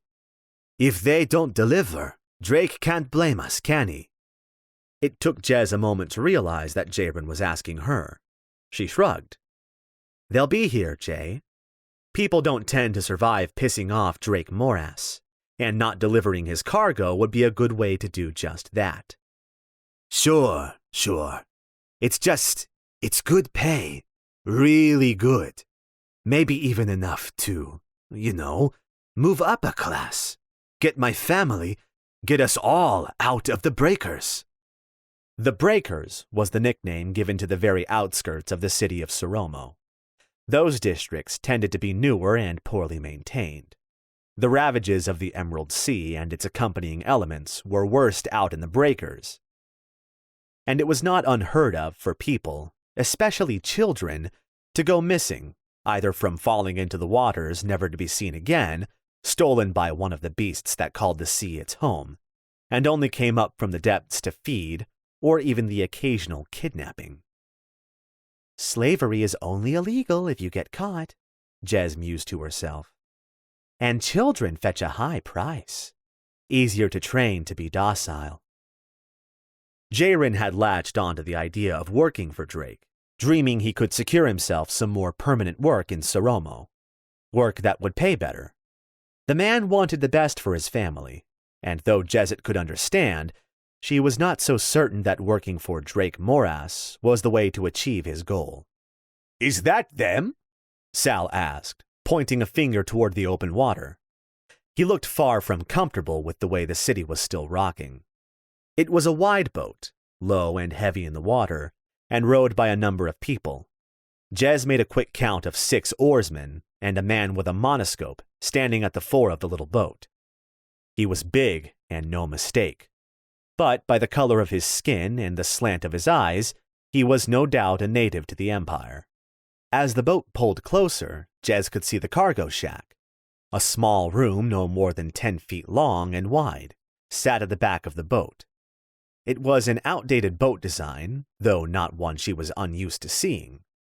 Sails were not used on the waters of the Emerald Sea, and to even think of raising canvas in the city of Suromo was a good way to find out what the dungeon looked like. Though Jez had never been there herself, she had it on good authority that it was wet, and to be a permanent resident, you'd need to be able to hold your breath for a very long time. "Nobody say or do anything to mess this up," Jaren said, all his usual smiles long gone now. Sal gave Jez a poignant look. "I think he's talking to you, Valern." As the little cargo boat drew closer, the oars stopped rowing, the men attached to them taking a grateful rest from the strain of pulling against the water. "Which one of you is Jaren?" called the big man standing at the fore of the boat. He'd put away his monoscope, revealing a light pair of wire glass spectacles, which lent him a learned appearance. Though close enough to talk, the boat still floated outside of boarding distance. If Jezid and the others did want to get aboard without permission, they'd be taking a dip in the Emerald Sea along the way. Now she could see the man up close. She had to admit, he was ugly as all the hells, with only a horseshoe of mud-brown hair around his head that managed to make it look altogether too small for his body. "That'd be me," Jay shouted back. "We're all set to go." The man on the boat studied the little guard crew for a while, his eyes lingering on Jez for a period of time that bordered on being rude to the point of an insult, before nodding his assent and ordering his rowers to take them a bit closer to land, and then shipping the oars in favor of the poles that were often used to navigate Soromo's waterways. Jezit was first aboard when the boat touched dry land. She hopped over the little railing and stood face to face with the man in command. She squared her shoulders, adopted a smirk, and stepped aside as Sally leapt onto the boat. The Five Kingdomer was taller than the boatman, but not by much. Definitely broader, though. The man in charge may be tall, but his bulk's gone to fat. Not even a challenge if it comes down to it. An ingrained response Jezit had learned at Yuri's command early on in her training was to assess the potential threat and combat ability of everyone. Assess and reassess, the old bastard always used to say. See everyone, watch everyone.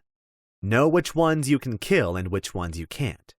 And any that you can't, watch and learn why not. It was good advice, and no mistake.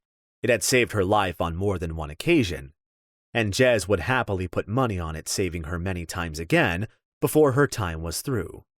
Some part of her deep down registered at times like this that it might be worth her taking on an apprentice of her own one day. But she knew that could only ever end one of two ways.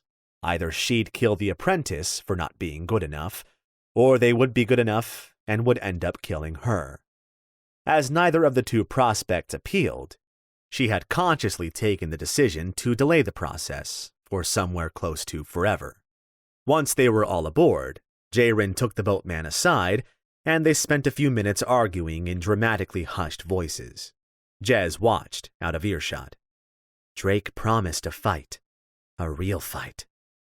Certainly not going to be from any of these lot. Jez found herself hoping the boat would get underway again soon. The sooner she got to flex her sword arm, the happier she would be. She was full of a nervous sort of energy, excitement mixed with anticipation, the same feeling she got when she saw Thankwell, only for very different reasons. She knew she couldn't trust Drake Moras, knew she had no reason to believe he had been telling the truth, even for 1 second, but none of that mattered. She was pent up, ready to explode, and ready to sate her desire on the first target that presented itself. As the boat finally pushed away from the district into the waterway, Jez found herself once again standing at the front of a boat, with her foot on the railing, her hand on her sword, and a wild grin lighting her face. The attack came sooner than she anticipated, and it seemed none but Jezit were expecting it. The whistle warned her the arrow was coming a moment before she saw the shaft. Jez had no time to dodge the deadly missile, but then she didn't need to. It flew past her and she heard Sal scream in pain. Jez risked only the barest glance behind her to assess his condition. He was down on his right knee with the arrow protruding from the meat of his left thigh. The head had passed clean through the flesh and stuck out the other side. Small mercies. Apparently it's a lot worse if it hits bone. Jez had never been hit by an arrow herself, one of the few weapons she hadn't experienced the business end of. But she had been around enough folk who had, and knew as well as any, and better than most, how to deal with such a wound. "Snap off the ends and pull it through," she called behind, turning her eyes back to the front, scanning the nearby buildings and looking for the archers. The arrow had come from a fairway in front of them. It seemed they were floating right into a trap. Her blade sang a beautiful harmony as it slid from its sheath. It was a work of art even Yuri would have been proud to own. A straight, single-edged blade, folded hundreds of times, in the style that only the smiths of the Dragon Empire knew. Those same smiths boasted their swords were sharp enough to cut through rock. And though Jez wouldn't normally believe such a claim, she had seen it done. The charms along it were Thanquol's addition, 6 of them and etched painstakingly in his own hand. Never had anyone given Jez such a beautiful gift, and the night he had given it to her, she had repaid him many times. Another arrow flew out of the murky darkness from in front of the boat, and to her left. The shaft went well wide and plopped into the waters that surrounded them. Sal grunted and gasped in pain as the shaft was pulled free from his leg. Jez knew Lay would be ministering the wound. The silent man wasn't nearly so good at fixing people up as her, but Jez wasn't about to waste time tending to someone mid-battle. "Turn the boat around!" Jayrin ordered. "It's a trap!" "Belay that!" shouted the boatman, his cheeks as red as a slapped arse. "We keep on through. They'll have to board us if they want the prize, and then it's a fight on our terms. That's why you're here, isn't it? Harder, boys, push harder! Get us through, or we're all target practice!" Another arrow whistled and ended with a wet thud as it found the bared chest of an oarsman. He went down silent, as only the dead can be, and the men either side of him picked up the slack and pulled even harder. Another arrow flew out of the darkness, almost level with them now, and stuck in the deck, harmless. Jez sucked at her teeth. "What is it?" Jayrin asked her, his voice hushed and his stance low and ready. Jez glanced at him and cocked an eyebrow. "There's only one of them, and they're a fucking bad shot." "Only one?" She nodded slowly. Another arrow arced over their heads and landed somewhere in the district to their right. "And they're a fucking bad shot." A last arrow flew out of the darkness and buried itself in the wall of the cargo cabin. Jez heard a squeak, but she didn't have time to investigate. "Boats!" the boatman shouted, pointing ahead of them as if there were anywhere else they could be coming from. They were in a particularly straight stretch of water, wedged in between 2 large districts, one primarily warehouse and one residential, and there wasn't a turning in sight, in front or behind. Jez counted 3 boats, little more than rafts, really, each carrying no more than 4 assailants, and they all looked to be well armed and dressed all in black, with their faces covered. 11 men, Jayrin said as he stepped up beside Jez. She detected the hint of a tremble in his voice. 12, Jez corrected him. The archer is still out there somewhere. Jayrin nodded and she saw him look behind. "Not sure how much use the others will be. Sal's pretty badly hurt, and the oarsmen." Jez heard a splash. "Well, 2 of them have decided to swim for it. How many can you handle?" Jez laughed. "All of them." The boats were closer. She guessed they'd be within boarding distance inside of a minute. Jez stepped away from the edge of the boat and crossed toward the center of the vessel. The boatman stood, large and sweaty, with a dagger in his hand that looked comically small. "That's, reassuring," Jayrin said as he followed her. "But really—" Jez could hear a soft whimpering coming from somewhere, barely audible over the sound of the boats moving through the water. Sal's sharp intake of breath and the rapid praying of one of the rowers. Somewhere behind them, a man screamed, and then the noise was cut off rapidly. Strange creatures hunted the waterways at night, and the swimmers seemed to have found one of them. A 3-pronged grappling hook looped over the side of the boat and pulled taut. Something heavy and solid bumped against the front of the boat. Jez relaxed into a fluid combat stance, light on her feet, ready to move. "Try not to get in my way," she said quietly. Jaren looked at her. "Huh?"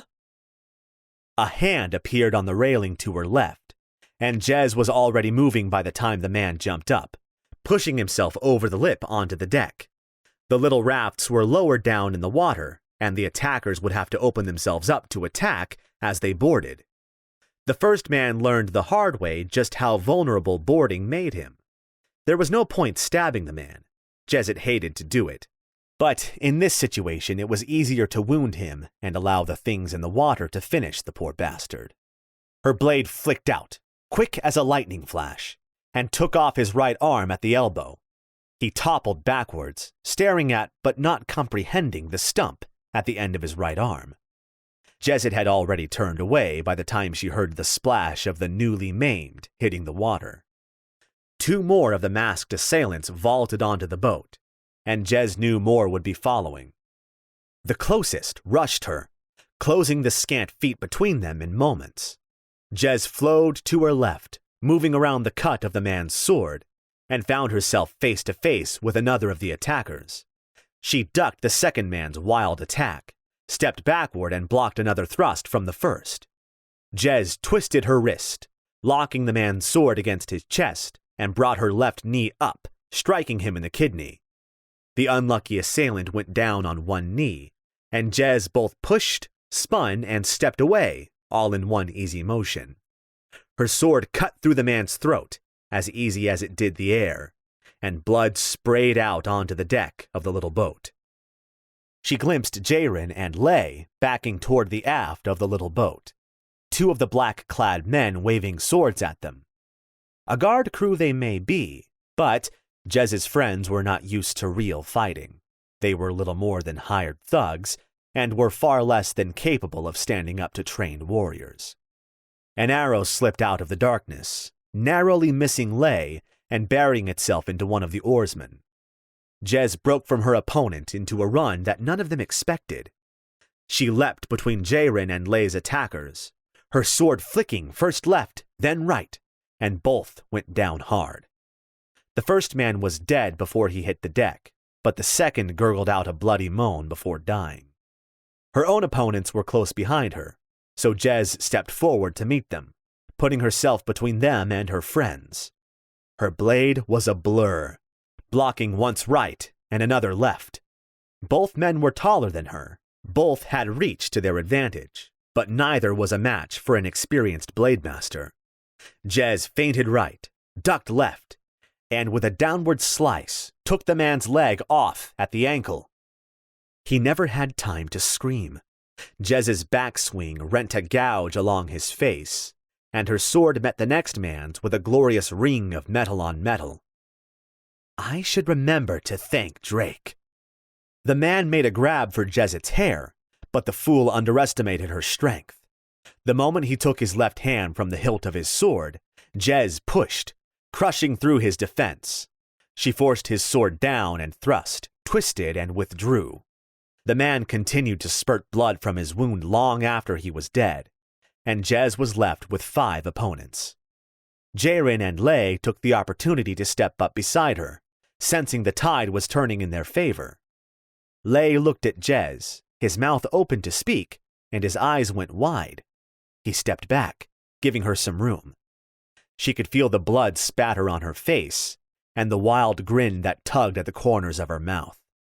No doubt, it was scaring their attackers as much as her own allies. Jez didn't care. She was reveling in the bloody action. One of the assailants threw something toward them, something small, dark, and fizzing. Instinct, more than understanding, told Jez to shield her eyes, but her body was slower than those instincts. The thing exploded mid-air in a flash of light, as blinding as the sun. Lay and Jaren staggered back, screaming, but Jez had managed to cover at least some of her eyes, and she squinted against the darkness that rushed in all around her, punctuated by brightly colored pulsating orbs of light. A painful man-shaped blur loomed out of the sea of colors toward her. Jez couldn't tell if it was friend, foe, or trick of the light, but she wasn't about to wait around to find out. She ducked, tucked, and rolled, feeling something sharp and deadly pass just over her head. Mid-roll, she thrust out her sword and felt resistance. Someone screamed, and something heavy hit the deck. A moment later, what seemed like a laugh.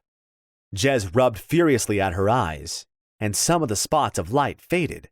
Others resolved into men with weapons, and the large, noisy one crying at her feet turned out to be the boatman. He clutched at his ankle and cursed in at least one language Jez didn't understand.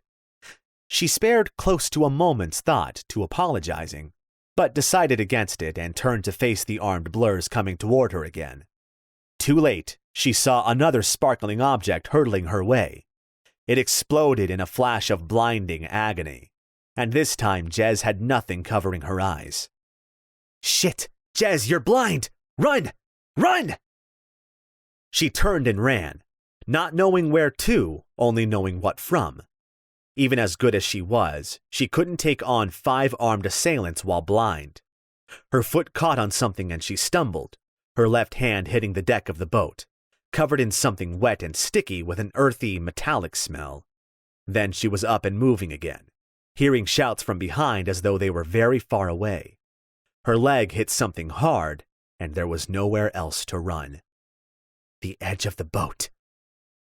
The realization came too late, and Jez was already tumbling over the edge of the little craft, head first into the monster-filled waterways of Soromo.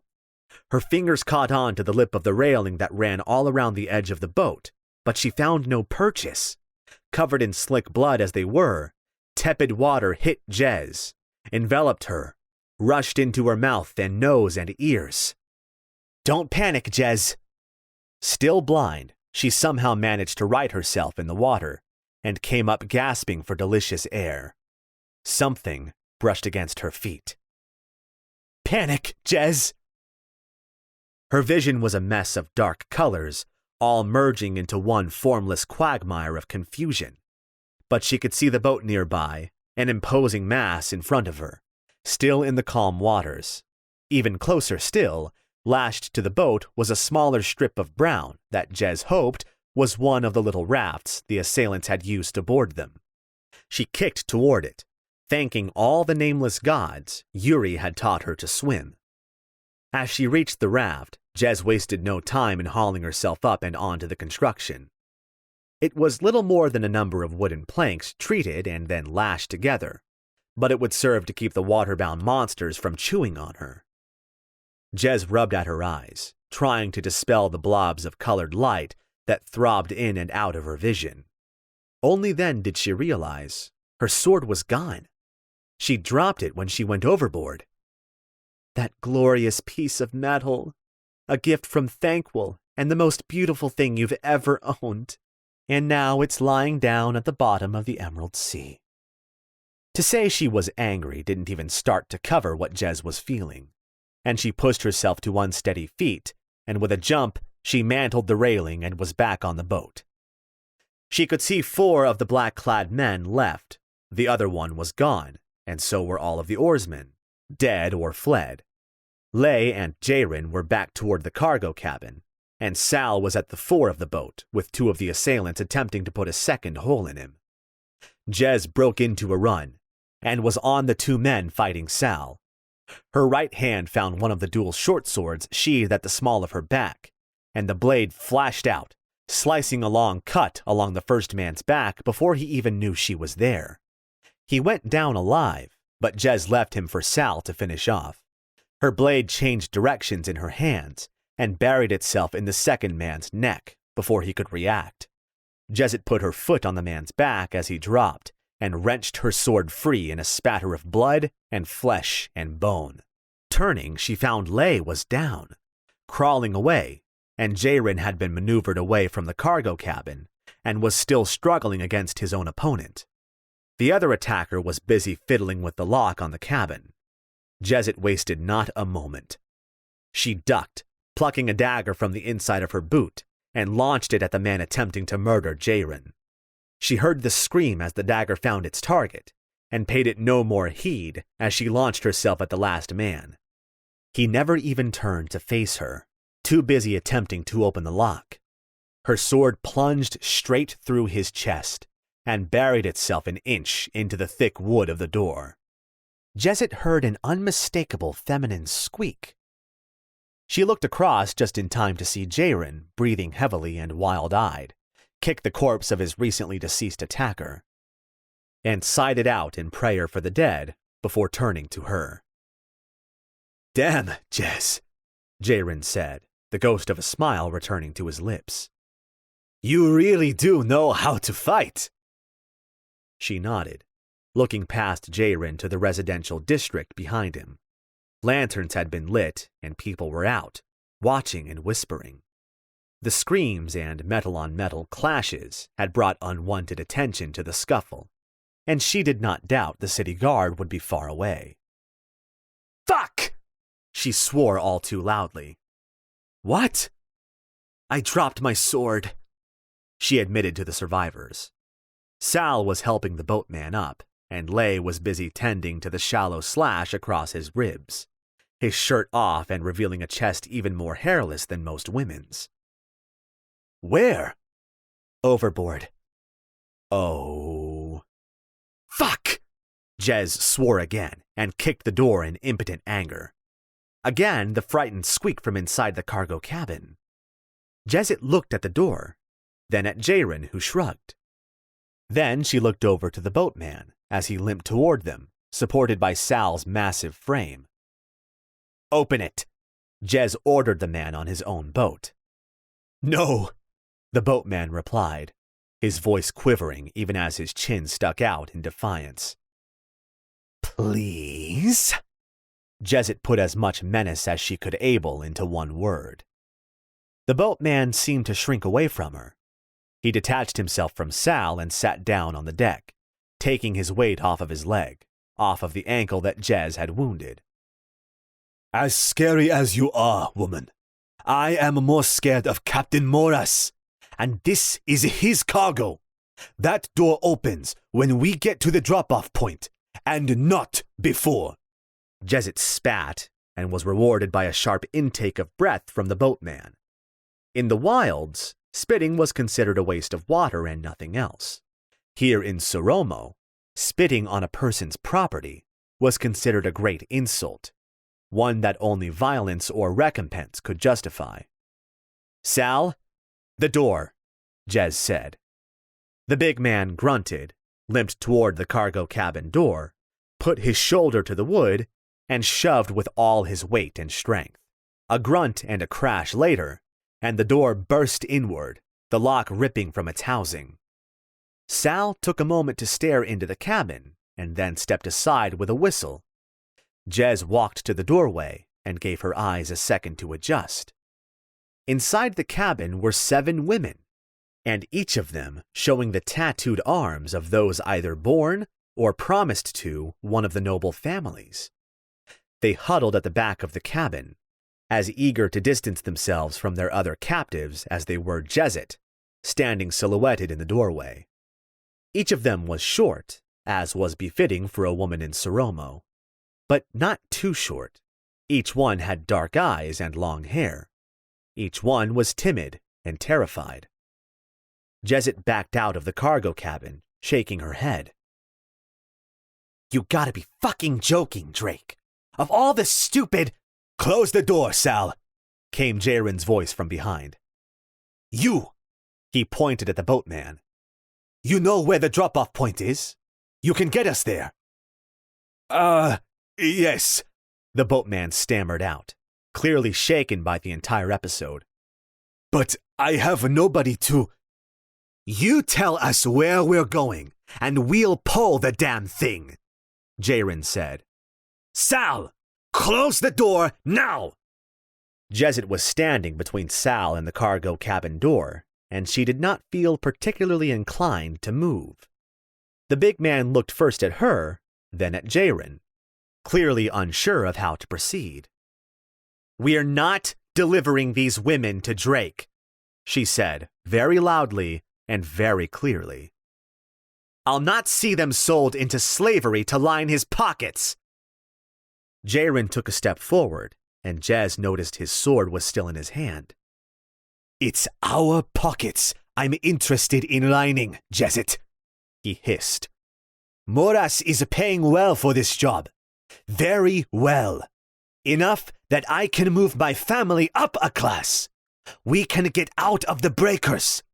My children could be anything. Anything but us. Move aside, Jezit. She shook her head. It's easy for you to make a high moral choice. Kept by the Inquisition, given everything you want, paying visit to the Empress's court, then coming down here and playing like the poor with us. Well, you're not poor, and you're not one of us. I don't complete a job, and my family don't eat for a week. You don't complete a job, and you go crawling back to the palace and beg your arbiter for another few bulls. One last time, Jezit. Step aside. To say his attacks had hit home would have been an understatement. That they saw her as some sort of high lady playing at being a commoner cut Jez to the bone. But this was not an issue she was willing to budge on. Not this time. Again, she shook her head. We're freeing these women, Jay. However you might feel about me don't matter. I won't allow them to be handed over to Drake for his profit and amusement. She saw his grip tighten around his sword. Don't do it, Jay. Please. He smiled. Not a strange occurrence for Jaren, but this smile was different. Jez had seen that smile many times before, but usually on the faces of the wounded and the dying. Tell Moras I tried, Jaren said, and rushed her, his sword up and swinging. Jez's own sword was still in her hand. It was an easy thing to parry Jaren's attack to the right, as she flowed to her left. Her other hand found the hilt of her second short sword, and it whipped from its sheath, spinning around in her grasp and sliding up into Jaren's side, between his scant armor and through his soft, unprotected flesh. He let out a wet, raspy gurgle, and blood trickled from his lips as he teetered. Jez gave her sword a slight twist and pulled it free. Blood spattered over her boots, and the body of her latest boss, a man she had considered until just now to be her friend, collapsed to the deck. Sorry, she whispered, but it was too late. The light had already gone from his eyes. Chapter 15. Jezit. Gardens had always held a peculiar fascination for Jezit. Not the gardens that grew fruits, vegetables, and herbs. She accepted those as having a purpose.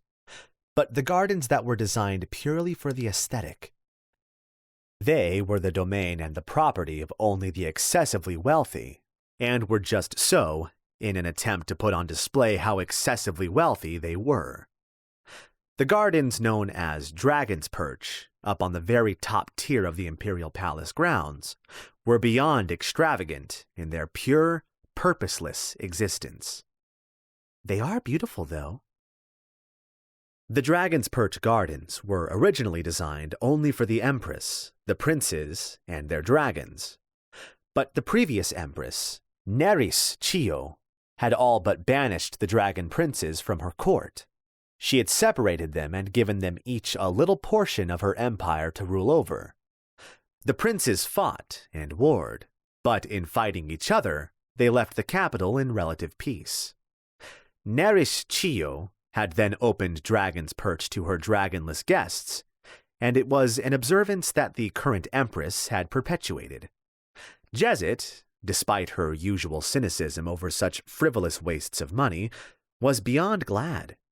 The gardens had an earthy peacefulness that seemed to calm her, even when her inner turmoil was at its very worst, and today it was far beyond its worst. A cherry blossom floated down beside her, swaying in the still air. Jezet plucked it from its meandering path with practiced accuracy and crushed it in her fist. The cherry blossoms were the first form of impractical indulgence. The entire city was built upon layers of floating rafts, so dirt had to be ferried over from the mainland and placed in specially designed troughs.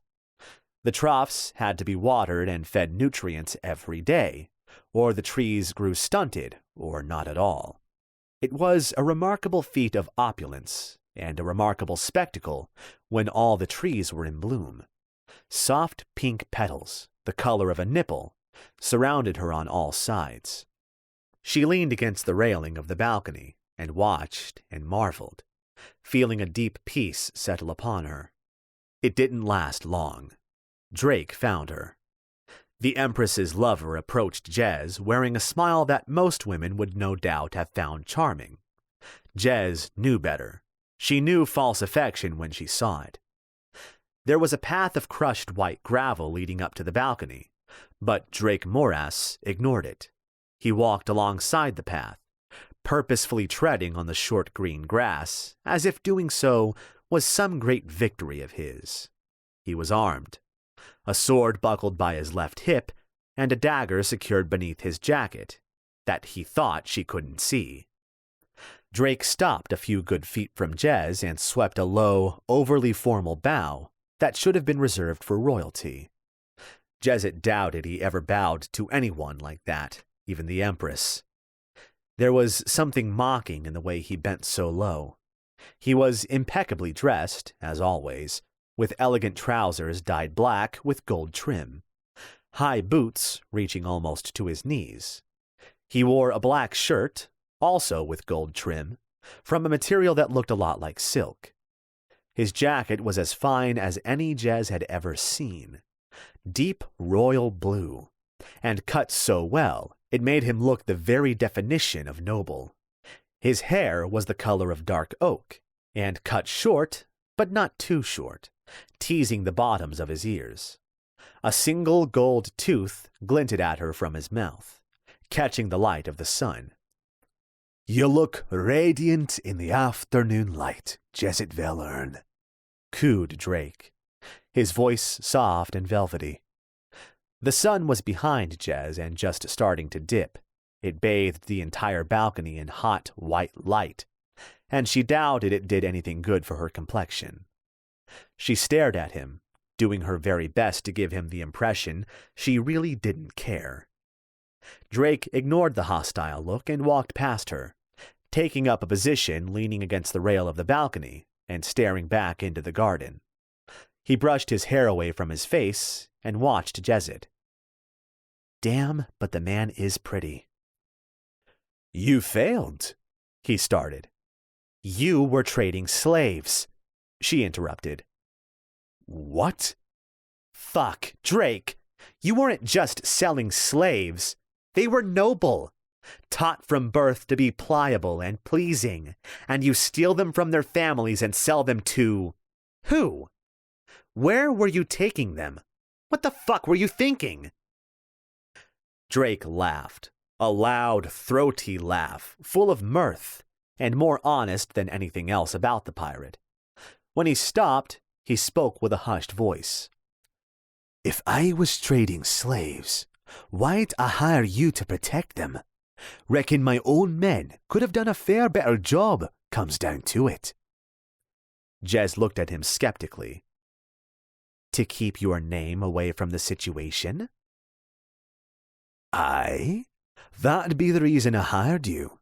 But if I were slaving, why would I bother? Captain Drake Moras gets linked to slaving, and exactly who gives a fuck? Even a few noble bins. I might piss off a family or two, sure. But with the Empress sucking my cock every night, who the hell is gonna kick up a fuss? Then why? I wasn't stealing those women, Jezet. Or, well, I was, but not for slaving. Drake affected a smug smile. I was saving them. Liar. Hard to believe, isn't it? True, though. Drake Morass doesn't do anything without a profit for himself, Jezet said, though she was no longer sure of her own words. Her mind was already working on the implications, if what he said was true. Oh, believe me, there was a fair-sized profit for myself. Far more, in fact, than I'd have made selling those lovely nubile cunts. They, or their families, were paying me to save them from the harsh life of a Soromo mistress. I was supposed to take them to Larkos, where they could, well, they could do whatever the fuck they wanted, far as I cared. But that's all over now, because you saved them from me and gave them back to their magistrate husbands, or masters, or whatever the fuck they call them. If it was true, then Jez had rescued the women from freedom and committed them to a life of slavery, exactly the opposite of her intentions. So save them, she said. You say they were paying you to get them out. Find them and kidnap them again. Drake laughed and shook his head. I said they paid me, past tense. I made sure to get paid up front. Wherever those poor women are now is not a drop of concern to me. You feel that guilty about giving them over to their oppressors? You go save them. I couldn't. Nah, Drake said, smiling again. You wouldn't. Jezet Velern is well known for being only out for herself. Jez took a threatening step toward Drake, and he held up his hands in a placating manner. She was a good half-foot smaller than him, and usually she was well accomplished at scaring men.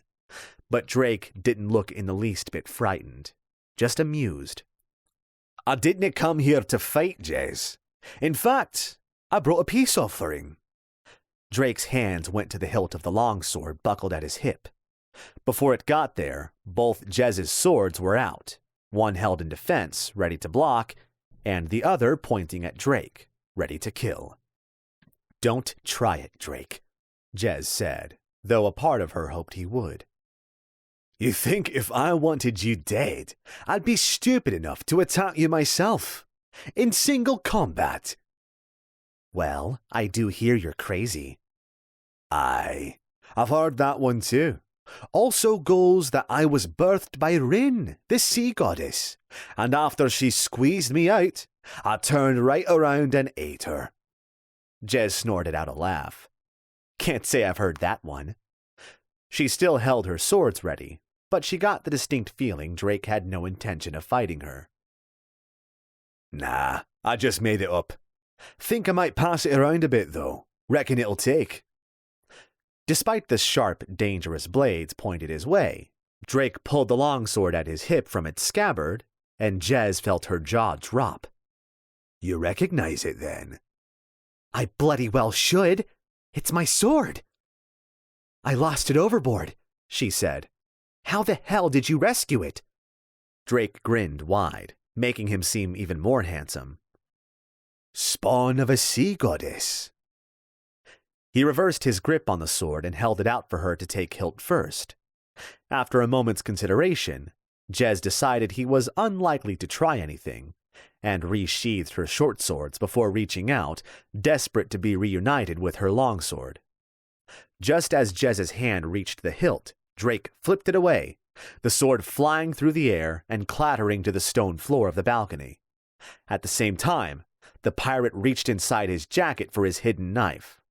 Jez reacted just as fast. As the knife flashed out at her, she dodged to her right and made a grab for Drake's arm. He pulled away and jumped back a step, positioning himself between Jez and her longsword. She crouched down into a ready stance, yet did not draw her swords. Something told her she didn't need to. "What are you doing, Drake?" He grinned at her, his gold tooth drawing the eye as it glinted in the sunlight. Just having some fun. He rushed her, his hand a blur of motions as the knife flicked at her. Jez dodged once to her right, then ducked and spun away, Drake didn't let up, but Jez was ready for the fourth strike. She caught his wrist and twisted. The pirate captain twisted with her and stepped in close. Jez found herself all too close to Drake, close enough to see the individual hairs of his perfectly groomed stubble, close enough to smell the earthy musk of his scent. The blade of the dagger was close to her neck, but not close enough to cut, and her own hand was on the hilt, between the edge and her skin. "See?" Drake said, his breath smelling of mint with a tang of rum. "Isn't this fun?" "Yes." Jez kicked the pirate in the shin, stepped away, spun around with her hands still on the knife, and stepped close again. By the time Drake had recovered from the shock of being kicked, he found Jezit just as close as before, but this time the knife was at his neck, and he did not have a hand between the blade and his skin. "Has anyone ever told you you're very flexible, Jezit?" She grinned. "Many times, and he's seen just how flexible." Without warning, she gave a hard shove, and Drake stumbled backwards, letting go of the knife and catching himself on the railing of the balcony. Jez walked over to her fallen sword, picked it up, and threw the dagger over the side of the balcony into the crystal-clear waters of the pond below. She turned and stalked off down the pathway away from Drake. "Thanks for the sword," she called back, not bothering to turn around. She hoped he would curse or shout, but all she heard from Drake was the sound of his braying laughter as she walked away. Chapter 16. Jezit. Waiting on royalty or nobility was an unfortunate necessity in Jezit's life these days, though it was one she was becoming accustomed to. It still grated her nerves, yet she understood the why of it. Droan, the nobleman from the untamed wilds who had treated her as his own personal slave for months, had delighted in schooling Jez in the ways of politics, and the games those with power liked to play. It was a cruel way to show importance that Magistrate Hideo Ruin had summoned her, and now he was making her wait. "You could leave, Jez." She turned and looked at the guards waiting by the paper panel that served as a door. "Not like either of them could stop you." They were dressed in heavy robes, buttoned right to left, and each held a single curved sword across their backs. Jezit had never liked the idea of keeping a weapon sheathed so, one of Yuri's teachings he instilled in her with practical example. They had used a plain longsword in that example, and each had wielded a copy of the other. Jez had the weapon sheathed across her back, the handle poking out above her right shoulder, and Yuri had his blade at his hip. They had drawn at the same time. If anything, Jez's reactions had been faster, if only marginally, than Yuri's. Yet every time, Jez had been dead before her sword had cleared its scabbard. And every time, Yuri had painfully made his point. She had the scars to prove it. One of the guards noticed her watching and glared. Jez blew the man a kiss and laughed as the fool blushed. She had to admit, they were disciplined. All men in the Dragon Empire seemed to be disciplined. In the wilds, folk rarely sat still, and most guards were little more than thugs given purpose. Here in Soromo, they were trained warriors and attendants, able and willing to sit still on their knees for hours on end, seeing nothing and hearing nothing, unless their master required help. Jezit chose not to kneel on the mat provided her. She lounged, propped up on her elbows. It was a petty little insult to the magistrate, but she didn't care. She also knew such a blatant display of her breasts, even underneath layers of clothing, would make the man uncomfortable. The men of Soromo always seemed to become uncomfortable around what they couldn't have. "I miss chairs," Jezit decided as she waited. There wasn't a single chair to be found in the whole damned empire. Unless you counted that bone monstrosity they called a throne. The paper-paneled door slid open, and Magistrate Rurin stepped through. He paused mid-stride when he saw how Jez had positioned herself, and his cheeks colored. He coughed and pulled his purple robe close around him. Such a subtle way to hide his arousal.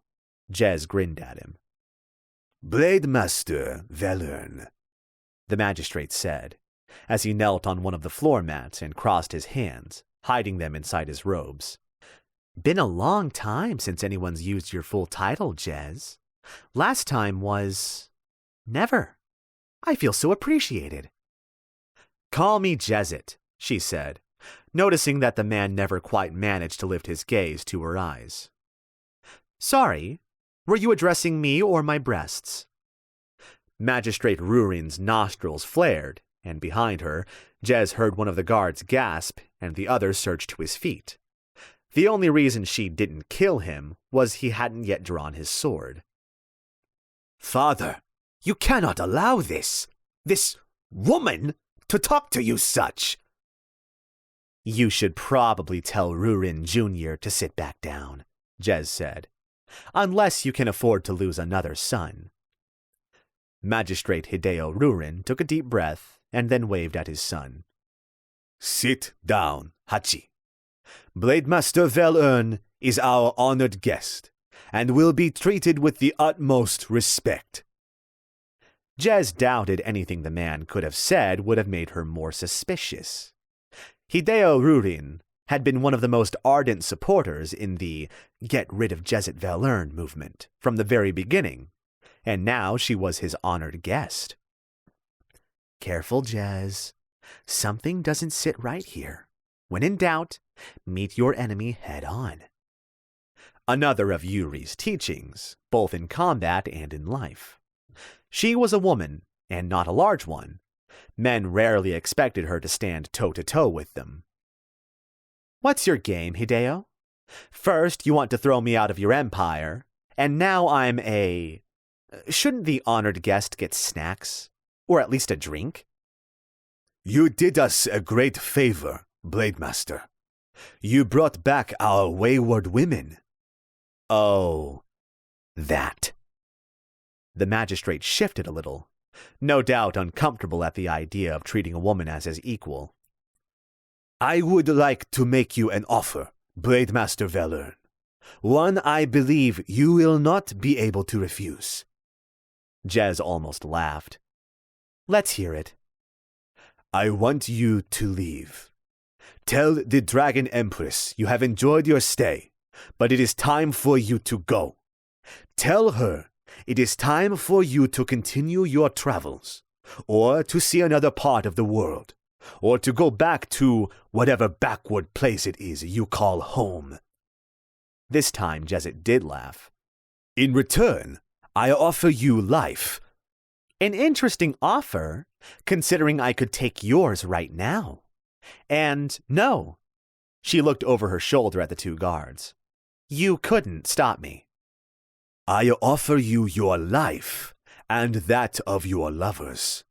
Refuse me, and I will see you executed for your crimes. Jez fixed the annoying man with a stare as cold as the deepest sea. I refuse. Whatever it is you think you can do to me, or him, I dare you to try. It was perhaps a little over the top, but Jezit did not respond well to threats, and this man was without a doubt threatening her.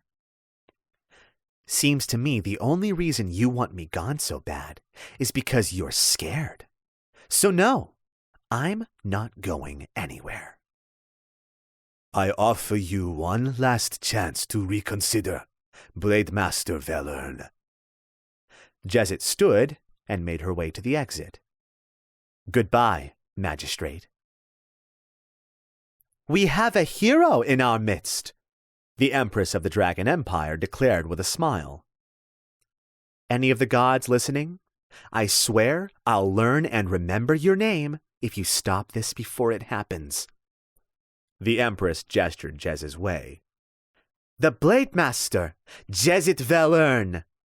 Some of the gathered magistrates gave begrudging nods of half-feigned respect. Behind Jezit, a roar of applause went up. She had been wondering why the palace had been open to the common folk today, and though they were guarded by more dragon knights than she knew existed, they cheered her name all the same. she felt her cheeks redden. Caught between humiliation and a strange pride that she could neither understand nor agree with, Jez weathered the affirmation of her great deed with a stoic determination to get through it and out the other side unscathed. If there was one thing she hated more than the attention of the masses, she couldn't name it. One consolation, Jez. Most of the magistrates look even less comfortable than you. She spotted Magistrate Rurin making a point of not looking at her. He was directing his full attention toward his empress, as was proper when in her presence. She has shown exceptional strength and courage in her struggle to save our citizens from certain slavery, the empress continued, her voice loud and clear and unwavering despite coming from one still so young and addressing so many. Jezet was fairly certain she'd jump out of the nearest window should she ever find herself in the Empress's current position. She thanked the nameless gods that it was considered improper for her to speak in public while in the Empress's presence, lest they ask her to make some sort of speech to the gathered masses. We bestow upon her the title of Duchy and all the rights, privileges, and responsibilities that will accompany it. Wonderful. Another title. I have something of a collection these days. Judging by the gasps of a few of the magistrates and the cheers from the good folk, Jez assumed the title was something of a big deal, though she had never heard it before, and no one had discussed the matter with her. Whatever privileges and responsibilities she was now entitled to, it was safe to say she neither wanted them nor earned them. They're making far too big a deal of this, Jez. Something's not right. She was beginning to attract more than a few hostile stares from the magistrates, and they weren't even bothering to hide it. None would speak out for fear of reprisal by the Empress.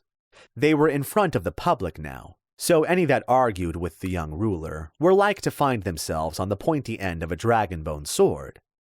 But Jezet couldn't shake the feeling. The Empress had painted a target on her, one that all the magistrates would be aiming for. The rest of the morning was less eventful and passed slowly. Jezet had no problem with sitting still for hours on end. Yuri had made her do far worse and for far longer as part of her training. But it was certainly a dull way to waste her time. She found it hard to stop her mind from wandering, and no sooner had her will slipped, the damned thing made a beeline to thinking about Thankwell. She wondered how he was doing, where he was, whether he'd found the witch yet. More than that, she wondered if he was thinking about her, wondered if he was missing her as much as she missed him. Jez looked around the great hall. Magistrates were in heavy attendance as always. Many of the good folk, though none too low in class, still remained. They were required to kneel as well, but their status did not afford them the luxury of a mat. The Empress sat on her throne of bone with her great looming dragon behind, and the dragon herald to her right. Drake isn't here, Jez realized with a little too much disappointment for her own liking. She had come to expect the pirates' smug presence, and had almost come to enjoy their mutual amusement at the rigid formality of the Empress's court. They shared unspoken jokes in smiles and eye rolls, and, though she would never trust him, she counted him as one of her few allies here in Soromo. After all, he wasn't nearly so bad as all the stories made him out to be. He was pretty enough to warrant looking at, and had a charm all of his own. She wondered where he was, and why he wasn't in attendance. If the Empress was at all perturbed by his absence, she showed it not a drop. But Jez could imagine the girl was experiencing some turmoil of her own. It was a little before midday when the Empress's dragon called an end to court. The beast, which had appeared to be sleeping, let out a mournful rumble followed by a bark. The Empress nodded and bade everyone leave. As Jezet stood up to go, she noticed Magistrate Rurin and two others hanging back, no doubt attempting to secret a private word with the Empress. She snorted out a laugh and made hastily for the exit. Some of the good folk, still under guard and made to stay until their betters had departed, applauded her as she passed. Jezet quickened her pace to be gone from the awe-filled gazes. She found the dragon herald waiting for her outside of the great hall. Still dressed in his dragon bone armor, he cut an impressive sight, and again Jezet felt the urge to prove herself against him in combat. He pulled her aside into a small room with a low desk, with a mat either side. As with most rooms in Soromo, it was separated from the rest of the building only by small paper screens. The Dragon Herald took a seat on one of the mats and waved Jezet to the other before speaking in a hushed voice. "You are a duchy now," the herald said. "Skipping the pleasantries, are we? Well then, yes, it appears I am. And what exactly does it mean?" The herald frowned, obviously trying to translate the word into a more common tongue. "Dragon friend." Jezet cocked an eyebrow. "Only dragon I know is the Empress's, and I'm not sure we're friends, certainly not on first-name terms." The herald didn't laugh, nor did he frown. He stared on impassively at Jez until she sighed and shrugged. "Go on." "The Empress has not made many allies amongst the magistrates in making you a duchy. You are the first in almost 100 years, and the only woman ever to have been honored with the title." "Well, I certainly feel honored," Jez quipped with a smile. She was rewarded with yet more nothing. The Dragon Herald could have been made from stone, he was so impassive. "So, what does it actually mean?" "You are entitled to purchase land within the Dragon Empire, and have been granted a home in the Kai district." Jezet's eyes widened at this. The Kai district was reserved for visiting royalty, dragon princes, and only the most trusted of the magistrates. For Jezet to be granted a home within the most prominent district in the city? No wonder the magistrates weren't pleased. "The upkeep of your house will be your responsibility," the herald continued, ignoring Jez's obvious surprise. "You also now have a seat on the council. You will be required to attend at least once per month while residing in Soromo, and your voice will add to the others." The council was a ruling class that existed under the Empress. Decisions deemed not important enough for her attention were discussed at length and made by the council, and they had always been exclusively male. For Jezet to hold such a seat, such a voice. "You're being played, Jez." "Why?" she asked. "Because the Empress wishes it." "Sure, but why?" The Dragon Herald stood and bowed his head. "Your things have already been moved to your new household. I will have a servant meet you outside to show you the way. Good luck, Duchy Blademaster Jezet Velern." With that, the herald walked to the door, slid open the panel, and was gone. Jezet sat still for a few moments, shocked and unsure of how to react. For the Empress to give her a position of such power. Over the years, Jez had developed a good sense of when she was being made a pawn in a much larger game. And right now, that sense was tingling.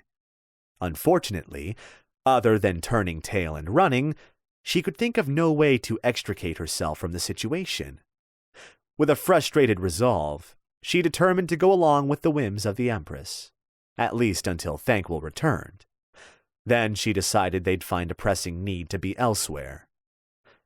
That night, they came for her in force. Chapter 17. Jezet. The first Dragon Knight died in an instant, Unprepared for a rudely awoken blade master, he didn't even have time to raise his pretty sword. Jez had always been a light sleeper. In the early days of her training, it had served to warn her when Yuri was coming to her for sex. She would lie awake and feign sleep until the old bastard had touched her, until he disrobed and thrust himself inside of her without ceremony. Later in her training, they had turned her light sleeping into an exercise. Yuri would try to sneak up on her, to attack her unawares. Not once did her old master succeed, but despite her always waking at his approach, she never once got the better of him. But that was then, and this was now. These men were not Yuri, and she was no longer an apprentice. She was the blade master, now with near a decade of experience, and in all that time, only one man had ever managed to sneak up on her. She rolled out of bed, instinct making her body react long before her mind registered the specifics of the situation. The first Dragon Knight had barged through the door, and Jez's sword cut a broad stroke across his unprotected face, and he dropped to the floor, heavy and dead. She was in her new home, in the largest of the sleeping rooms, and surrounded by paper screens that acted as walls. Silhouettes already warned her there were more assailants, and she already knew she wouldn't be able to match them for strength. As the second Dragon Knight burst into the small room, ignoring the door and instead tearing apart the paper of the wall, Jez snatched up her second short sword. Some part of her had registered the tightness of her surroundings and had decided the longsword would be too unwieldy. She wore only her undergarments, a pair of pants, and a soft cotton top, both white. "There was a time you would sleep in your armor, Jez. You've been living comfortably for too long." Most men in the Dragon Empire might pause and stare at her lightly clothed form, but these were Dragon Knights, and they were not so easily distracted. Jezit used both swords to block a deadly swipe as another two men crashed into her small room. "You need better surroundings, Jez. Run!" She spat in the face of the Dragon Knight, turned and ran, snatching up her tabard as she went and crashing through one of the paper panels. Damned flimsy walls work both ways. It pained her to leave her longsword behind, but there was nothing for it. Jez barreled through two more rooms, leaving torn paper and angry shouts in her wake, before running into the outside wall of the building, a wooden wall. A Dragon Knight emerged to her left, and before he had a chance to take stock, Jezit launched herself at the man. He deflected her first sword with his chain-linked armor, but her second found a weak link and slid into his belly. Jez felt hot liquid wash over her hand as the man fell away from her with an expression caught between surprise and incomprehension. She wasted no time in pondering the expression and ran as more Dragon Knights arrived. Even with her right hand slick with blood, it took only a moment to throw her tabard over her head and another to belt it around her. She burst out of the side doorway to find herself in a garden she didn't remember seeing before. Jez had spent almost 10 minutes earlier that day surveying her new home before boredom set in. That it had coincided with her finding a cupboard full of rice wine was merely a happy coincidence. Now she found herself surrounded by cropped green grass on a miniature hill in the middle of the grounds. Fruit trees clustered around the edges of the garden, and somewhere to her left she heard trickling water and the occasional sound of wood striking wood. The moon was high, and almost a full circle, and the stars crowded the night sky like thousands of tiny candles, all flickering at once to prove their existence. She was surrounded by Dragon Knights. Those left from the party that had tried to take her by surprise piled through the door behind her. Those in front and to her sides stood at the ready, swords drawn and expressions stony. Jez stopped in the center of the little grass garden and took stock. She counted 15 Dragon Knights, and with the 2 she had already murdered, that put her somewhere close to fucked. Nowhere to run, nowhere to hide. "Put your swords down, Blade Master," said one of the Dragon Knights. Jez focused on him, assuming he was the most senior of the group and the man in charge. She grinned, wild and menacing, though she didn't feel it. I was about to say the same to you, unless you want to fetch some more men so we can call this an even fight. You are under arrest. Jez laughed. And which of you wants to be the first to try taking me in? By order of the Dragon Empress. She stopped smiling. That changes things. Can't fight the whole fucking city, Jez. Who's in charge? She asked, stalling for time, for a way out, for any sort of advantage. Being outnumbered 17-1 was not her idea of a fun night, under any circumstances, and never less so than when the 17 carried 17 pointy objects. The man in charge stared on. Put down your swords. It was all starting to feel horribly familiar. She'd been arrested in Sarth in much the same fashion. Outnumbered, surrounded, the dead of night, her wearing little or less, and no charge to speak of. Well, the latter wasn't entirely accurate, given that in Sarth, the guard had witnessed her murder a man. That the man had been a heretical arbiter attempting to subvert the very organization tasked with purging heresy was an ironical truth that had never come to light. Arbiter Kosh had died a nameless body on the streets of Sarth, and Jez had given up her sword, surrendered to the guard, and spent the next 2 weeks in prison, awaiting sentence. Thankwell had come to rescue her then, much like the first time they met in Chade's jail. A proud woman might have bristled at that, but pride was not a vanity Jezet Velern counted. She had long ago given that up, in favor of survival. Last time, Blademaster! Put down your swords! Better locked up and alive than free and dead, Jez. She held the facade for a few more seconds, before straightening, dropping her swords, and taking a step backward. The Dragon Knights wasted no time in rushing in to secure her. Gauntleted hands grabbed her, shoving her this way and that. A foot kicked into the back of the knee, and Jez went down, collapsing into the grass, with her arms still held out. She gave an involuntary cry of pain as one of the knights pinned her arms behind her back, and manacles were fixed around her wrists. A hand wrapped around the back of her neck, and Jez found herself wrenched back to her feet to face the lead Dragon Knight. Another hand grabbed hold of her hair from behind and wrenched her head backwards. She glared deadly daggers at the man in front of her. Blademaster Jezet Velern, the Dragon Knight said in a formal tone. By order of the Dragon Empress, Re-Chio, I place you under arrest until such time as she deems you ready for trial.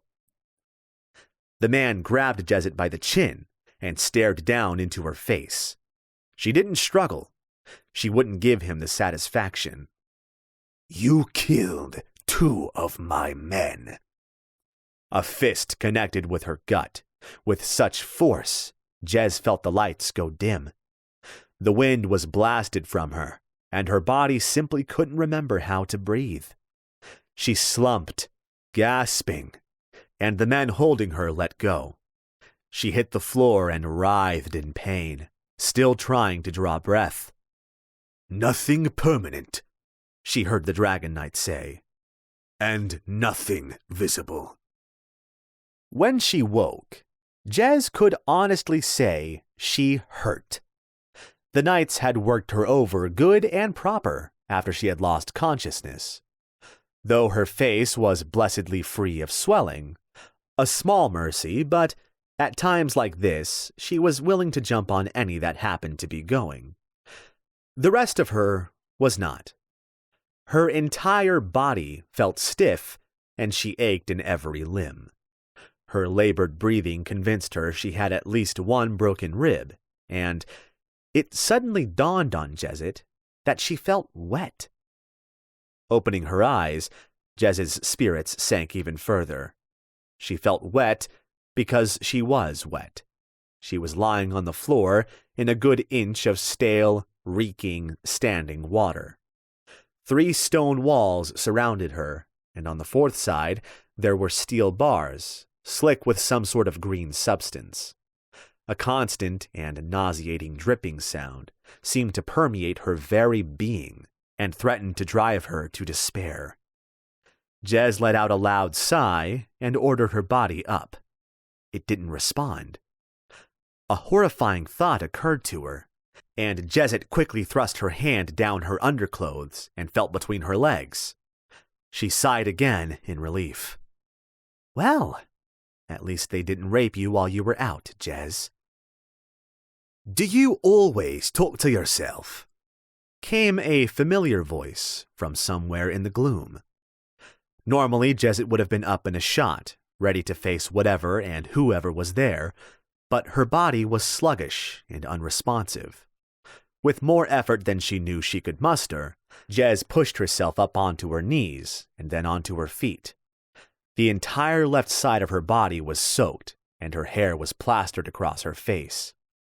She moved it from her eyes and peered into the darkness beyond her cell. There was little light down here in the dungeon. Jez knew, in fact, that she was currently underwater, and the only thing that kept the water out was the sturdy design of her cage and a complex system of pumps that managed to remove all but the 1 inch of water she was standing in. There was no bed in her cell, and only a small, floating wooden bucket for waste. You've been in worse prisons.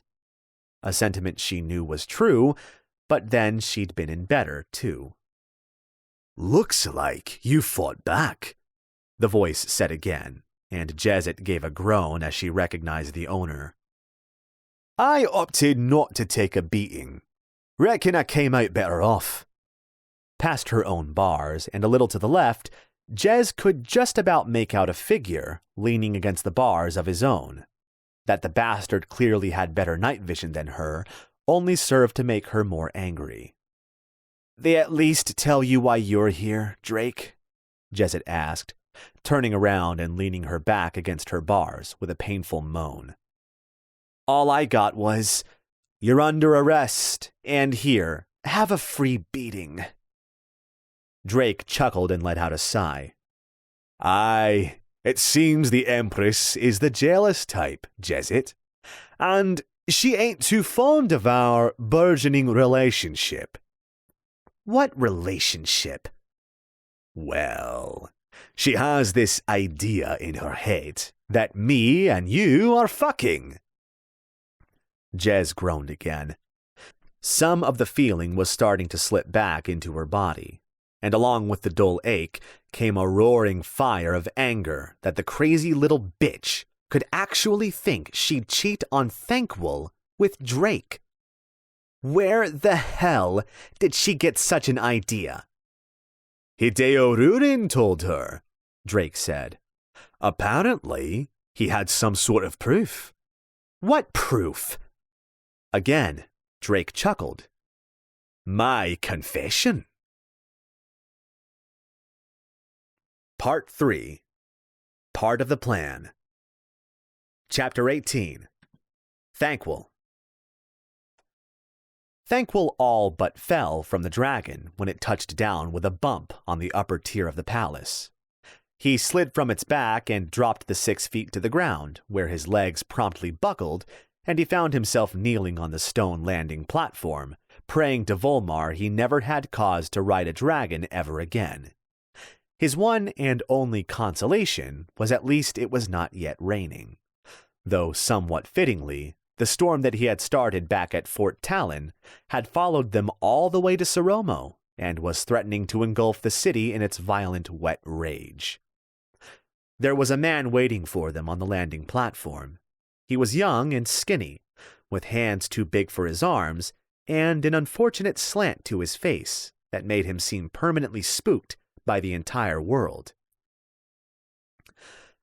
The Dragon Prince Yoon was a sickly man, given to frequent periods of illness, and a variety of unfortunate disorders including a facial tic. He was exempt from the constant warring of the other princes, on account of his illnesses, and so took up permanent residence in the palace of Soromo. The only dragon prince afforded such a luxury. It was Prince Yoon's dragon who had been tasked with carrying the herald to fetch Thankwol, and while he was thankful of the speedy flight back to the capital city, he was not altogether pleased by the journey itself. Terrifying ordeal only began to describe the experience. But Thankwol was here now, and he found himself with a pressing need to see Jezet right away.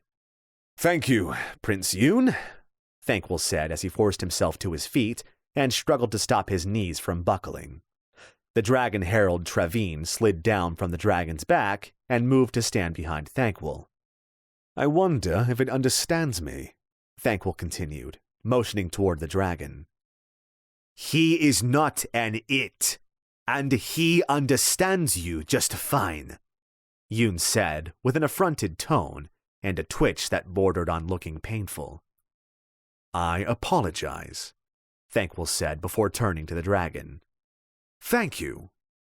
The beast responded with silence and a penetrating gaze that almost had Thankwol dropping his own eyes to the ground. Then the dragon looked away and took a few small steps forward to rest its head on the ground in front of Prince Yoon. The prince met the dragon halfway and embraced the creature's massive square head. Thankwol felt a hand on his shoulder and was gently steered away by the dragon herald. It is unusual for a dragon to be so far parted from its prince. It was the only explanation the herald offered as he pushed Thankwol toward the stairs that led down from the balcony. I wish to see Jezet Verlern immediately, Thankwol said, with all the conviction he could muster. He had not dared ask the herald what her charges might be while riding on the back of the dragon, and after what he calculated to be a day's full flight at terrifying speeds, he was still none the wiser. The suspense was frustrating to say the least. The Empress wishes to see you first. Thankwol felt his jaw clench with the anger that bubbled up from deep down. I don't give a damn what your Empress wants. You will take me to Jezet now, or what? The herald asked, still walking ahead of Thankwol and not even bothering to look behind to check whether the Arbiter was still following. You would do well to acquiesce her demands, Arbiter. She holds your woman's life in her hands, and she does not respond well to threats, insults, or coercion. Do not attempt to use your magic on her. Thankwol was well aware that threats, insult, and coercion counted for roughly all of the tools at an Arbiter's disposal. And as the Empress was royalty, she was exempt from any form of suspicion or interrogation by an agent of the Inquisition. Only an Inquisitor would be allowed to question the little ruler, and that would likely start a war neither Sarth nor the Inquisition could afford. The Dragon Empire's armies were fractured with each faction following a dragon prince, but should their empress be threatened, they would galvanize in a moment, and that was a force no other kingdom in the known world could hope to stand against. This best be quick, Thankwol growled, determined to have the last word as a petty victory. It will take as long as she wants it to take, the herald replied in an annoyingly neutral tone. And how long will that be, I wonder? Cha'am. Thankwol ground his teeth and said nothing more, only followed the herald in silence through the dark corridors. There was something about being encased in stone on a floating city that worried Thankwol. Boats he could cope with, though he never liked to be surrounded by so much water under any circumstances. But the idea of a floating city was beyond the pale. He had lived here for almost 6 months, with frequent trips into the nearby settlements. But he had never quite managed to find his legs. He was forever imagining the city was swaying from side to side, and found he could never walk in a straight line. Even before he had left on his most recent witch hunt, and before his most recent argument with Jezet, he had decided it was time to move on, time to move away from this cursed city. Jez's arrest only confirmed that it was indeed time to leave. Both of them had always wanted to see a dragon, but now that they had, Thankwell found he would rather have left them as creatures of legend and fanciful tavern talk. The reality of the beasts were that they were loud, smelly, worryingly intelligent, and dangerous on a scale he had never before witnessed. It was sheer luck he had survived his encounter with Prince Narsk's dragon long enough for the herald to arrive, and he knew it. They arrived at the great hall doors, little more than sheets of paper, truth be told, and Thankwell knew firsthand just how little privacy they afforded. The herald turned to him with an odd expression. "She is hurting, Arbiter. I would advise caution and tolerance." Almost, Thankwell asked the dragon herald Trevine about Jezet's crime. They had traveled a long way together, and all that time they had spoken little. Thankwell had been far too scared to ask the question, lest the herald take offense to the subversion of his will and throw the arbiter from the back of the dragon. They had been quite high up, and Thankwell had never quite managed to master the art of flapping his arms fast enough to fly. The herald slid the screen door open and stepped through, and Thankwell followed the man into the massive hall. He counted 16 dragon knights, and with their training, that was likely enough to kill him 16 times over, should he say the wrong word. 4 stood by the screen door, watching, waiting, and alert. The other 12 stood close to the dais and the dragon-bone throne. The Empress sat upon the throne, rigid and harsh, wearing the bulky robes of her office and an expressionless mask as unreadable as stone. Behind her lounged her dragon, the matriarch, and Thankwell couldn't help but be awed by its size. It seemed so long ago, but it was barely a day since he had fought with Narsk's dragon and almost died. This dragon was easily half again as big as Narsk's and, Thankwell assumed, half again as dangerous. He stopped before the dais, a good distance and a dozen dragon knights between him and the little Empress. He did not bow nor kneel. To do so would be inappropriate. Thankwell was an arbiter, a representative of the Inquisition. He answered only to the council and to Volmar, and this Empress was surely neither. He waited, his gaze leveled firmly at the girl on the throne, and said not a word, though the suspense was a grating, painstaking pit in his stomach. He could feel his hand trembling in his pocket, and then it closed around something small and wooden, too small to be a rune, and made of sturdier wood. He realized then it was a single lat, and, though he did not remember stealing it from the herald, it bolstered his resolve and calmed his nerves in a way that only 2 things ever could: thieving and Jezet. "I have summoned you, Arbiter Darkheart," the Empress said, eventually, when it became clear Thankwell had no intention of speaking first. "I had noticed, Empress.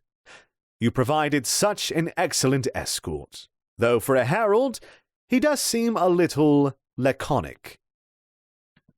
A painful silence erupted into the great hall as all waited for the Empress's reply.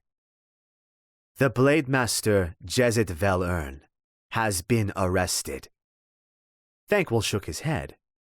"About that, "On the charge of having a carnal relationship with my own paramour." Thankwell couldn't help the bark of laughter that burst from his lips, and he couldn't help but notice the tensing of 2 nearby dragon knights. "That's... she didn't. It's not true." The dragon Empress opened her mouth to speak, but Thankwell cut her off, taking a step forward despite the deadly force dedicated to preserving the girl's life, and raising his voice a notch. "Release her at once. You have no right to hold her. The charges are false. And even if they were not, if sleeping with Drake Morass is a crime, you'll have to arrest half the Pirate Isles. Release her." The dragon behind the Empress stirred and let out a growl, dark eyes fixing on Thanquol and boring into his own. "You dare to order me!" the Empress shouted. Thanquol was about to raise his own voice and shout back when he caught the herald's minute shake of his head. It dawned on him then that attempting to strong-arm the Empress might be a bad idea. Unfortunately, diplomacy was not one of the Inquisition's teachings, because there could be no negotiation with heretics. However, given that the Empress was neither a heretic nor, judging by Thanquol's brief knowledge, entirely sane, he decided perhaps negotiating with the woman might be more fruitful than getting himself executed. He took a deep breath and steadied himself, tearing his eyes away and looking toward the floor. "I apologize, Empress. I did not mean...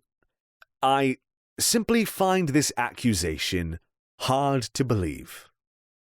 I assume you have proof." Drake confessed. "He's lying!" Thanquol all but shouted before forcing himself to calm once again. He refused to even accept the possibility that the accusation could be truth. "Allow me to help in the investigation, Empress." "How?" "I'll interrogate Drake Morass myself. He will not be able to lie to an arbiter." "And what of Jezet Valerne?" Thanquol ground his teeth. He had never asked Jezet anything. Not once in all the time he had known her had he used his compulsion on her. The very idea of dominating her will in such a fashion was beyond detestable to him. It was a violation of everything they had shared and everything they were to each other. Taking another deep breath, he steadied himself. "I will interrogate Drake Morass, and, if need be, Jezet also." Chapter 19. Jezet. For 5 days, Jezet had been locked down in the dungeon with the permanently wet floor and the constant dripping of water.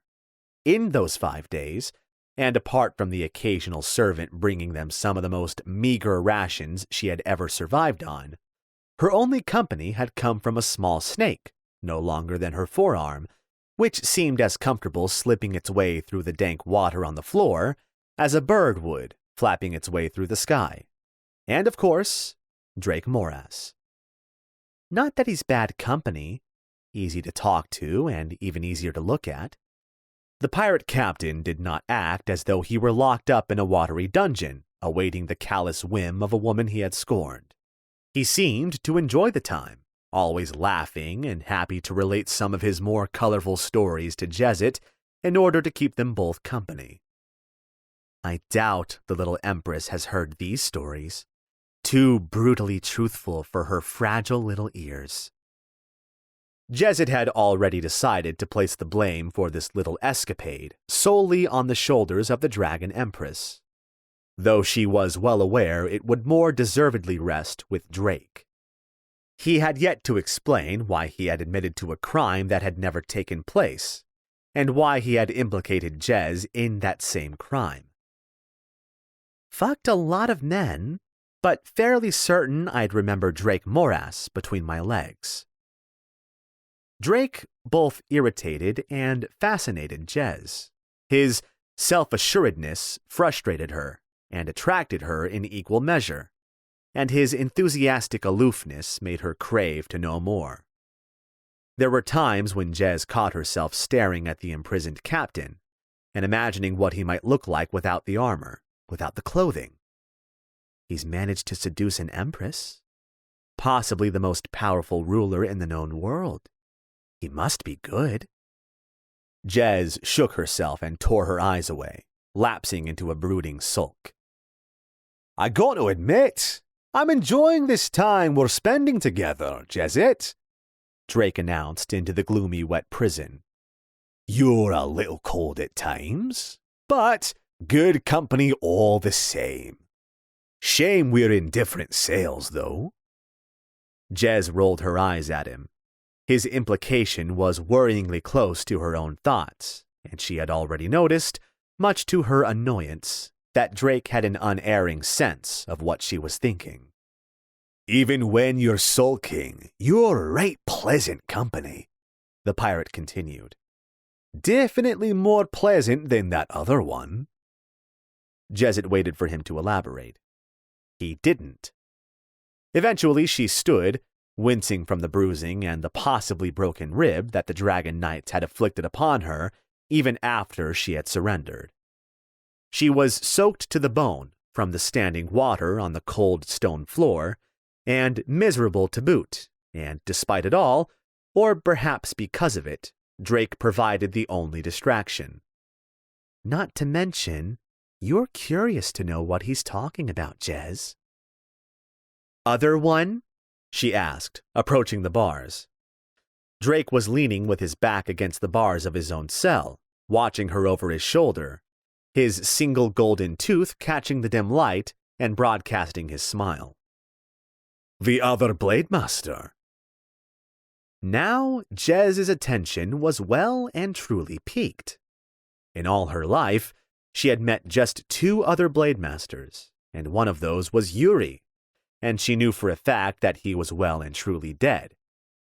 That left only one. The Sword of the North? "That's the one.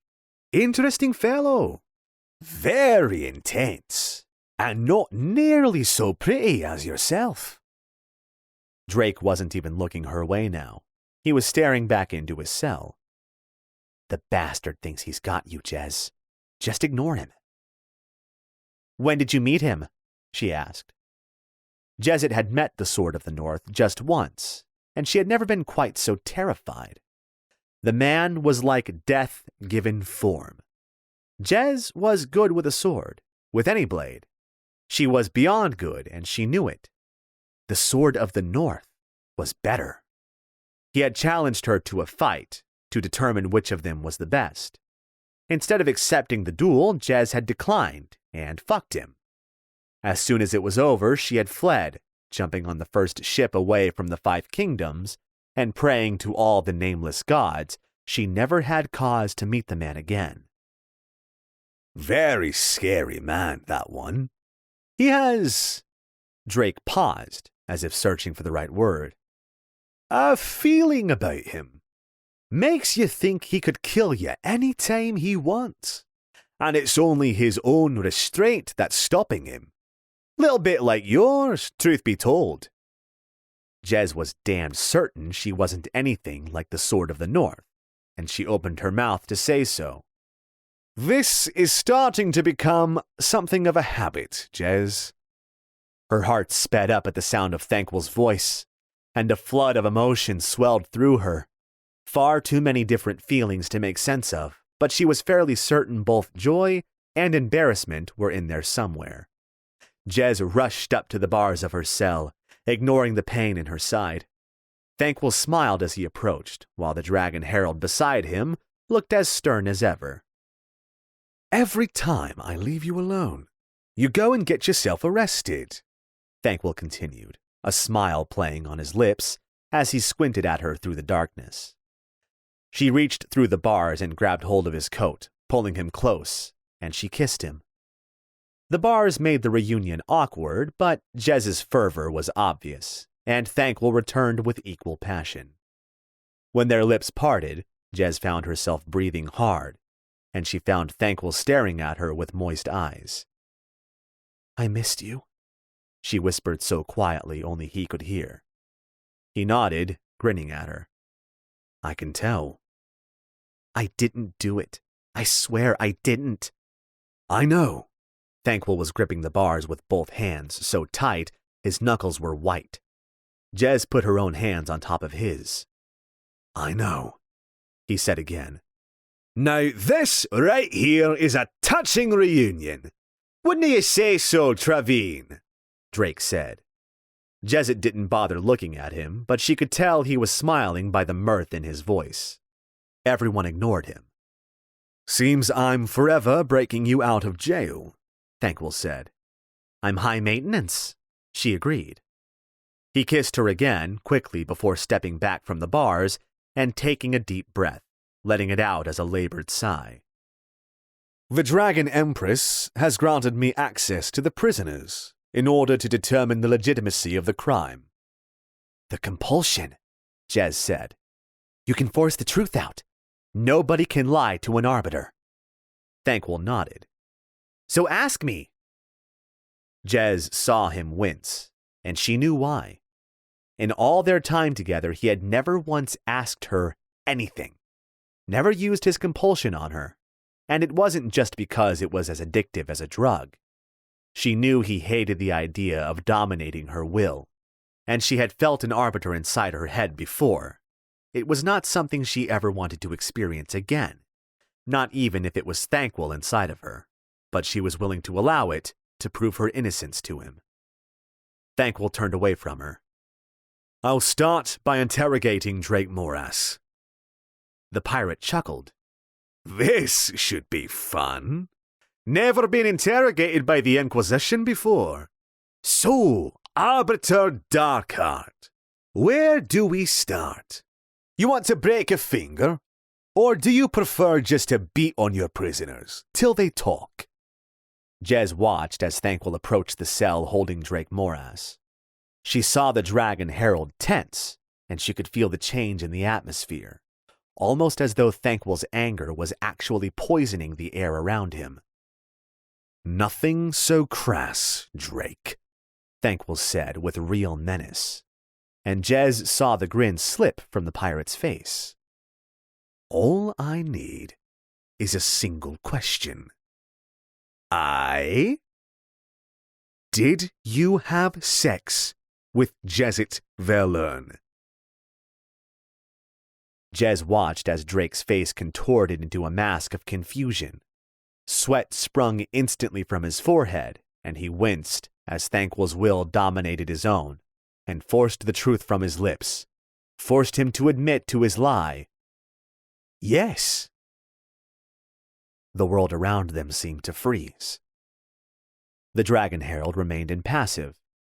Thankwell took a staggering step backward, and Drake collapsed against the bars of his cell, no doubt exhausted from the internal struggle. Jez let out a shuddering breath she hadn't even been aware of holding. She sucked in another deep breath and let it out as a shout.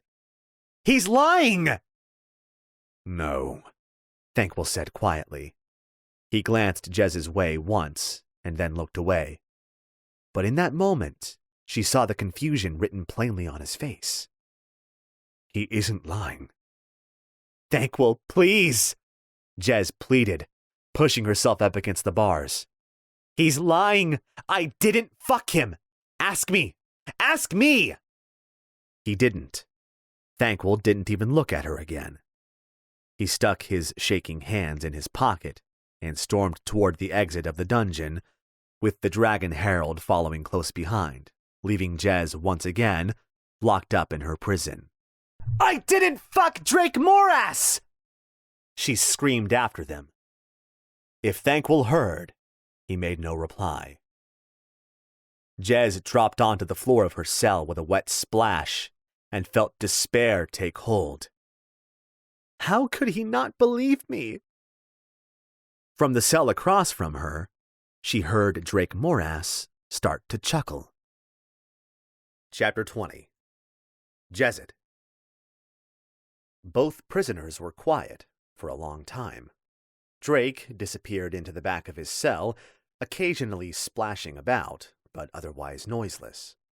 Jezet knelt in the cold water, staring into space. A few silent tears crawled down her face and were lost amidst the lake around her. She was angry and sad, and a bit more angry, but she couldn't tell who the anger was directed at. The Empress, for arresting her, Drake for accusing her, or Thankwell for not believing her. The darkness seemed to creep in around her, and she soon started to shiver. But Jez paid the cold no mind. She was far too lost to care about such inconsequential matters. You've been in some pretty shitty situations before, Jez. Worse than this, by far. Strange. This one feels like the end of the world, then. Reckon we've spent enough time moping, Drake said, his voice sounding as though it had regained some of its usual cheer. That, and we need to have a bit of a chat. Time is short.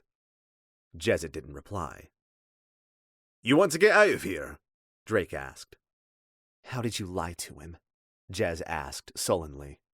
I didn't. She looked up at the pirate and gave him her very best level stare. She didn't know how well he could see her face in the cozy gloom, but then she didn't really care either. Drake laughed. All right, I lied. But then, you know it's possible. You've lied to an arbiter yourself before. She had. Back in Sarth, she had lied to an arbiter in order to discover the identity of the heretical inquisitor. Thankwell had made her a ring, and ever since Thankwell had given the ring to Jez, she had never once taken it off. She looked down at her left hand now to find the ring missing. The skin had a slightly lighter shade underneath where it usually sat. She looked up at Drake. Interesting bit of jewelry, this, he said, smiling at her as he held the ring between his thumb and forefinger. When did you... Drake flicked the ring through the bars toward her. Jez snatched it from the air and shoved it back onto her finger. So, Jezit Velern, Drake said, do you want to get out of here? I don't need to. All I have to do is wait for Thankwell to come back. I'll explain everything to him. He'll ask you again, then he'll ask me, and your stupid bitch of an empress will have no choice but to free me. Drake laughed again. Always the same, Jezit. Gets herself into trouble, then waits for whoever she's currently fucking to get her out of it. Fuck you!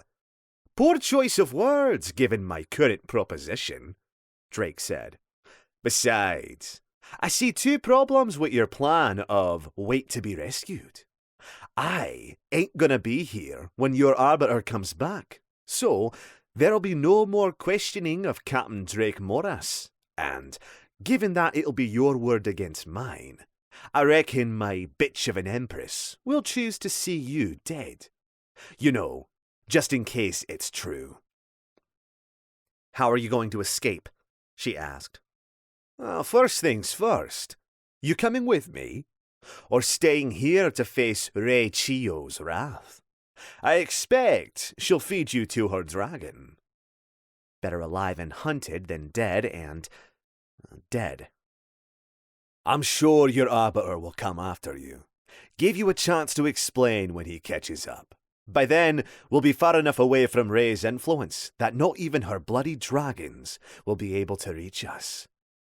Drake paced in his cell, his feet creating small waves in the standing water. You can take a little time to think on it, but don't take too long, Jezit. We're running out of time. Well, you are. She looked at the pirate splashing about in his cell, smiling to himself. She knew it was a bad idea. Running would only serve to fuel the fire, add to the suspicion of her guilt.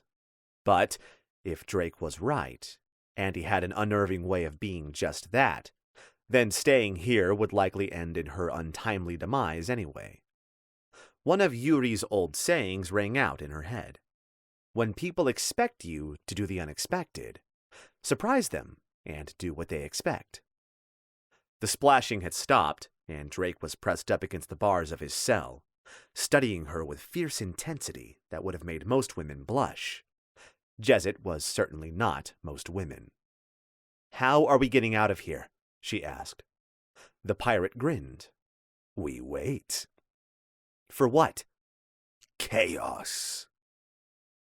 After Jez agreed to participate in the escape, Drake refused to elaborate on the plan and fell uncharacteristically silent.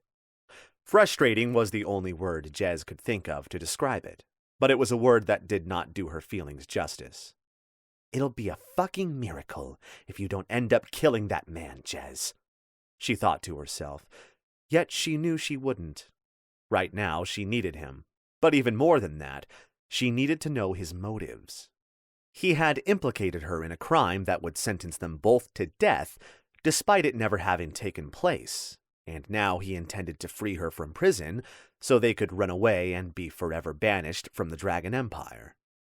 Something didn't add up, and Drake's refusal to satisfy her curiosity only served to make her all the more curious. "It's time," Drake said, eventually, stepping up to the bars of his cell and taking a firm grip. Jez got to her feet and gave the pirate a skeptical look.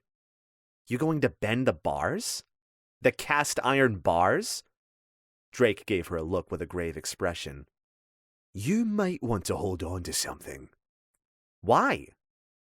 The world realigned itself. The whole dungeon tipped to its side, so far that all the water, and Jezet with it, lost grip on the floor and crashed to the stone wall hard enough to make all of her injuries scream in pain, and her with them. Somewhere nearby, Jez heard an almighty crack, followed by the sound of gushing water. A part of her registered how incredibly dangerous that sound was, but her mind was stuck trying to figure out what had just happened. Still lying flat against the wall of her cell, Jezet gasped, the stale air of the dungeon rushing back into her body. Her eyes fluttered open, and she saw water rushing past her, flowing into the dungeon and rolling past her toward their one and only exit. If she had thought she had experienced a strut shift before, this one taught her the error of her ways. For such a pronounced shift to occur, half the city must have been sitting at an angle. The destruction and panic would be on a scale she dare not even imagine. It occurred to her that a good portion of the city might now be underwater. It would be chaos, both inside and out, and would provide the opportune moment to escape. Jez struggled to her feet, balanced at an angle between the wall and the floor. She heard a grunt, and a moment later Drake Moras grabbed hold of the bars to her cell. Somehow freed from his own, he had leapt the gap over to her. "You knew this would happen? How?" she accused. He grinned, already at the door to her cell and fiddling with the lock. "Is that really important right now?" There was another crack, and a stone crashed along the floor with even more water rushing down toward the exit of their prison. "I think we have more pressing concerns." He looked at her. "Now, before I let you out, how about a kiss?" Jez glared at him. "Worth a try." Drake pulled the door to her cell open with a clang and clambered down a short way to give her room to pull herself out of her cell. "Now, I should probably have asked this before, but you do know how to swim?" Jez shrugged. "Point where you want to go and kick." "Good enough. Follow me." With that, Drake let go of the bars and dropped into the growing pool of water at the bottom of the dungeon. Jez waited a few moments, but the pirate didn't resurface. The prison was filling up quickly now, and Jez had no intention of drowning here or anywhere. She sighed, took a deep breath, and let go, dropping into the pool just inches from where Drake had taken the plunge. Cold water assaulted her on all sides, and Jez lost discipline, her body gasping despite her fervent orders against just that. The emerald sea rushed into her lungs, and she panicked, kicking and thrashing in the dark wet. Then she felt air on her face. She coughed and spluttered and tried to gather her bearings. She was still in the prison, in the gathering pool, and that meant she needed to dive down to find the exit. Another great crack sounded from somewhere above her, and Jez needed no more encouragement. She put her head down, her ass in the air, and kicked, pulling herself through the water, hoping she could find the exit. She saw a blurry drake-shaped image in front of her and steered toward it. The blur looked to be waving at her, and then it turned and swam away. Jez followed as quickly as she could, and tried not to think of all the bloodthirsty monsters that called the Emerald Sea their home. Water was their element, and it was most certainly not hers. Jez followed the Drake blur up a small set of stairs that bent back on themselves and through a near pitch-black room, then up another similar set of stairs, before he disappeared from view. Again, the panic started to set in, compounded by the lurching of her lungs as they rebelled, insisting that she was suffocating and attempting to trick her by claiming she could breathe water. Her face broke the surface of the water, and Jez gasped on instinct long before her eyes cleared enough to focus. Strong hands grabbed her underneath her arms and helped pull her out of the water, and she collapsed on top of someone, gasping for air and coughing up water in equal measure. Dimly she was aware that they were still on a distinct slant, and it was only by the effort of the person she was collapsed upon that she wasn't rolling down the floor of the room. Jez wiped at her eyes with the back of her hand as she coughed up the last of the water and looked about herself. She was lying on top of Drake, who, it had to be said, looked good wet. He was grinning at her and returning the look. Jez realized she was still wearing somewhere close to very little, and what she was wearing was clinging to her. She felt something move beneath her, and Drake gave her a wink. Rolling off the aroused pirate, Jez struggled to her feet, slipping once, but managing to stand up in the distinctly slanting room. A paper lantern hung from the roof at a dangerous angle, still alight and giving the room an eerie blue tint. The room seemed to be an antechamber, with a weapon rack attached to the wall and 2 guards piled in a corner between the wall and the floor, each with their throats well and truly slit. Jez glanced at Drake with a cocked eyebrow. The pirate coughed. "What luck! The guards have appeared to have conveniently committed suicide. It'll be some time before our escape is reported." He looked back at the stairwell from which they had come. "Or they might just assume we drowned. Either way, we should go." Jez started toward the weapon rack. The swords there were curved and not her favorite style, but they were sharp, and Blade Master without a blade was a master of nothing. "Leave those," Drake ordered, already struggling toward the entrance to the corridor. "Weapons will only draw attention. Best, folk just think of us as harmless foreigners, attempting to escape the mayhem." Jez thought about it for a moment, then relented, following the pirate and praying to all the nameless gods he knew where he was going. Drake hadn't been wrong when he said he was waiting for chaos, and though Jezit still didn't know how he had predicted the strut shift, he certainly got chaos. There was evidence everywhere of the violent and destructive change in orientation. Water was everywhere, as was the dark smoke that always accompanied uncontrolled fire. Somewhere distant, Jez heard people screaming and others shouting for help or giving orders. They passed people in the corridors who were in obvious shock, some curled up in balls muttering to themselves, others running about frantically with no thought of purpose. They stopped to help none of them. They had a mission, and that mission was saving their own hides. Jezit was more than happy to let the people of Soromo fend for themselves. She had had enough of this city weeks ago, and now she was finally leaving, though not, as she had imagined, with Thankwell. She let Drake lead the way, and he did so happily, steering them through hallways and occasionally shortcutting through rooms when fallen debris blocked their way. He checked behind him from time to time, no doubt making sure Jez was still following, and giving the odd word of encouragement.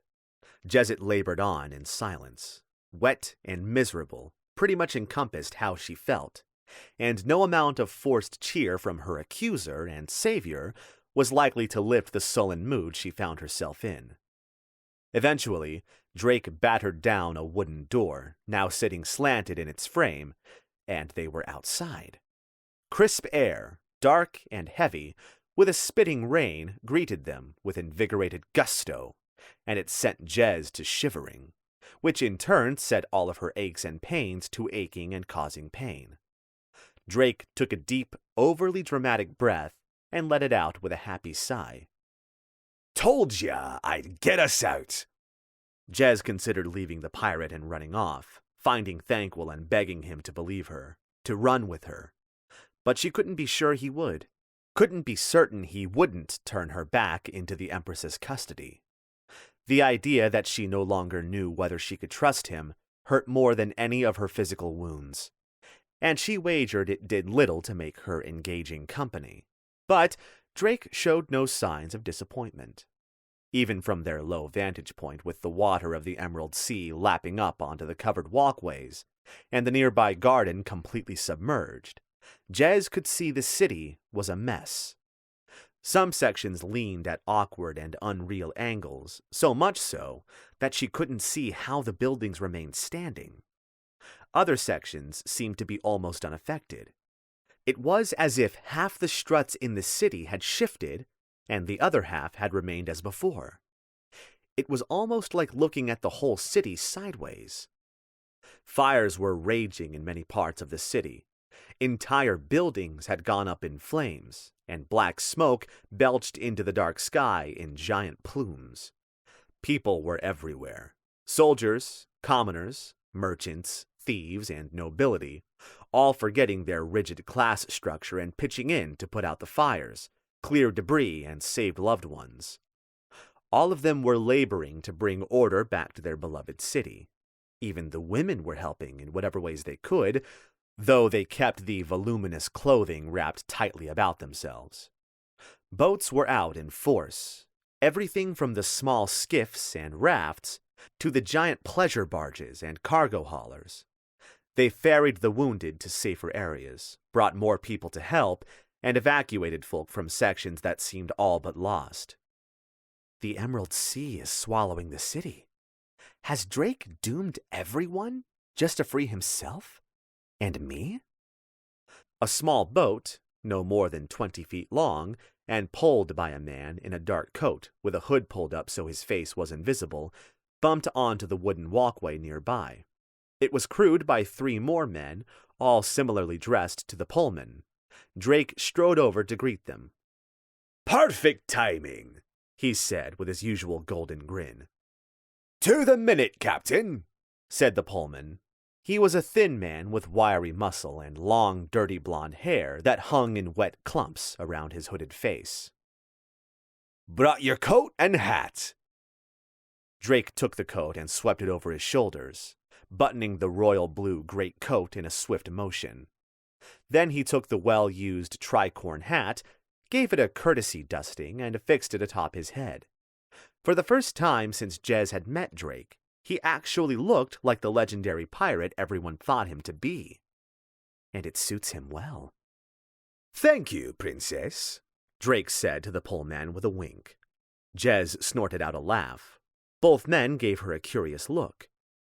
You call all your crew Princess? She asked the pirate.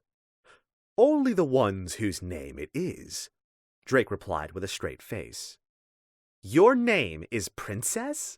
She said with a smirk. Your dad must have really wanted a girl. Princess did not look amused. His jaw was clenched and his brow was well and truly furrowed. He spat once onto the wooden deck and looked to Drake. Captain? Drake shrugged. You're welcome to try, but I don't rate your chances, Princess. She's tougher than she looks, and she looks pretty tough already. Princess nodded and gave Jez an appraising look. Me ma gave me the name, and I'd thank you not to disport her memory. That and... The man drew a sword from its scabbard, attached to his belt. Jez's sword. The same one Thankwell had given to her and Drake had rescued.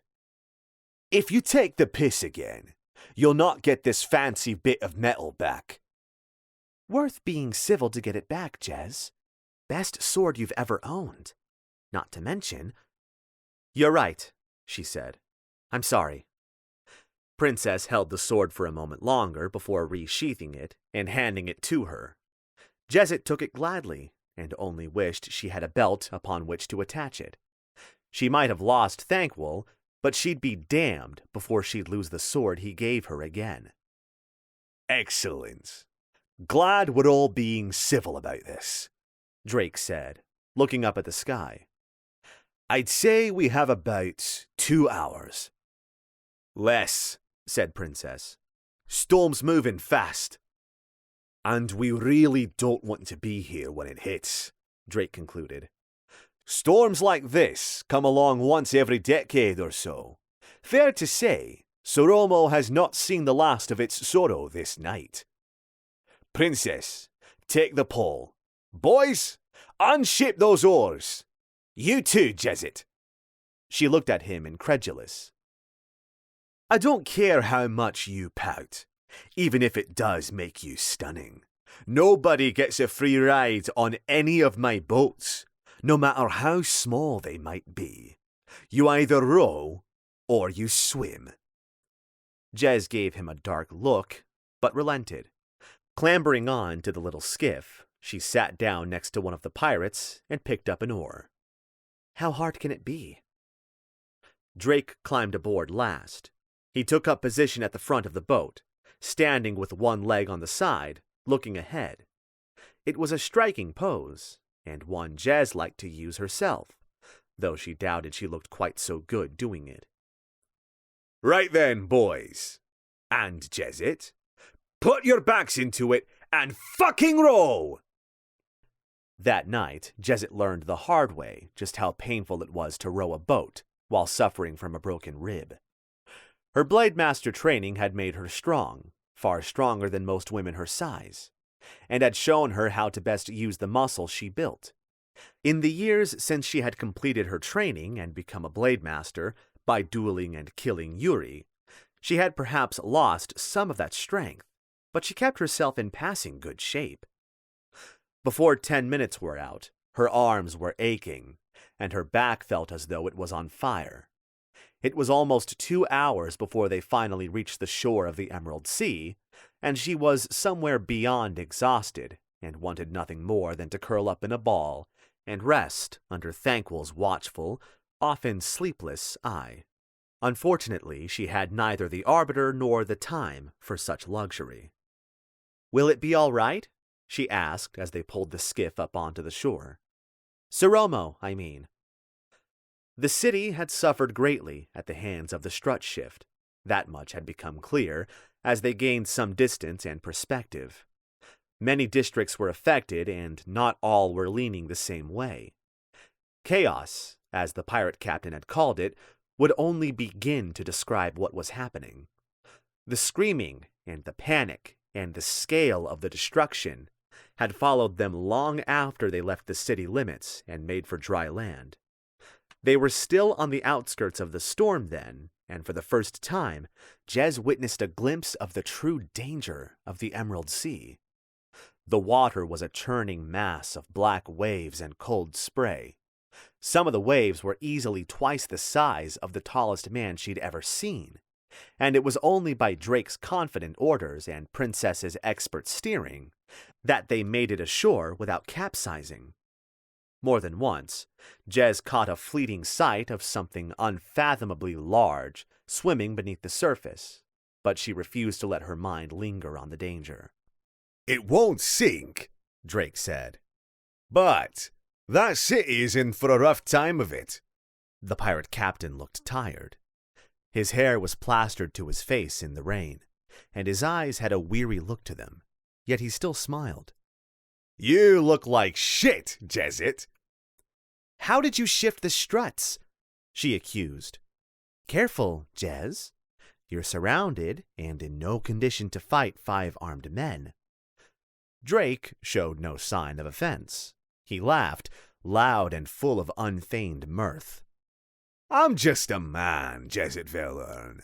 How could I possibly have managed such a feat as moving an entire city? There was a strange light in his eye. "But you knew! You knew about the shift before it happened!" She realized she was shouting over the rising sound of the rain as it began to drive down harder around them. Drake laughed and nodded before turning to the 2 men who had been waiting for them ashore. 2 men with 8 horses. "Princess, Jez, you're with me," Drake announced, shouting against the wind as it tried to tear his words away. The rest of you, ride hard and fast, and every one of you who makes it back to the fortune gets a bag full of coins, the color of your choice." The gathered pirates whooped and ran for the horses before riding them off in a variety of directions. Jezzet shot Drake a questioning look. "To throw the dragons off our trail," he shouted. "They'll be coming for us as soon as this storm lets up a drop."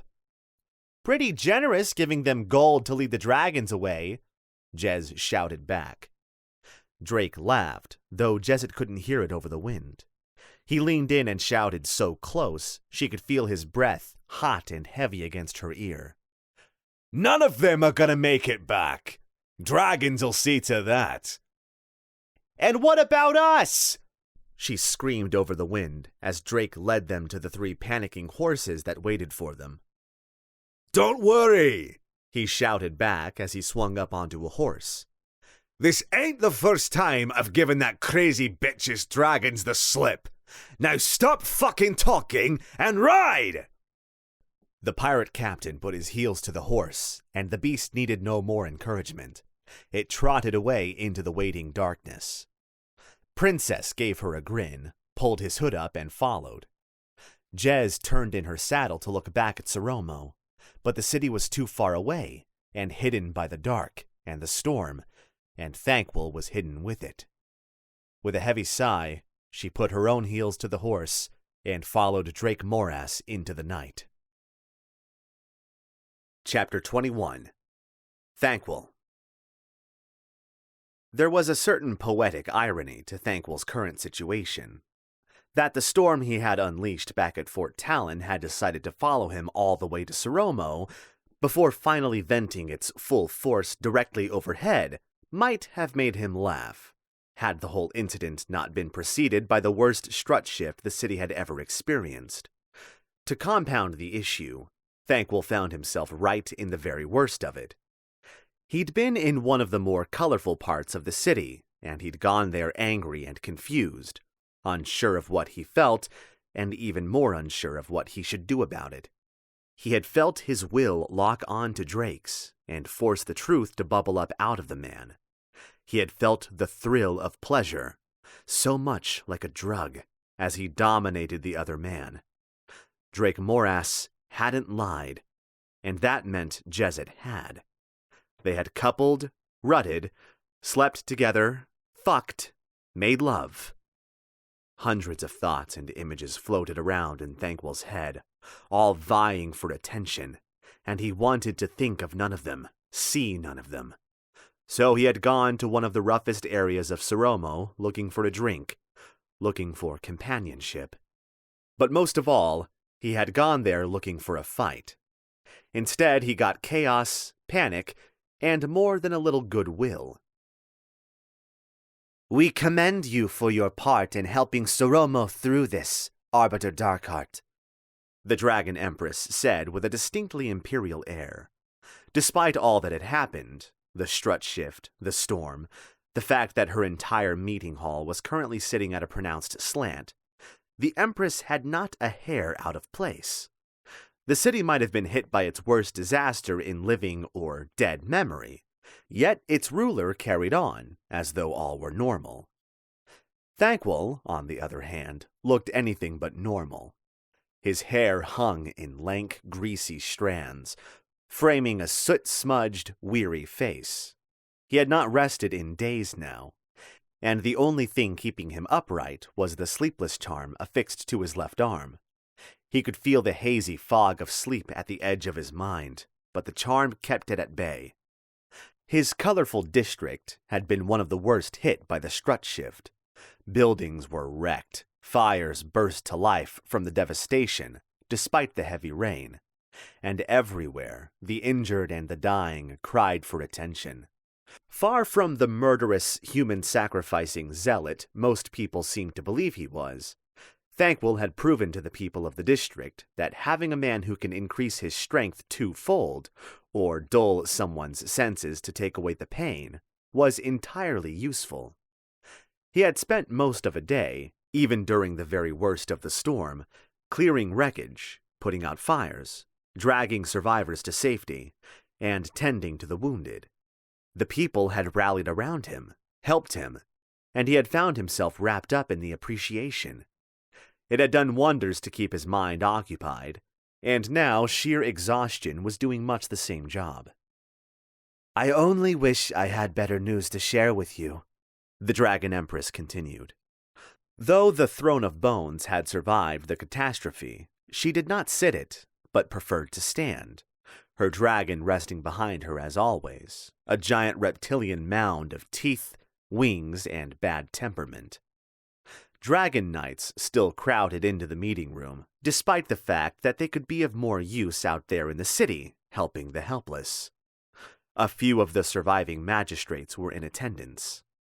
The district most of the magistrates called home had been the worst hit in the city. Its strut had snapped, and the entire section had sunk into the watery depths.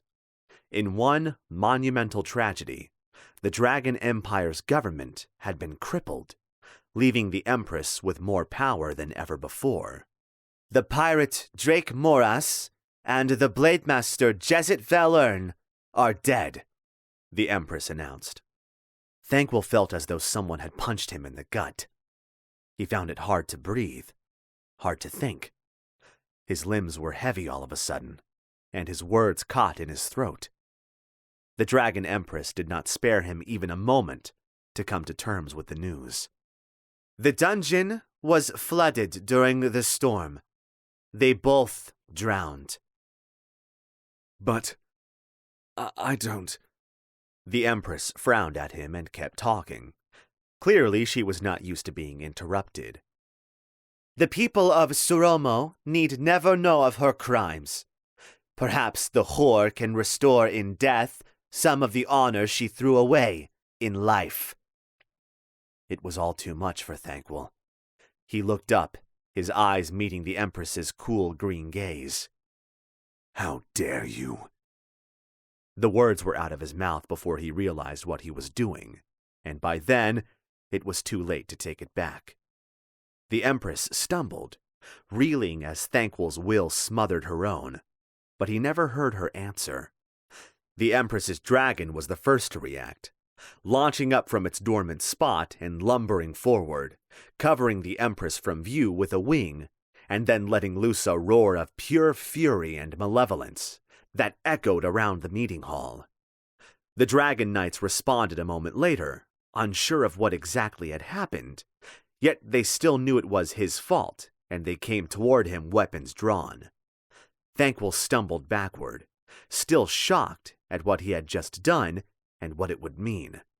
The Dragon Empress was royalty, and beyond the suspicion of the likes of him, even if he had believed she was guilty of heresy.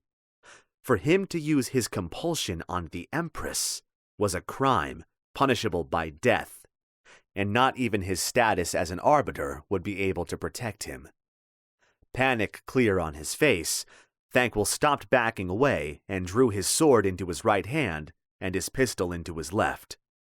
The little gun had no black powder in it and would not fire, but he hoped the Dragon Knights didn't know that. It might buy him an extra second or two. Not that he knew what he might do with those extra seconds. If they wanted to kill him, there was little to nothing he could do about it. Even so, the Dragon Knights stopped their advance, all 14 of them staring at him with apprehension. Maybe it was his weapons or his status as an arbiter, or maybe even the wild look in his eyes. But the Dragon Empress's elite guard did not look keen at the idea of coming any closer. "Wait!" The Empress's voice was raised and shaky. "Do not kill him!" Thankwell was somewhat glad of the order. He didn't really fancy fighting 14 men at once, or even one at a time. The Empress emerged from behind the dragon's scaled wing, and she no longer looked to be immaculate. A large collection of strands of dark hair had come free and spilled across her face. Her cheeks were bright red in color, and her brow heavily furrowed. Her dragon stared at Thankwell with its dark, beady eyes, its mouth open a little, and a low rumble emitting from deep within its throat. The Empress stepped forward, compensating for the slope of the floor, and placed a tiny hand on the dragon's massive head. Thankful wagered the beast was big enough to eat 3 of her whole, yet it quieted a little at her touch. "You overstep your bounds, Arbiter Darkheart," the Empress said, her voice now hard and full of malice. "And I would be well within my right to kill you." Thankful knew this was one of those times where he should keep his mouth shut, but the damn thing had a habit of not listening to him. "You mean have me killed? Folk in your position so rarely get their own hands dirty." She didn't rise to his baiting, and for that he counted himself lucky. "There are no people in my position. Because of your service last night, and for the betrayal that we both share, I will not kill you, Arbiter. But you are banished from my city and from my empire. Leave, now, and do not ever think of returning." Thankful heard the door behind him slide open. "My herald will escort you." Thankful craned his head around to find the dragon herald standing by the open door, his usual blank, impassive stare fixed firmly to his face. He put his sword and pistol away and turned back to the Empress, determined to have the last word.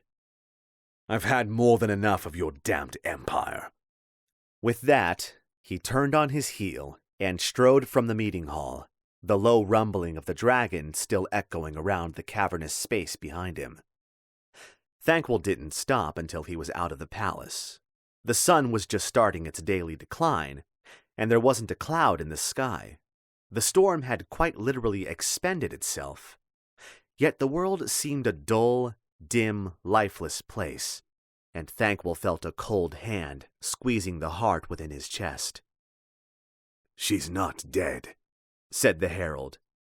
He had followed Thankful all the way outside the palace, into the slanting, ruined garden leading up to the main entrance. Thankful turned to look at the man, but no words would form on his lips, so he let out a strangled sound of curiosity instead. "We don't think she's dead," the herald clarified. "The cells were flooded, but we found the guards. They didn't drown. Their throats were slit. We've not managed to drain the water to investigate further, but I believe your woman and the pirate escaped. The Empress said she doesn't want you going after them. She's sending the dragons. All of them. She wants Jezit dead and Drake back here for good. But you don't." The dragon herald took a deep breath and sighed it out. Regardless of any misgivings Thankful might have about the man, he seemed the honorable sort. "Drake Moras is a poison," the herald continued, and the venom in his voice was enough to convince Thankful he spoke true. "He twists the Empress, pulls her in directions she ought not go in, and clouds her mind to her advisors, to those who want what's best for the Empire. I do not like him, and I do not want him coming back. Ever." "And you want me to make certain of that," Thankful finished. "What you do when you catch the pirate is your business. They will go to Lakos. It is the only place they will be safe from the dragons, and the only place the Fortune can make port once the Empress's orders get out. I have a boat waiting to take you out of Soromo, and a horse waiting for you when you leave the Emerald Sea. From there you can make your own way to Lakos." Thankful nodded. He couldn't really tell what he was currently feeling. His emotions seemed a jumble, tied in a knot wrapped around a mess. But he had a strange inkling that killing Drake Moras would help. "Thank you," he said to the herald. "I'll make certain Drake doesn't come back here." 2 hours later, Thankful found himself astride a horse, heading toward Larkos, in the most direct route he knew, heading toward Drake Moras, heading toward Jezit.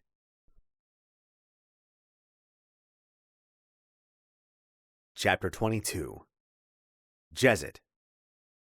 True to his word, Drake led them to Larkos without being eaten by any of the Empress's dragons. His inside knowledge of how to give the flying beasts the slip turned out to be the cunning plan of staying under the tree cover.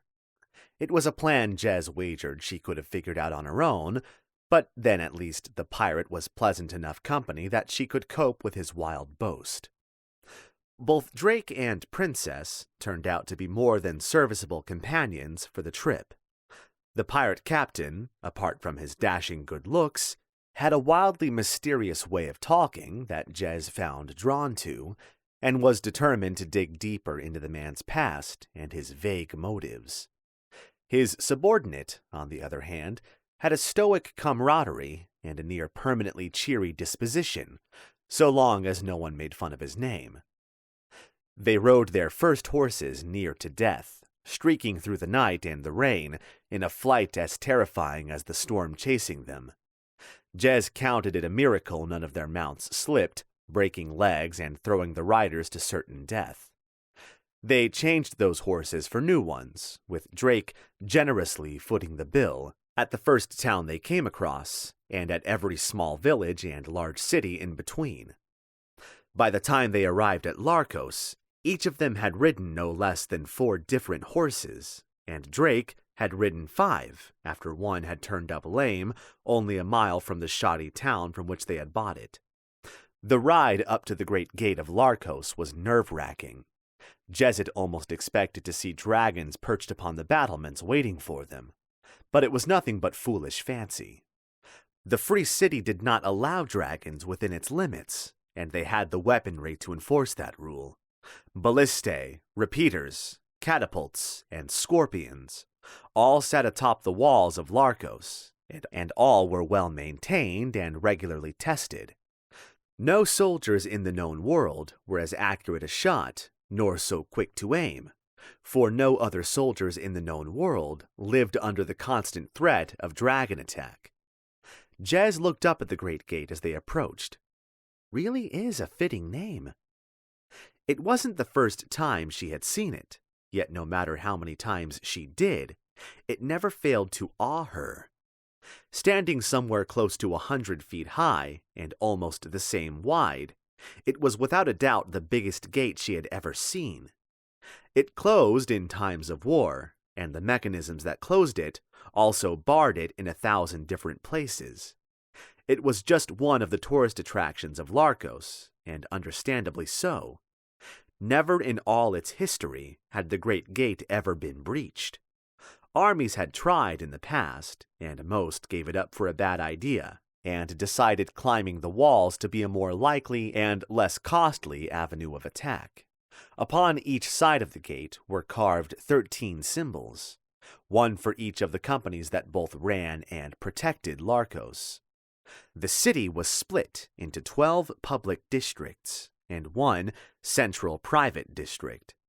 Every 5 years, the companies randomized which of them controlled each district, and that, in turn, randomized which of them was the richer, though not the more powerful.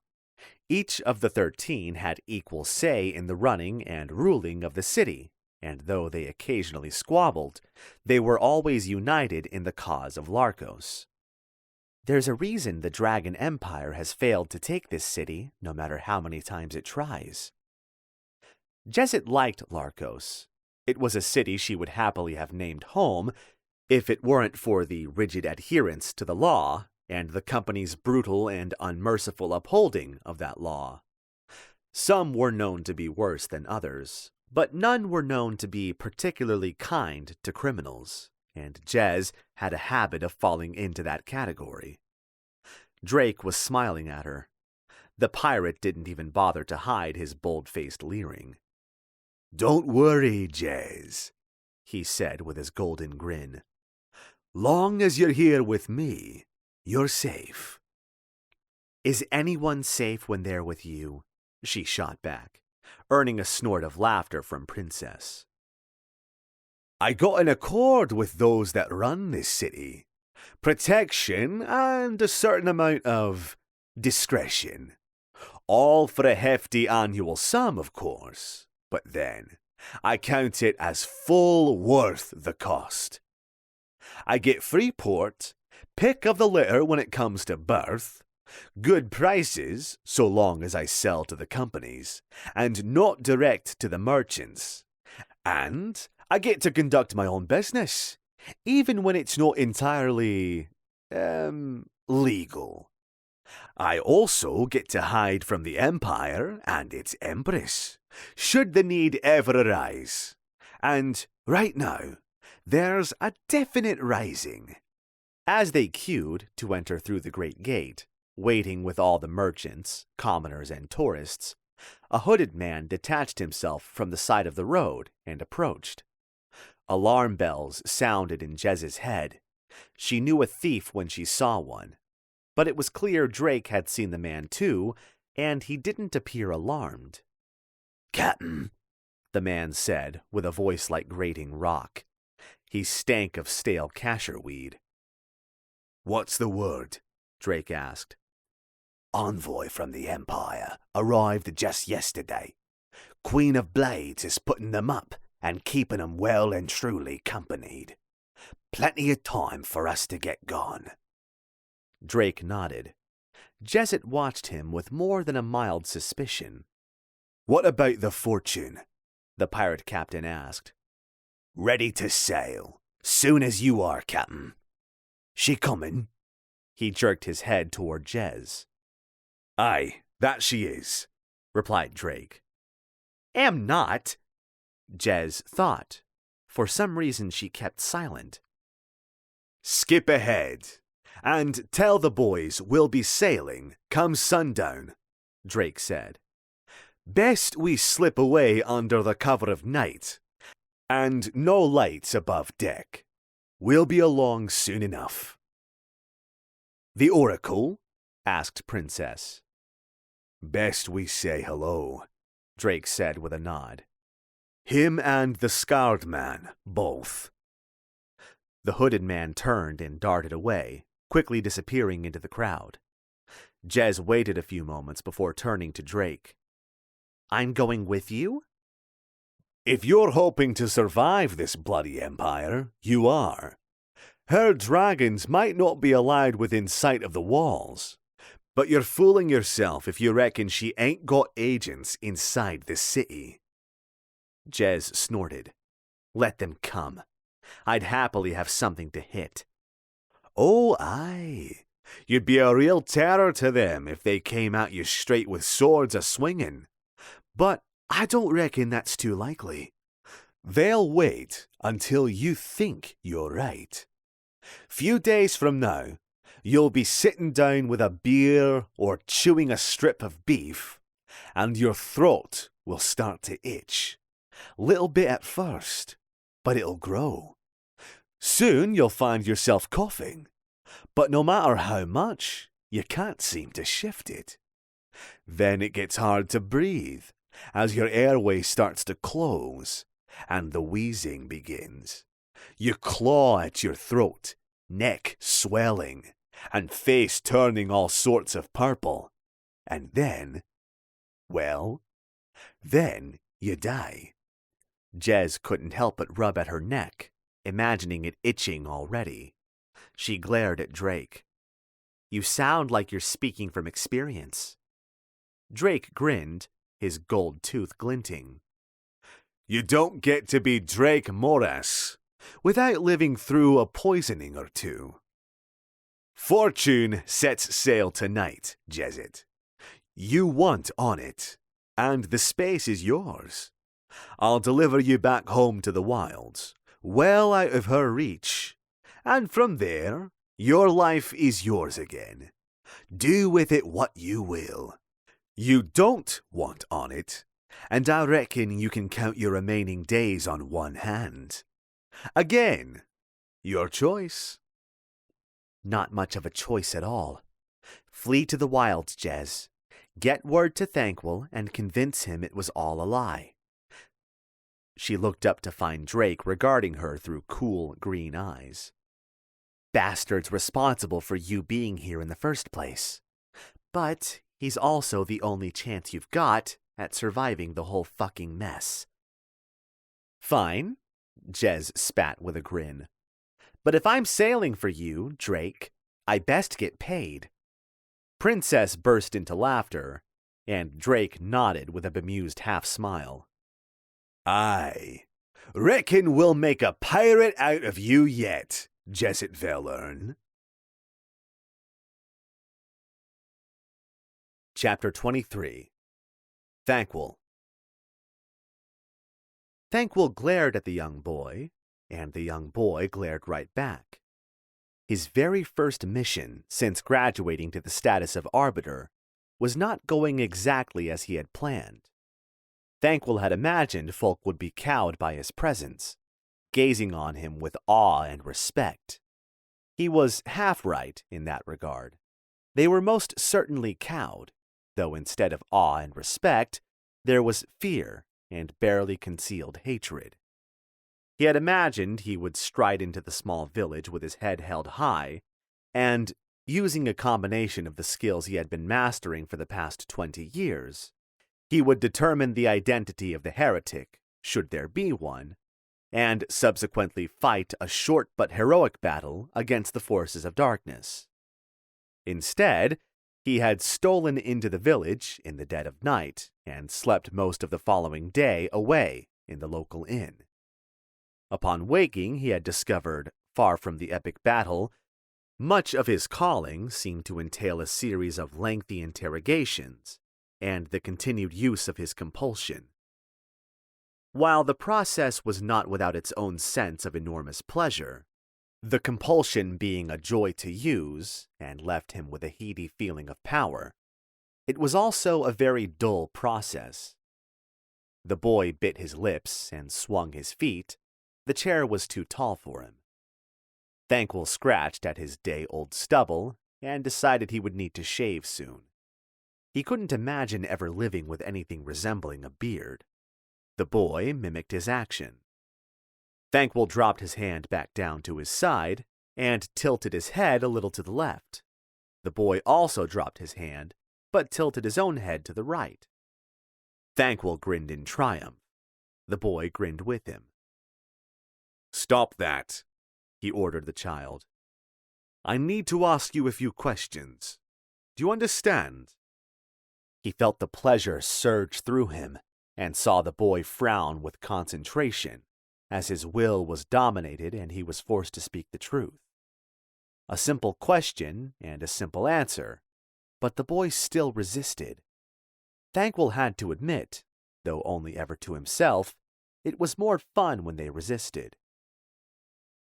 "Yes," the boy said with a wince, and then promptly commenced sulking, his bottom lip sticking out and eyes lowering to the floor. "Good. Then we'll begin. What is your name, boy?" This time he answered immediately. "Damien." "Do you ever see any of the people in your village practicing dark magic, conversing with demons, or possessing of strange powers, Damien?" The boy winced and moaned, his eyes tearing up. "I don't know." It was possible, Thankwell had to admit, the question may have been a bit too complicated for a 4-year-old. Instructor Noyne liked to say the questions should never be routine. An arbiter should tailor them to the individual. He would need to ask the question in a way which the boy would both understand and be capable of answering. "Damien," Thankwell continued before the boy could start crying, "are any of the villagers here evil?" The boy shook his head and sniffed loudly. "No, I don't think so." Thankwell nodded, picked up his notebook and scribbled down the results of the interrogation. It did not take long. "You can go now, Damien." The boy slipped down from the chair and rushed for the door.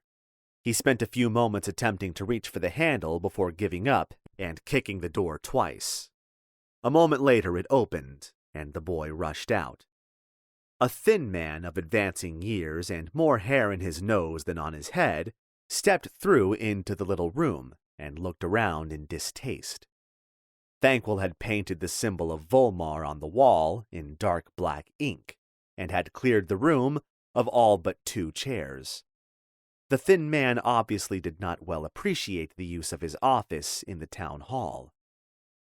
"Can I fetch you anyone else, Arbiter?" the man asked in a deep baritone of a voice. Thankwell snapped to his feet and turned on the man, staring him down with a vicious glare. "I will be doing the questioning around here, not you." The man backed up a step, nodding and casting his eyes to the floor.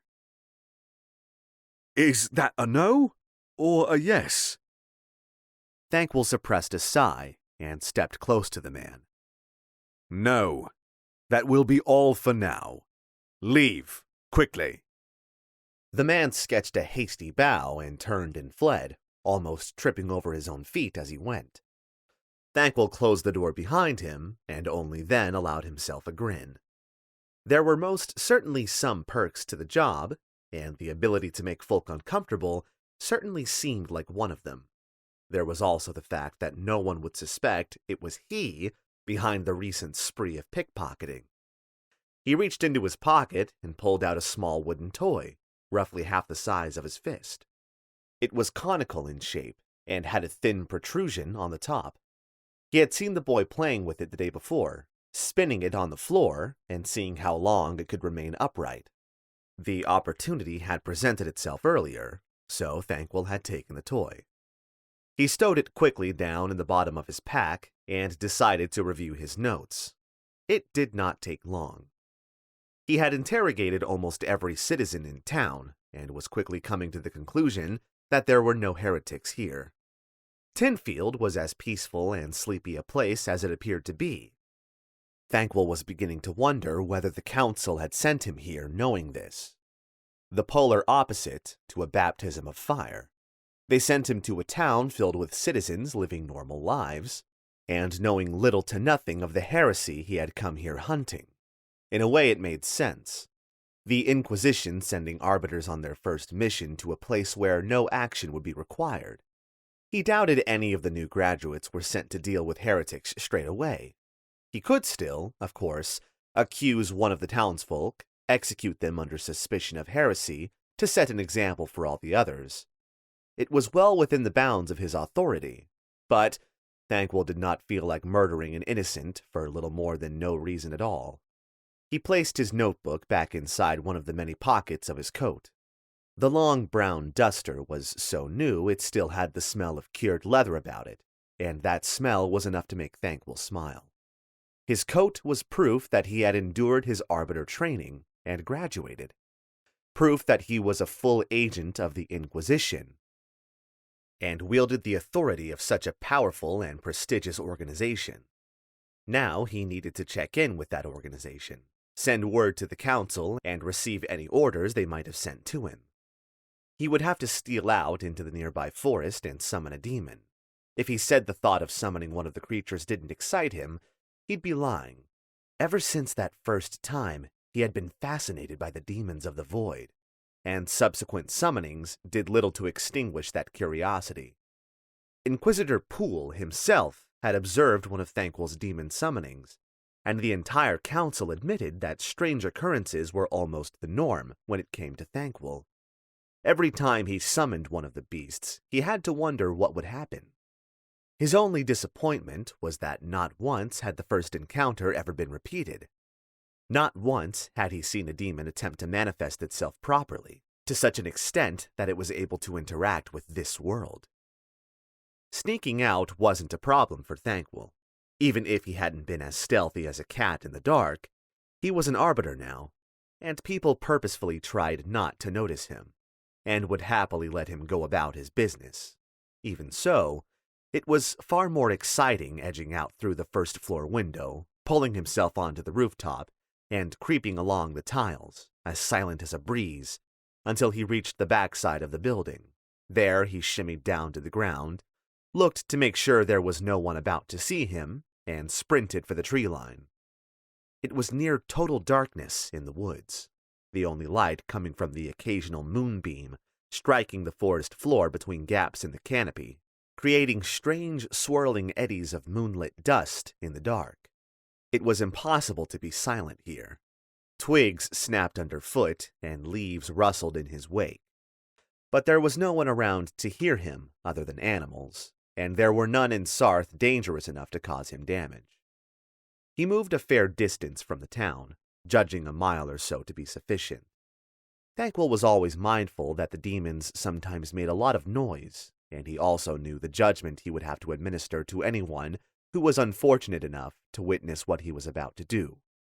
The Inquisition's best-kept and dirtiest secret was that they used the demons responsible for people's heresy. They were hypocrites of the highest order, but that did not mean they did not do good. The demons were bound to the Inquisition by Volmar himself, and had to obey all of the organization's agents, no matter the order. Through the demons, the Inquisition performed good to outweigh the sin. Through the demons, they were able to communicate over any distance. Thankwell took out the wooden rune he had prepared before leaving his room. A small chip of brittle wood scored horizontally across the center and painted with 3 symbols: the summoning rune, the power rune, and the control rune. Only with all 3 was he able to bring a demon into this world and control it. He drew in a deep breath of crisp nighttime air and let it out as a ragged sigh, full of nervous excitement.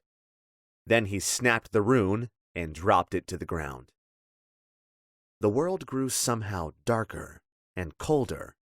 His breath began to mist in front of his face, and Thankwell dug his hands into his pockets to ward off the chill. Then came the rattling of the chains, huge, heavy chains, made from a metal that only Volmar knew. The god had forged the chains to bind the demons, and he forged them so only he could break them, sealing the beast's subservience for all time. A patch of darkness in front of Thankwell, almost as large as he, grew darker still, and he could just about make out the spiked form of the demon's head as it phased into this world from the depths of the void. 2 tiny sparks of yellow blossomed into intense flame as the demon opened its eyes. Another patch of darkness roared into life, easily 3 times as large as the first. The second, larger demon snarled at the first, opening its mouth wide to show the piercing white light within, framed by row upon row of jagged black teeth. The first demon shrieked and turned away, fading into the night in a moment. The second demon, its face almost 3 times as big as Thankwell, turned toward the Arbiter and regarded him with its eyes of pure fire. Thankwell grinned, air escaping from his mouth in an almost hysterical laugh. He had certainly never seen anything like that before.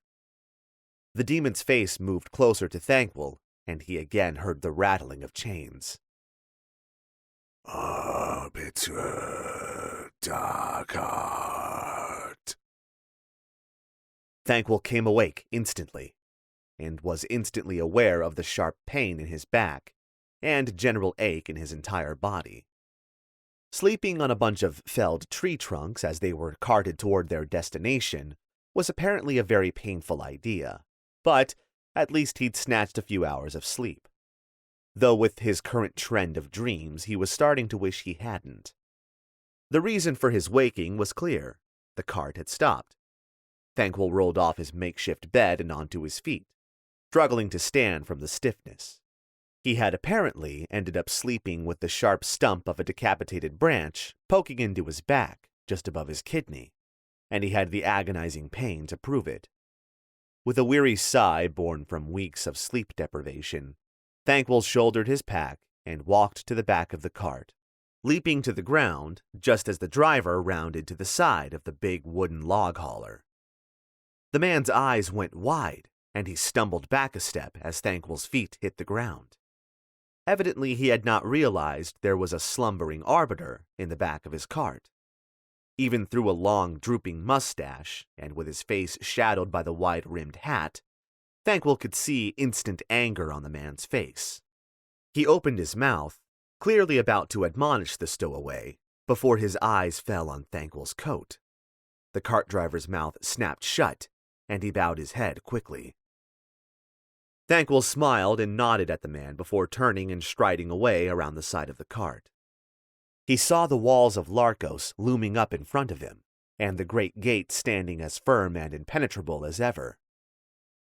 He had been at least 2 days' travel from the free city when he stowed away on the cart, even if the driver had pushed his animals and forgone the customary stops. For having had 2 days' rest, Thanquil certainly didn't feel rested, though it would explain the dry, carpeted taste in his mouth and the rumbling pit that had once been his stomach. The cart was sat in a queue leading up to the great gate as the guards checked each cargo and taxed entry to the free city. If he stayed in his current place in the queue, it would be hours before he gained entrance. But Thanquil had no intention of staying in place. Arbiters may not have any official authority in the free cities, but that didn't mean he couldn't abuse people's innate fear of witch hunters to skip a few hours of boredom, and the sooner he was inside the walls of Larkos, the sooner he could start looking for Jezet. Thanquil approached the great gate to the side of the queuing folk. It was an act that earned him baleful stares aplenty, and even a few quietly spoken insults, which he ignored. He passed carts loaded with goods, foodstuffs, weapons, building supplies, canvas, and metals. Some were even guarded by armed, paid caravan-working mercenaries. Thanquil felt his hand shake a little as he witnessed cut purses and snatch crews working the queue. He knew if he chose to walk with the queue instead of beside it, he'd find all sorts of useless junk in his pockets by the time he reached the gate. His habit of stealing useless things from people who needed them least was a strange compulsion that he never managed to shake, and, if he was true to himself, did not want to. He saw a thief, a child no more than 6 years old, creep up behind a distracted journeyman busy arguing with another of his peers over the usual waiting time. The child lifted the journeyman's purse, cut the strings in a fluid and practiced motion, before rushing off into the crowd. A part of him longed to join in as he once had, but he was too old and too big for such work these days, and he had a different calling. He always had. Thanquil's calling was to hunt and judge heretics, not steal purses for a living. It was a calling that was altogether far better paid. As he approached the gate, 3 scarred men broke off from inspecting an ore cart and approached, their individual features hidden behind their metal masks. "Arbiter," said the middle of the 3, holding up a hand to halt Thanquil. Thanquil looked at each of the 3 scarred men in turn, attempting to memorize their eyes behind the masks. The scarred men were currently one of the richest, and without a doubt the most brutal, of the 13 organizations that governed Larkos. They were founded by the Scarred Man when the city was built, and all that was known about that founder was that he was horrifically scarred. If the organization itself had any more knowledge about its founder's history, they were not in the habit of sharing it with outsiders. The way Thanquil heard it, only their leader, the current Scarred Man, was allowed to be seen in public without his mask, and that was because each time a new leader was chosen, they were required to deliberately scar their own face to match that of the founders. Each of its members wore a metal mask in the visage of that founder as well, so the effect it produced was that all the scarred men looked the same, apart from the metal that their masks were made from. There appeared to be some sort of ranking system, with the more precious the metal, the higher up the chain of command the person was. But Thanquil did not know it, and did not care to find out. What he did know was that the Scarred Men were a brutally vicious organization, who practiced eye-for-an-eye punishment and brooked no crime on their streets. They were also currently in charge of the Great Gate district of Larkos, and that made them both rich and powerful. Thanquil stared down the Scarred Man in the middle. His mask appeared to be made of black iron. "This is where you tell me you don't like witch hunters," Thanquil said in the most condescending tone he could manage. He had been through that conversation his last time in Larkos, and it had bored him then as it threatened to do now. It seemed the current scarred man had an issue with the Inquisition, as did many people in the known world, and the current most notable of those was the Dragon Empress. "There's a man wants to see you," the middleman said from behind his mask, his tone completely unreadable. "I'm afraid I don't do requests, so if you'll just step out of my way. I have to get to the harbor district, which will put me firmly out of your way and someone else's problem. I believe the clerics are currently in control of the harbor." 3 sets of cold, dead eyes stared back at him from 3 cold, dead masks. "So, there's a man wants to see me." "Yes, Arbiter." "Lead the way." The 3 scarred men escorted Thanquol through the great gate and into the immediate square. They led him further into the center of the square, and then, as one, they melted away into the crowd. Just ahead of him, Thanquol saw the good folk of Larkos going about their daily business, parting like a river parts before a rock. With sinking certainty, he realized it was the same way they parted around him, the same way all people parted around arbiters. Their natural fear of the Inquisition forcing them to avoid all those associated with its judgment. As Thanquol approached, he saw a tall figure wearing a common brown jerkin and matching trousers and a coat much like his own, but dyed in bleached bone white.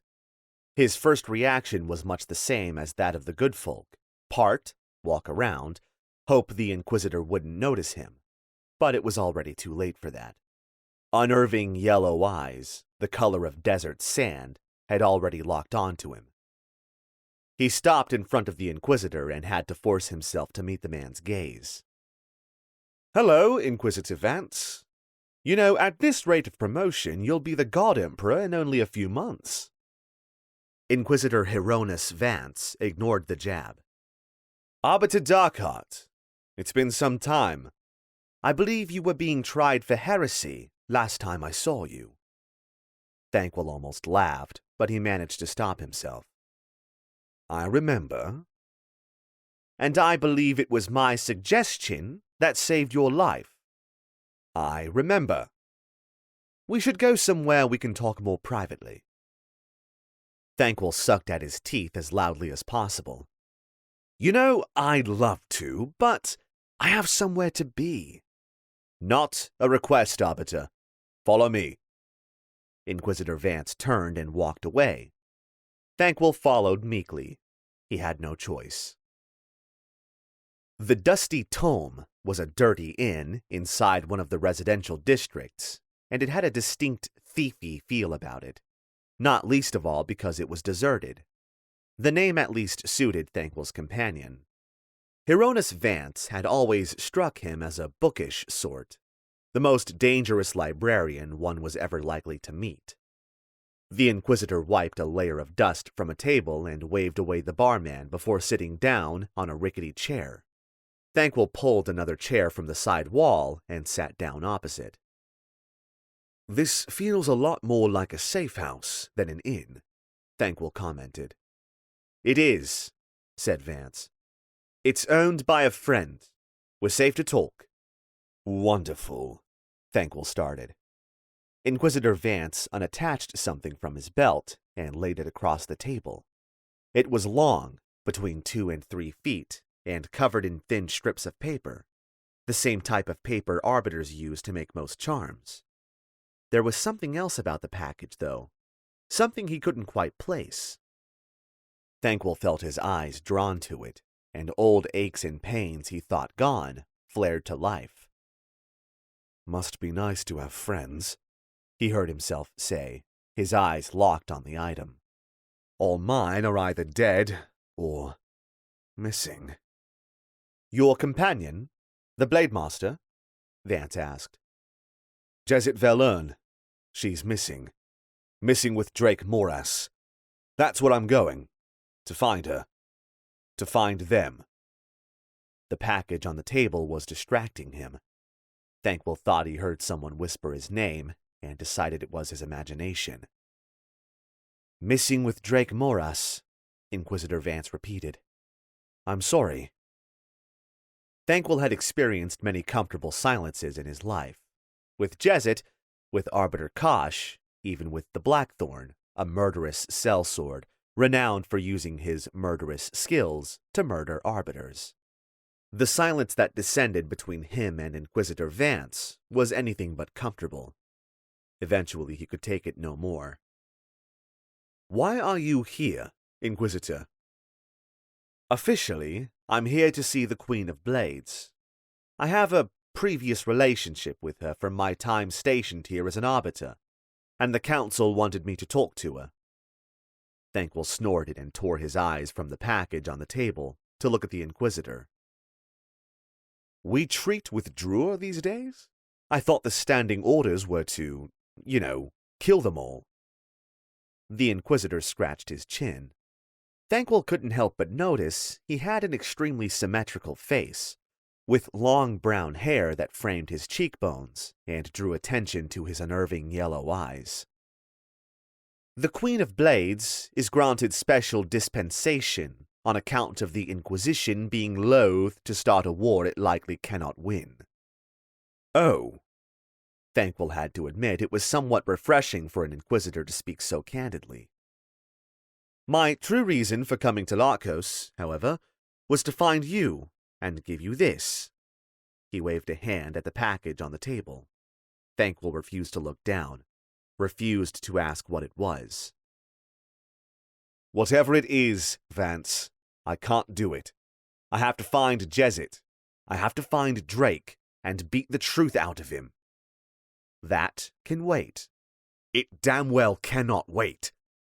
Keswick is alive. Thankwell opened his mouth to argue further. Nothing came out. Arbiter Keswick had been Inquisitor Heron's heretical right hand, and with Arbiter Kosh, the three of them had planned to implant demons into the Arbiters and Inquisitors of the Inquisition. They planned to destroy the Inquisition from within. Thankwell had uncovered the plot, and he had killed Heron himself. Jezzet had killed Kosh, and Thankwell had sent the Blackthorn to kill Keswick. He had presumed the Blackthorn succeeded, and fled back to the wilds in case the Inquisition tried to judge him. But if Keswick was alive, that likely meant Thorn was dead. One less friend Thankwell had left in the world. So, the Council wants to send me to finish the job I started, the job they almost killed me for doing. Vance's face remained an impassive, still mask. Not exactly. The Council have chosen not to act until they have more information. It is a stratagem that will likely prove fatal to the entire Inquisition if it is allowed to persist. Thankwell laughed. The Inquisitors are afraid, Arbiter Darkheart. All of them. Even my father. Heron duped them all into believing her lie, and now they're too busy watching each other to pay attention to the outside world. Keswick is attempting to complete his late master's work, and the Council choose not to believe it. They are choosing to do nothing. But not you, Thankwell asked. Not us, Inquisitor Vance clarified. I'm not alone in this, Arbiter. My concerns are shared by the God Emperor. So why doesn't he go and deal with Keswick? Why don't you go? I have a Blade Master to find and a pirate to judge. Just between you and me, I have a feeling I'm going to find him very, very guilty. Still, Vance's face remained a mask of serenity. The Emperor cannot go, Arbiter. It would undermine the Inquisition's authority. I've heard that tune before. And I cannot go. I've already more than overstepped my bounds by taking this, he said, and waved at the item on the table. Thankwell resolutely ignored it, despite the overwhelming urge to touch the thing, to undress it. Whereas I can act with impunity, he snorted. And if you are correct, and Keswick is alive, and is continuing to raise an army of demon-possessed superpeople, what should I do against them? That is why I brought you this. You know what it is. Thankwell nodded. He knew exactly what it was. He had felt it the moment Vance had placed it on the table. He felt his wounds ache where it had cut him, and he heard its voice in his head. It's Mjolzo, Harren's sword, and the prison Volmar forged to restrain the first demon he summoned from the void. Something tells me the Council would not agree with you entrusting this thing to me. It corrupted an Inquisitor. What makes you think I'll... The God Emperor has bound it in dampening runes that should shield you from the majority of its influence. Even so, I would not unwrap it until the time is right, and try not to let others see it. And I'm expected to do what with it? Hopefully, nothing, Vance said, his composure breaking for an instant, and his face looking weary. But, if there is no other way, Volmar used this sword to bind them all. With it, you can break the chains. Thankwell didn't even bother trying to hide his shock. All the chains? At once? By Volmar, Vance, you're talking about freeing the demons from their service. The Inquisitor nodded. Yes. We wouldn't be able to control them. Not to mention, the Council would not exactly look favorably on me if I severed the Inquisition's only way to communicate over distance. Thankwell looked down at the wrapped sword and heard a faint whisper in his head. He ignored it. Vance was staring at him in silence, his witch's eyes seeming to burn into his very soul. Call it a last resort, Arbiter Darkheart. The God Emperor and I agree. If there is no other choice... Thankwell let out a hysterical laugh. To be handed so much power, and given the choice over whether to use it, it was not a decision he would wish on anyone, least of all himself. He ran a hand through his greasy hair and remembered to breathe. Where is he? Keswick? The wilds. I'm not certain where exactly, but my sources tell me he has a new contact supplying him with bodies to possess. Well, he would need one. Keswick's previous supplier, Gregor Hast, Thankwell had murdered after a brutal interrogation relying on intense physical pain rather than the compulsion. He buried his head in his hands. I'll leave right away. Thank you, Arbiter. Thankwell sighed. I asked you once before to look into my future with those eyes of yours, Vance. I reckon I could really use some of that future-telling right now, whether it's heretical or not. There was a long silence. I see nothing. Thankwell looked up into Inquisitor Vance's eyes. You said the same thing last time. You sure it isn't broken? Maybe a couple of headshots would shake it loose. Vance shook his head. It isn't broken, Arbiter. I see nothing because there is nothing there to see. You do not have a future. Right. Only, what? It is as if fate has simply forgotten you, Arbiter Darkheart. I do not know why or how, but you have no future. I look at you and see nothing. It is why I first suggested the God Emperor send you to find Host and root out the heresy within the Inquisition. Thankwell remembered meeting Vance for the first time, back when he was still an Arbiter, and only a day before the God Emperor had summoned him to a private meeting. It puts you in a unique position, Arbiter. The position to fight Keswick and the forces he hopes to bring to bear against us. It does? Yes. Oh. Thankwell could think of nothing else to say. Shocked, he decided, would be the right word for his current state. It wasn't every day that he found out he had no future. He looked down at the sword on the table and could have sworn it was mocking him somehow. The early evening found Thankwell roaming the Larkos docks. It was a cacophony of noise and activity. Bawdy sailors, finished with their day's work, lounged about or stalked the harbor in packs, looking for trouble, yet avoiding clerics wherever possible. Folk who committed crimes and were taken by the clerics tended to end up flogged and put to community service.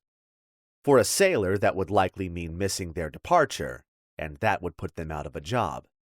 Merchants crowded the designated spots, none willing to risk setting up their stalls anywhere else, and hawked to the passing crowd while sending each other furtive glances. Many sold the same wares, and prices were constantly driven down by nearby competition. Thankwell stopped at one such merchant and purchased a new bag of black powder. His pistol had been impotent for far too long.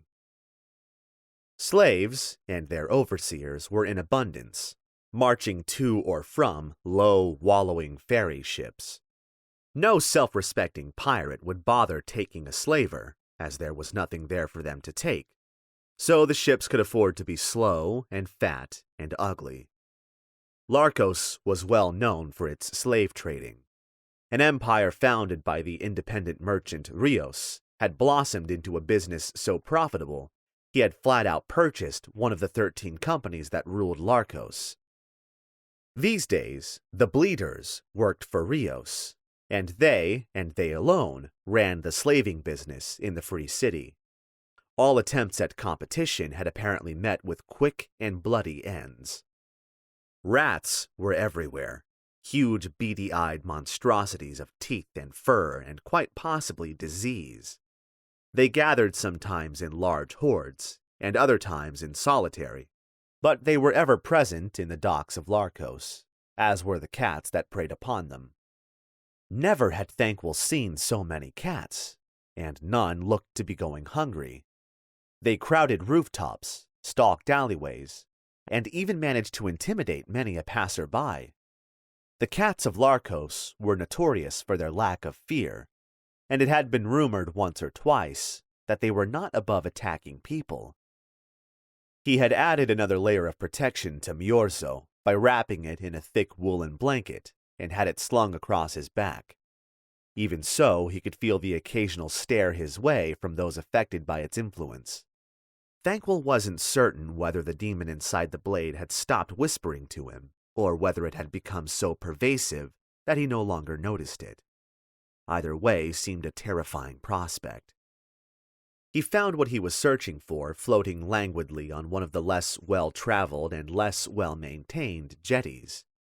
In the waning light of the evening, the Phoenix looked sleek and dangerous, just as many a sailor and port official had claimed. Thankwell hadn't needed to use his compulsion to ask around. The mere mention of looking for a pirate ship had ended in many fingers pointed this way. 2 sailors lazed about on rickety wooden stools at the end of the gangplank that led up to the ship. Neither of them looked particularly bothered about taking part in their watch duties. The first, dressed in a matching but worn suit of pale green, was picking at his fingernails with a short knife, and the second, wearing a fiery red jacket over brown cottons, was occupied staring out across the water of the bay. When Thankwell approached, the first sailor whistled and poked the second, who promptly gave up staring at the ocean and uttered a foreign curse that Thankwell had never heard. "I'm looking for," Thankwell began. "That's a right fancy coat," said the first sailor. The second sailor sucked on his teeth. "That's one of them arbiters. Witch hunter from South." The first sailor shot the second a look before turning back to Thankwell. "That right? You a witch hunter?" Thankwell nodded. "I'm here to see your captain." Both men were silent for a moment. Then the second sailor glanced back toward the ship and shouted, "Yannick!" After a short while, a face sporting a neatly trimmed mustache and a scar that stretched from the right side of his mouth almost to his ear appeared over the rail of the ship and looked down at them. "Fuck me. Is that one of them inquisitors?" The second sailor shook his head. He's an arbiter. There a difference? Asked Yannick. The second sailor shrugged. Well, what does he want? Wants to speak to the captain. Yannick laughed. Well, tell him the captain ain't fucking here. The second sailor turned back to Thankwell. Yannick says the captain ain't here. Thankwell sighed. Thanks. I don't suppose Yannick might know when he'll be back. You know when the captain'll be back, Yannick? Yannick shook his head. Yannick says he don't know when the captain'll be back. Then I'll just wait here for him, Thankwell said, looking around hoping to find another of the rickety wooden stools. Captain could be a while, said Yannick. Aye? Asked the second sailor. Aye. The second sailor looked back toward Thankwell. Yannick says the captain could be a while. Reckon you'd be more comfortable buggering off to a tavern. Come back tomorrow morning. Thankwell snorted. You'll be gone by morning. I think I'll wait. The second sailor spat on the jetty. Suit yourself. What does he want with the captain? Asked Yannick. Dunno. Didn't ask. Well, ask him. What do you... Thankwell interrupted the man. I'm looking to book passage on your ship. All three sailors burst into laughter. Reckon you might have the wrong ship, Arbiter, said the second sailor. We ain't exactly the passenger ferrying types. We're, buccaneers.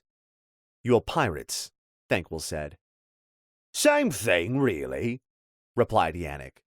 So, it don't make no sense, you wanting to ship out with us. Thankwell sighed.